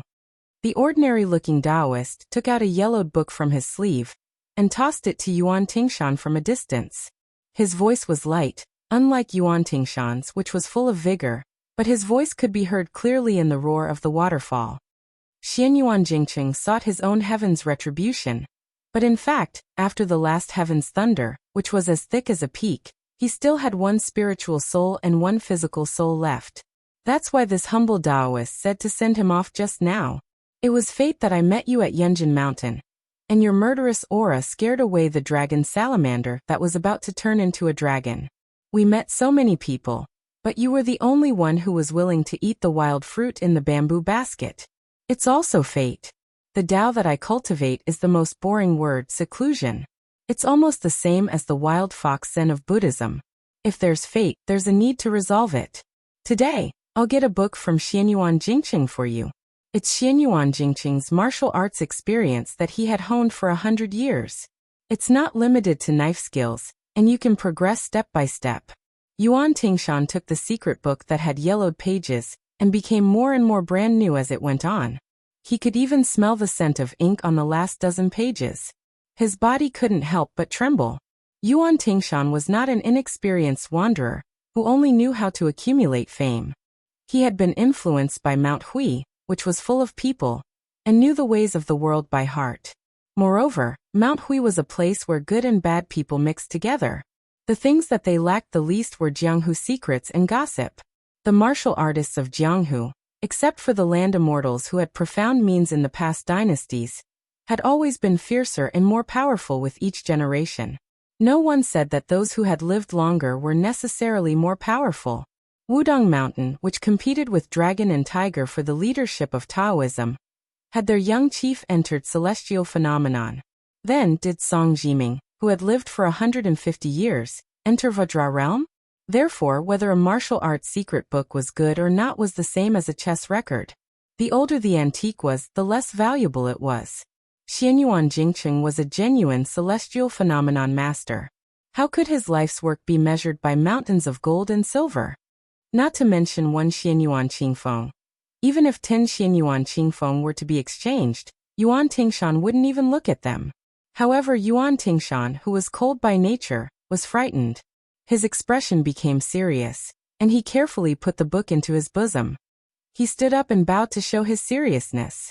He raised his head and asked, "What does Senior Immortal want Yuan Tingshan to do?" "I'll go through a mountain of swords and a sea of flames." Although Yuan Tingshan is a penniless pauper, this promise made under the premise of mutual consent is indeed worth some money. The middle-aged Taoist went straight to the point. Only when a tiger has grown wings will there be chaos.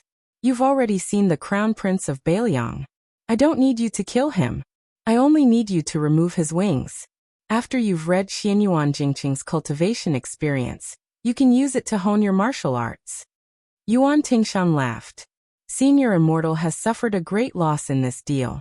With Yuan Tingshan's bad temper, even if he's His Royal Highness, the King of Bailiang or the Emperor, as long as he annoys me, I'll chop him off his horse.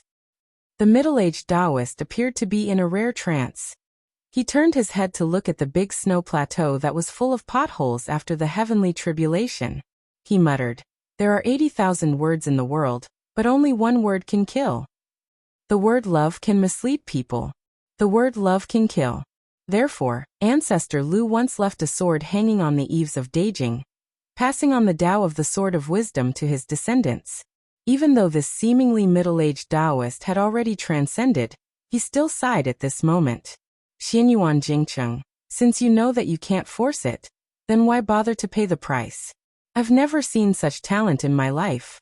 If you used it outside of Mount Hui, who in the world would be able to bind your hands and feet? Why would you gamble everything for a woman, just to look at her from afar? It's better not to fight. Also, you're a woman who is infatuated, but doesn't understand love. You don't care about ethics, morality, and shame, but why do you even care who's good to you? You keep saying that you don't care about Xianyuan Jingqing, but if you really don't care, why do you do things that make Xianyuan Jingqing unhappy? When people meet, There are only two kinds of fate, good and evil. Evil fate isn't fate? Yuan Tingshan, who couldn't hear clearly, asked tentatively.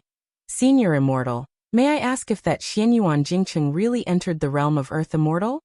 The Taoist nodded and said, it's the great immortal without a doubt. Yuan Tingshan looked fascinated and muttered to himself. A real man should be like this. The young man then spat a mouthful of saliva into the pond and said angrily, it's fine if you don't want to be an Earth Immortal, but your wife has been used as a cauldron for dual cultivation. You've been a coward for 20 years. There's nothing more stifling in the world than this. The middle-aged Taoist said calmly, put yourself in Xianyuan Jingqing's shoes. What would you do if you were him? Yuan Tingshan had a look of disdain and said without hesitation, if I were Xianyuan Jingqing, I wouldn't care if I could kill ancestor Xianyuan Pan. I would first kill that loose woman, chop her up and feed her to the dogs. Xianyuan Jingqing really isn't a man. He even King raised that loose woman like a female bodhisattva. Just thinking about it makes me angry. The Taoist shook his head with a smile. You'll understand in the future. Some women know it's bad, but they just can't let it go. I don't want to meet this kind of loose woman. Yuan Tingshan was stunned for a moment and asked nervously, Senior Immortal, have you met her before? The middle-aged Taoist didn't answer directly, but smiled and said, in our generation of cultivation, our predecessors have written countless books. They're all illusions. They say 1,000 words, but they're actually just seeking the word truth. And truth is often connected with love. True feelings, you need to know the Tao of heaven. Forgetting love doesn't mean you're heartless.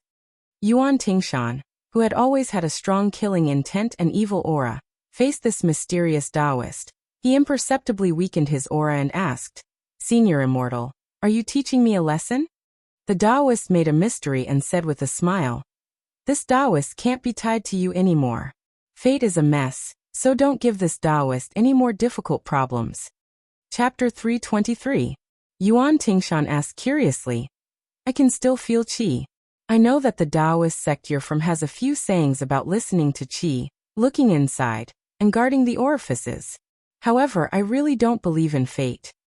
The middle-aged Taoist smiled. Do you only believe in the blade in your hand? Yuan Tingshan did not feel ashamed at all. He nodded heavily. Of course. I didn't believe in my parents in the past, and I won't believe in my wife in the future, let alone other people. I only believe in the blade in my hand. A withered yellow autumn leaf drifted in the air. The middle-aged Taoist flicked his finger, and the yellow leaf drifted over. The withered leaf was like a blade, cutting a gray butterfly beside Yuan Tingshan in half. The gray butterfly scattered on the surface of the water, and was swallowed by a fish. The middle-aged Taoist said softly, do you believe that this is fate? Do you believe that this action of mine will cause me to lose a few days of cultivation? The evolution of heaven and earth will form a world of its own. Life has its own rules and regulations. This is the Taoist sect's excuse for being difficult to understand. It's not as vivid as the secular world's saying. There's a scale in the human heart, and it's difficult for every family to recite scriptures. In a person's life, whether they do good or evil, it's like doing business with the heavens. It's always between positive and negative. Those who take advantage of the situation can be seen as accumulating merit money. They are all relatively shrewd merchants. This is the real foundation of the three sections. This is also the reason why only the three sects are still standing in the 100 schools of thought, such as the school of Mo. To me, Zhongyi's idea is very good, but it's a pity that he can't escape the fate of losing money. You might not like to hear this, so I'll tell you more details. There's a dragon pond in the Celestial Master's residence. It raises over 10 kinds of spiritual creatures that were found from all over the world. It uses spiritual energy to cultivate the lotus in the pond. This lotus is also known as the longevity fate lotus. The bottom lotus has already bloomed for 1,600 years. Currently, Mount Longhu's fate is flourishing, and there are as many as 18 lotus flowers. 500 years ago, Mount Wudong was powerful, and there were only 6 lotus flowers in the dragon pond. In the recent 100 years, Qi Xuanzhen ascended, and a celestial master changed the emperor's fate. Later on, Mount Longhu became the sect leader, and new lotus flowers bloomed in all Taoist sections. Do you really think that Zhao Damping went down the mountain to the capital because of a dispute with Zhao Danxia's brother? That year, 3 lotuses of the lotus of providence withered for no reason. This was a situation that had never happened even when Su Xiao attacked Mount Longhu. As the new leader of Mount Wudong connected the providence of heaven and earth, another 3 lotuses withered in the dragon pool. Yuan Tingshan, do you know how much effort those nobles of the Celestial Master Mansion have put in? As for Xianyuan Jingcheng, whom you look down upon, this person is not inferior to me in terms of the theory of providence patterns. In fact, he is even better than me. As for why I admire Xianyuan Jingcheng so much, I won't tell you. Not reaching celestial phenomenon, and not touching the mysteries of the heavens were not deliberately exaggerated by the ancestors. Yuan Tingshan was dumbfounded. The middle-aged Taoist laughed self-deprecatingly, and sat down cross-legged. Life and death are 2 different things. I have cultivated for 300 years. Back then, I went astray and cultivated to be a hermit. Now that I've talked about it, I can't stop talking. Fine, I'll talk to my heart's content today. Let's talk about the Lotus of Providence at the Dragon Pool, and the Wu family's sword tomb. There are hundreds of thousands of ancient swords, famous swords, broken swords, and broken swords. The children of ordinary people are caught when they are 1 year old. After the children of the Wu family are born, they will be led by their elders to the Sword Mountain. They can only go down the mountain after they find a life sword.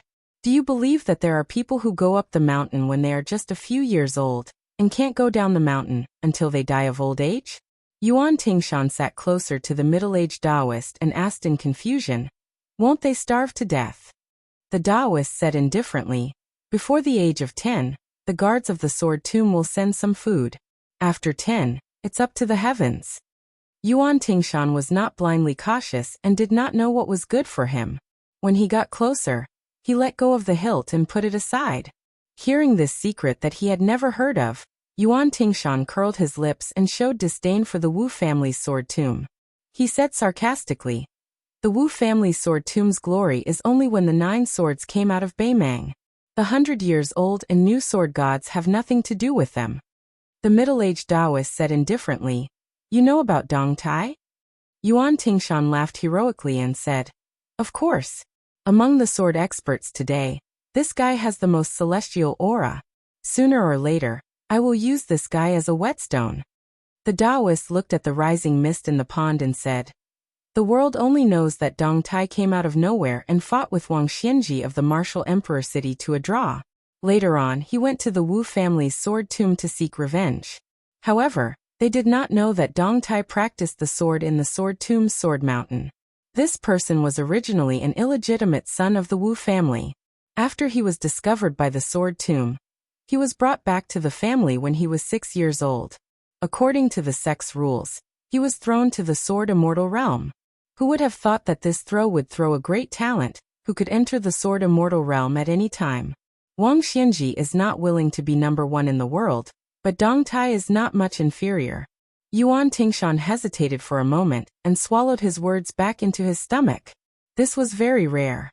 The middle-aged Taoist was able to see through people's thoughts and said with a smile, "You want to ask if my cultivation is compared to Dong Tai Wang Xianji?" After his thoughts were seen through, Yuan Tingshan did not pretend to be polite and said with a grin, "Yuan Tingshan is bold enough to ask." The Taoist seemed to be modest and said, "If it's a competition of strength, of course I can't beat Wang Xianji." This young man with the surname Wang was said by a stubborn old man of the Dragon Tiger Mountain to be a martial artist who could compete with ancestor Lu. Since ancient times, proving one's Tao with strength has been a wrong path. Only that young man managed to hit the right path. Yuan Tingshan knew that this Taoist's tone was so big that it could accommodate the whole world when he was at the edge of the deep pond in Yunjin Mountain. He did not make a fuss when he heard the middle-aged Taoist call the city lord of the martial emperor city a young man. Yuan Tingshan did not believe in anything, but believed that whoever had the hardest fist was the boss. Since it was obvious that this immortal was an expert whose cultivation was unfathomable, even if he said that he was the Tao ancestor or the founder of the 3 pure ones, Yuan Tingshan would still hold his nose and cheer loudly. Moreover, Yuan Tingshan was more shocked by the terror of the old monster Wang's supernatural power. He clicked his tongue and said, "This old man is invincible." The middle-aged Taoist chuckled softly and said, "A single word from a monarch can decide a person's life and death. You must know that the most holy of the three sects can borrow the power of heaven, earth, ghosts, and gods to turn their words into prophecies. In the past 100 years, the number of land immortals who stood out among the three sects and 9 schools can be counted with one's fingers. However, in your generation, the number of land immortals can be counted with 2 hands. It's because that person who killed millions of people was bored and shifted the remaining fate of the 8 fallen countries to another chessboard. Yuan Tingshan, I don't know if I can see you occupy a place in my lifetime." Yuan Tingshan was surprised and said, "Me?" The Taoist said calmly, "Yuan Tingshan, I don't mind telling you the truth. Killing the crown prince of Bailiang has cost you a lot of your fate." Yuan Tingshan was about to draw his sword out of anger, but he managed to hold back his impulse. The middle-aged Taoist continued, "But with you and I sitting here, I've finally returned some fate to you." The middle-aged Yuan Tingshan's gaze was like a knife as he asked, "Immortal Elder, who are you? Why are you so fond of me? I've never believed that a pie would fall from the sky. Even if it did, it wouldn't fall on Yuan Tingshan's head." The Taoist looked at the rainbow and muttered to himself, "Back then, I let down the country and the beauty and insisted on entering the mountain to cultivate. Why? I've thought about it for many years, but I still couldn't figure it out. Therefore, there are many things that don't make sense in the end. Why did Xianyuan Jingqing like that woman? Why did she choose to jump off the cliff even after seeing Xianyuan Jingqing's remnant soul? Also, why did that Fengdu green robe fall in love with Li Chungang at first sight and never forget him? In the creation of heaven and earth, there's no greater spiritual energy than humans. What is heaven's secret? It's probably the human heart. I remember back then when I watched Qi Xuanjin and Li Chungang fight. Li Chungang went down the mountain quietly. Later on, I talked to Qi Xuanjin about this matter, and finally asked him why he never left Mount Longhu in his life." Yuan Tingshan couldn't wait to ask, "Why?" The middle-aged Taoist exhaled a long breath and said slowly, "Qi Xuanjin said he was enlightened at the age of 12. He knew he was Lu Dongxian, so he waited for a red robe. However, he knew he couldn't wait for that life, so he reincarnated. He was just waiting." Yuan Tingshan was shocked to the extreme. He said with his eyes wide open, "Immortal Qi didn't ascend, but Ancestor Lu reincarnated. There's really reincarnation. How can he know his past life?" The middle-aged Taoist sighed. "I don't know who Qi Xuanjin reincarnated as, and I waited for this life. Roughly speaking, since the time of Ancestor Lu more than 500 years ago, based on the 60 years of life, there should be 10 lifetimes, right?" Yuan Tingshan was absent-minded as if he had fallen into a demon's trap. He suddenly became ferocious. "Hey, what Ancestor Lu reincarnated? What immortal Qi reincarnated? I ran into that red robe, so I'll kill him first. If I can make this immortal wait for another life after 500 years, I won't waste my time in this world." The Taoist narrowed his eyes and didn't say anything. Heaven's secret was heavy. Unfortunately, Yuan Tingshan didn't notice it at all. Chapter 324. A yellow horse that was as thin as a match was tied to a tree, snorting weakly. A few black crows perched on the branches were making annoying noises. An inconspicuous old man slowly turned around from behind the tree. He tightened his belt and had a helpless look on his face. He couldn't even defecate in peace. He raised his head and shushed the crows a few times. However, the crows were indeed birds that lived near the city. They were more experienced than the old sparrows on the Spring God Lake. They were not afraid of the bluffing old man under the tree at all. The old man was not angry at this. He picked up the reins with one hand and led the horse forward slowly. He weighed the ragged money pouch in his hand. There were not many copper coins left. He glanced at his beloved horse that accompanied him along the way. The yellow horse was nicknamed Little Yellow. It was like the old man's own son, never being ridden.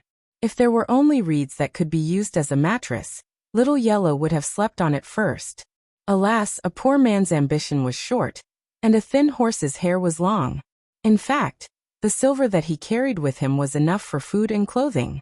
From the north to the east, the old man ate and slept in the open. He did not have any expenses.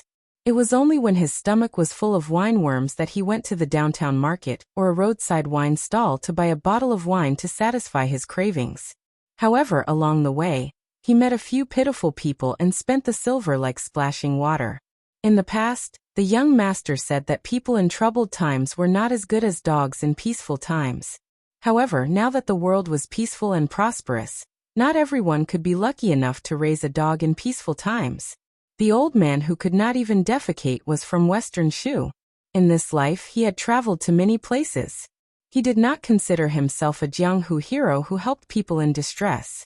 Indeed, when he traveled outside, he was more generous than the rich.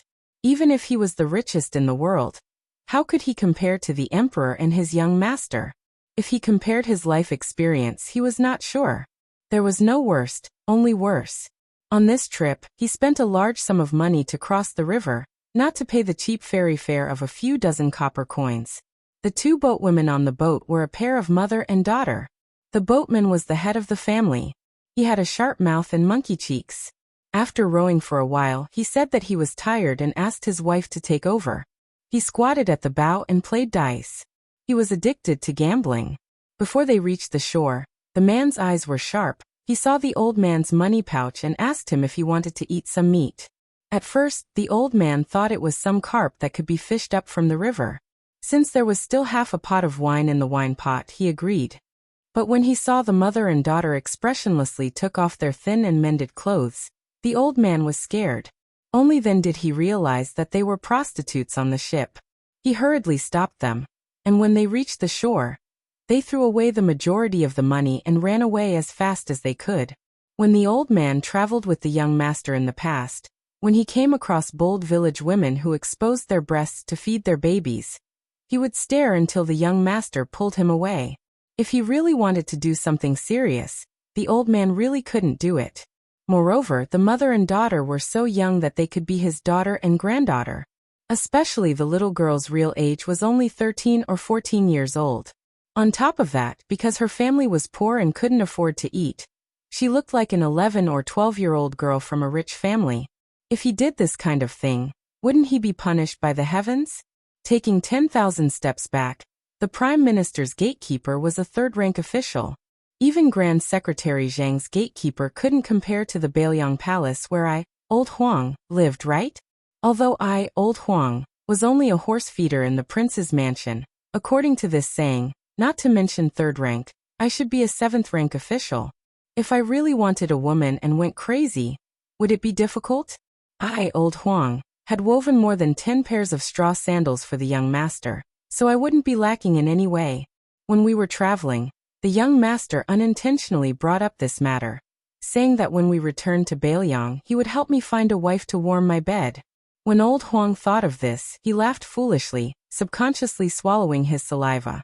Of course, he didn't dare to defile a beautiful maiden.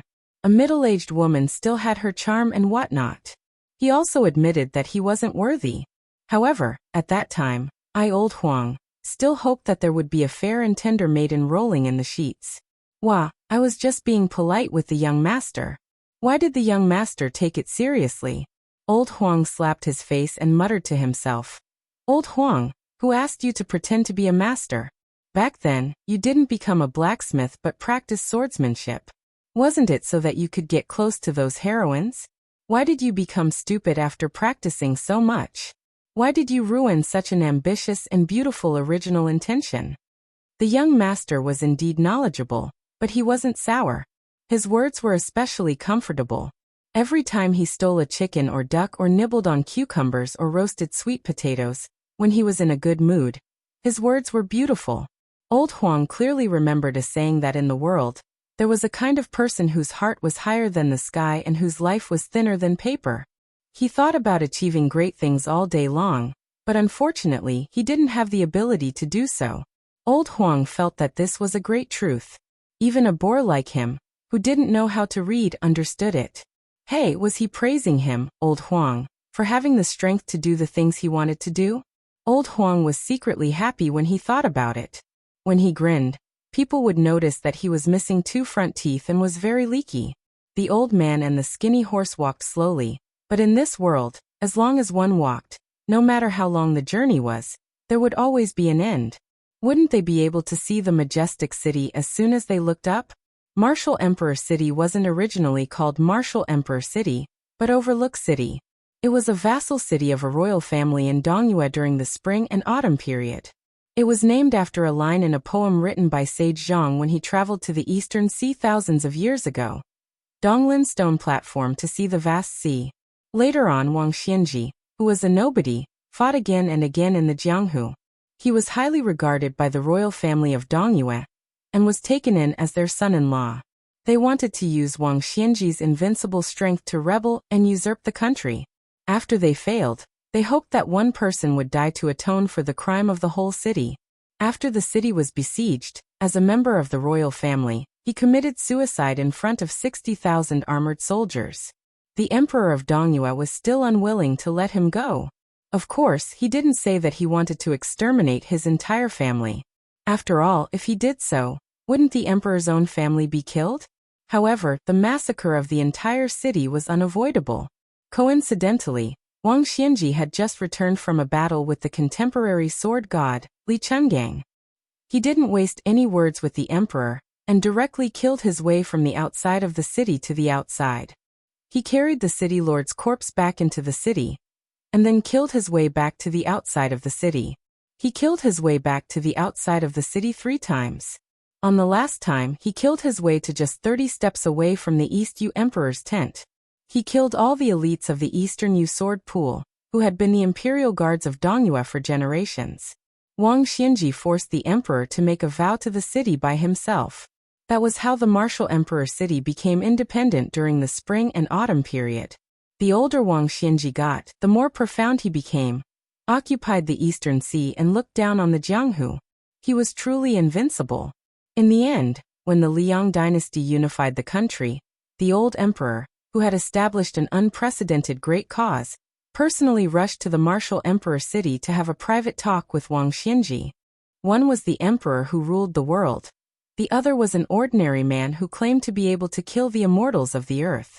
The world only knew that the two of them had a pleasant conversation. Neither the emperor nor the ordinary man was angered. After that, even when the Martial Emperor City secretly killed the Jianghu people, the imperial court only turned a blind eye to it. Nowadays, Wang Xianji rarely fought with others. The world no longer expected anyone to be able to defeat this martial artist who was so conceited that he could fight with ancestor Lu 500 years ago. The new sword god, Dong Tai and Xing Yi Chao Chongqing, were all legendary figures. However, in the Martial Emperor City, they only fought until they were undefeated. Everyone had already regarded them as deities. Ordinary experts weren't worthy to meet Wang Xianji, let alone Wang Xianji. As for Wang Xianji, who used human strength to prove the heavenly Tao, if he really wanted to kill someone, even the immortals of the earth, as long as they hadn't ascended, would be unable to defeat Wang Xianji. The old man walked to the towering city gate. The people of the Jianghu who entered the city together with him were all experts with boundless elegance. If they weren't those who had red hair and iron arms, it felt like they could blow people away with just a sneeze. Then they were those who stood out from the crowd. If they were to fart, the entire Jianghu would say that it was fragrant. The old man was like an inferior horse. Both of them were starving. It was really unsightly. Most importantly, before this old man entered the city, he purposely slowed down his pace, allowing a young heroine in luxurious clothes to walk in front of him. While he was staring at her charming swaying buttocks, he took out an ivory comb and combed his messy gray hair. Since this beautiful heroine in exquisite clothes dared to come to the Martial Emperor City alone, she definitely wasn't an ordinary young lady who only knew how to play zither, go, calligraphy and painting. Sensing the gaze behind her, she turned around and glared. However, when she saw that it was an old man who was leading an inferior horse that was even worse than a mule, she didn't bother about it anymore. She snorted coldly and went straight into the city. The old man said to himself, "If my young master and that brat Wenhua saw this young lady, my young master would probably cheat Wenhua of his money again, right?" After entering the city, the old man walked along the central city's main road until he could see the top of the city wall. Then he sat down at a roadside wine stall and poured out all the copper coins in his money pouch onto the table. He grinned and said, "Waiter, bring me a pot of good yellow wine and boil it for me." The waiter was a local of the martial emperor city and had never looked down on foreign martial artists, let alone an old man like this. He rolled his eyes and said, "This amount of copper coins is barely enough to exchange for a mouthful of yellow wine." Old Huang smiled foolishly and said, "It doesn't matter. I'll just take a mouthful. Give me a small bowl, and I'll treat it as a bowl of wine." After he finished speaking, he ignored the waiter's look and raised his head to look at the top of the city wall. He said softly, "Young master, the situation is tense. But this time, old Huang won't talk nonsense." Chapter 325. Xianyuan Qingfeng. It really wasn't a festive name. Su Fengnian and the new head of the Xianyuan family left the Dragon King River on the same boat. From the looks of it, this woman wouldn't stop until they reached the Great River. On the surface, she had at least done her part as a host. She hadn't even warmed up the position of head of the Great Bull Gang yet. And she had already gotten into character so early? Su Fengnian didn't dislike her sending him off. After all, he had left in a hurry and didn't have time to talk about many things. Or perhaps the things he talked about were too vague. He immediately sat at the bow of the boat and ate hawthorn as he talked to Xianyuan Qingfeng in detail. Xianyuan Qingfeng basically agreed to all of his requests and was very aware of being a puppet. Su Fengnian wasn't used to seeing her meek and obedient demeanor. Perhaps it was because he and Wenhua had been taught a lesson by this shrewish woman back in the Lantern Festival. Although Wenhua had a nondescript wooden sword in the past, he practiced the vile sword art. Especially after he colluded with His Royal Highness. His swordsmanship was still muddled, but his vile sword art was already perfected. After being chased around by Xianyuan Qingfeng's evil slave for half a day, he was still stubborn even after being stepped on by her. No matter what, he was a good man who didn't fight with women. Otherwise, with his size, he could cut 10 of you with one hand. At that time, Xianyuan Qingfeng, who was still living a happy life, sneered and ordered the people to let go of Wenhua. Then, she used a horsewhip to cut the wooden sword ranger 7 or 8 times from head to toe. After the two were dragged away by old Huang, Su Fengnian almost recognized Wenhua, which was enough to show how ruthless Xianyuan Qingfeng was. Since then, Wenhua had been thinking every day about the day when he had perfected his swordsmanship and could hold his head high. He would definitely go to Mount Hui and beat her to death with his wooden sword. Every time he talked about this, Wenhua would lovingly gaze at Beggar Su, who was as soft and tender as a woman.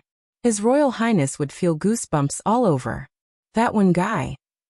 Xianyuan Qingfeng obviously paused for a moment, probably intending to add a comment like a libertine. However, life was full of ups and downs. The lecherous beggar he met by chance years ago had suddenly become the legitimate eldest son of the most powerful king in the world. According to common sense, birds of a feather flock together. A young man who could do such despicable things with the crown prince of Bailiang must be either rich or noble. Most likely, he was loitering outside of Bailiang under the guise of studying abroad. Therefore, Xianyuan Qingfeng asked a reasonable question. Is it a son of an aristocratic family, who has been traveling around the various provinces? Su Fengnian just held his belly and laughed, without any explanation. After he was done laughing, he leisurely ate the hawthorn and spat out a few seeds. He asked in a seemingly casual manner, "There's a machete man in Mount Hui called Yuan Tingshan. I heard that you're very familiar with him?" Xianyuan Qingfeng, who had been standing and looking down, said calmly, "When I left the mountain, I had already sent my guest, Hong Yuan, to lead more than 20 men of sacrifice to the Sisters' Waterfall to encircle and annihilate Yuan Tingshan." Su Fengnian suppressed the shock in his heart and said with a smile, "Is this a sign of allegiance to express goodwill to me?" Xianyuan Qingfeng said coldly, "As long as your highness does not betray Mount Hui, Xianyuan Qingfeng will not betray your highness." As expected of father and daughter, you speak in the same tone. Su Fengnian sighed from the bottom of his heart. He grabbed a handful of hawthorns and raised his hand slightly, wanting to give it to the woman who was temporarily sitting on the same boat as him. Seeing her wooden and indifferent expression, Su Fengnian did not feel embarrassed. He threw a hawthorn into his mouth and stood up to look at the river. His field of vision was wide and he saw a flight of gray geese in the sky. Second sister Su Weisheng had once said that the geese in front of him would definitely be an experienced old geese who had traveled south and returned north. Su Fengnian was lost in thought when Xu Xiu came from the back of the boat, reporting that there was a raft of people chasing after them from Mount Hui's ferry. Su Fengnian walked to the side of the boat and saw a familiar-looking man on the raft. It was the flower thief who had been surrounded by danger by Bluebird's Xana spear. He waved the fan of beauty and thought that he could bring about a cool autumn. Su Fengnian absolutely did not like this self-proclaimed romantic Jianghu man. Later, more than 30 people rushed to the snowy plains, putting on a grand display of changing their allegiance. Unfortunately, these heroes' flattery was all for naught. More than 10 fence-sitters with uncertain positions were hung up by His Royal Highness on the spot. Su Fengnian saw that this fellow was pestering him endlessly, but he did not intend to make a fuss about it. However, what was strange was that other than this low-ranking guest from Mount Hui, there was also a young child on the raft who was not familiar with the ways of the world. He looked like he was carved from jade, with rosy lips and white teeth. He was very likable and adorable. Su Fengnian was immediately shocked. Could it be that nowadays, it had become popular to bring along family members to seek refuge? The man, who had made a name for himself in Jianghu by picking flowers, rode his bamboo pole with all his might, trying his best to catch up with the large boat. With great difficulty he finally caught up with the large boat. In a loud voice he said, "His Royal Highness Long Yuxuan of Jian Province's Langyi County requests an audience." Su Fengnian unhappily said, "Didn't you see him? Did you take your son fishing on the Shi River?" Long Yuxuan seemed to have been hit in his weak spot. He was slightly flustered and exasperated. He hurriedly explained, "Your Highness, this humble one left in a hurry. I don't know how this strange child got on the bamboo raft.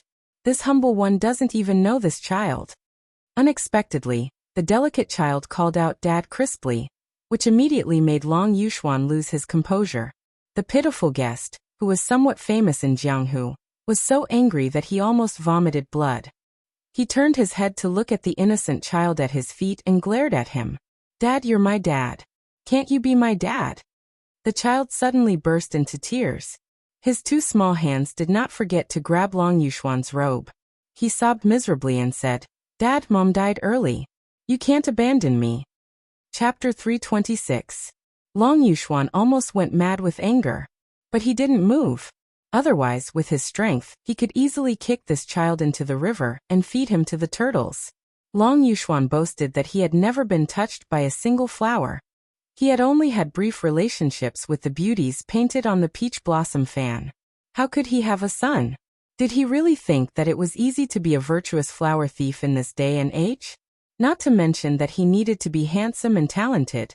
Other than those pretty girls from humble families who had been enchanted by the book, The First Snow, and wanted to elope with a poor scholar, Long Yuxuan was quite relaxed. All he had to do was wave his fan and recite poems. But for those girls from respectable families, just by looking at their belts, jade pendants, fragrant sachets, and other trivial things, Long Yuxuan could tell how much weight they had. Want to ride a horse? Oh my, do you know how much money a good horse costs? It was a bottomless pit. The women of noble families had their eyes on the top of their heads. Each and every one of them had a vicious and crafty gaze. If they wanted to show off their wealth, they had to spend a lot of money. Long Yuxuan had spent money like water these years, but he hadn't been able to save a single copper coin. Last time, he had swindled the county governor's daughter with a fine purple colt. It was said that one tail of purple colt's meat was one tail of gold. How heavy was this horse? How much money did it cost? Of course, the cash-strapped Long Yuxuan couldn't afford it. He had borrowed it with great difficulty from a disreputable noble family disciple from another province. Thus, every time Long Yuxuan caressed the peach blossom fan, he couldn't help but shed bitter tears for himself. He had been a low-level guest at Mount Hui and didn't have enough money. Back then, he had only borrowed this large umbrella to shelter himself from the rain. Now the few who had held the umbrella were all dead. The snowfield was truly deserving of its name. It was said that even the insufferably arrogant ancestor, Xianyuan Pan, had died just like that. If that little girl, Xianyuan Qingfeng, were to hold the umbrella, how big could she hold it with her small hands? Long Yuxuan saw that His Royal Highness's methods were truly impressive, so he was determined to follow him to Bailiang. It was rumored that Bailiang had a Yanji county, and that the women there were so fair and tender that water could be squeezed out of them. How could Long Yuxuan not be infuriated when a bastard suddenly appeared out of nowhere and called him father? Su Fingnian and Xianyuan Qingfeng exchanged glances. She shook her head and said softly, "Every guest has a secret file in Mount Huishan." Xianyuan Qingfeng memorized every single one of them. There's no record of them having children. Su Fingnian said to Long Yuxuan on the bamboo raft, "If you want to prove that he's not your son, it's simple. Kick him into the river, and you can get on the boat." Long Yuxuan was stunned. Su Fingnian quietly waited for the rest of the story. If this person really did such a ruthless thing, not only would the old god of swords Li Chenggang be able to save the drowning child, even he and Bluebird would be able to do it. As for the rapist, there was no point in him getting on the boat. Even if they boarded the ship, they would still die. Bailiang had used a lot of money, fame, and fortune to raise dozens of capable people. A bull's mound was unreachable in the Jianghu, but to a colossus like Bailiang, it wasn't even worth mentioning. A guest of Mount Huishan? If he was thrown into Bailiang Palace, how many splashes could he make on Tide Hark Lake? There weren't many interesting people in the world like Chu Lushan, who was as cruel and unscrupulous as a wolf for 10 years. But apart from being ruthless, how could a rapist compare to Fatty Chu's methods?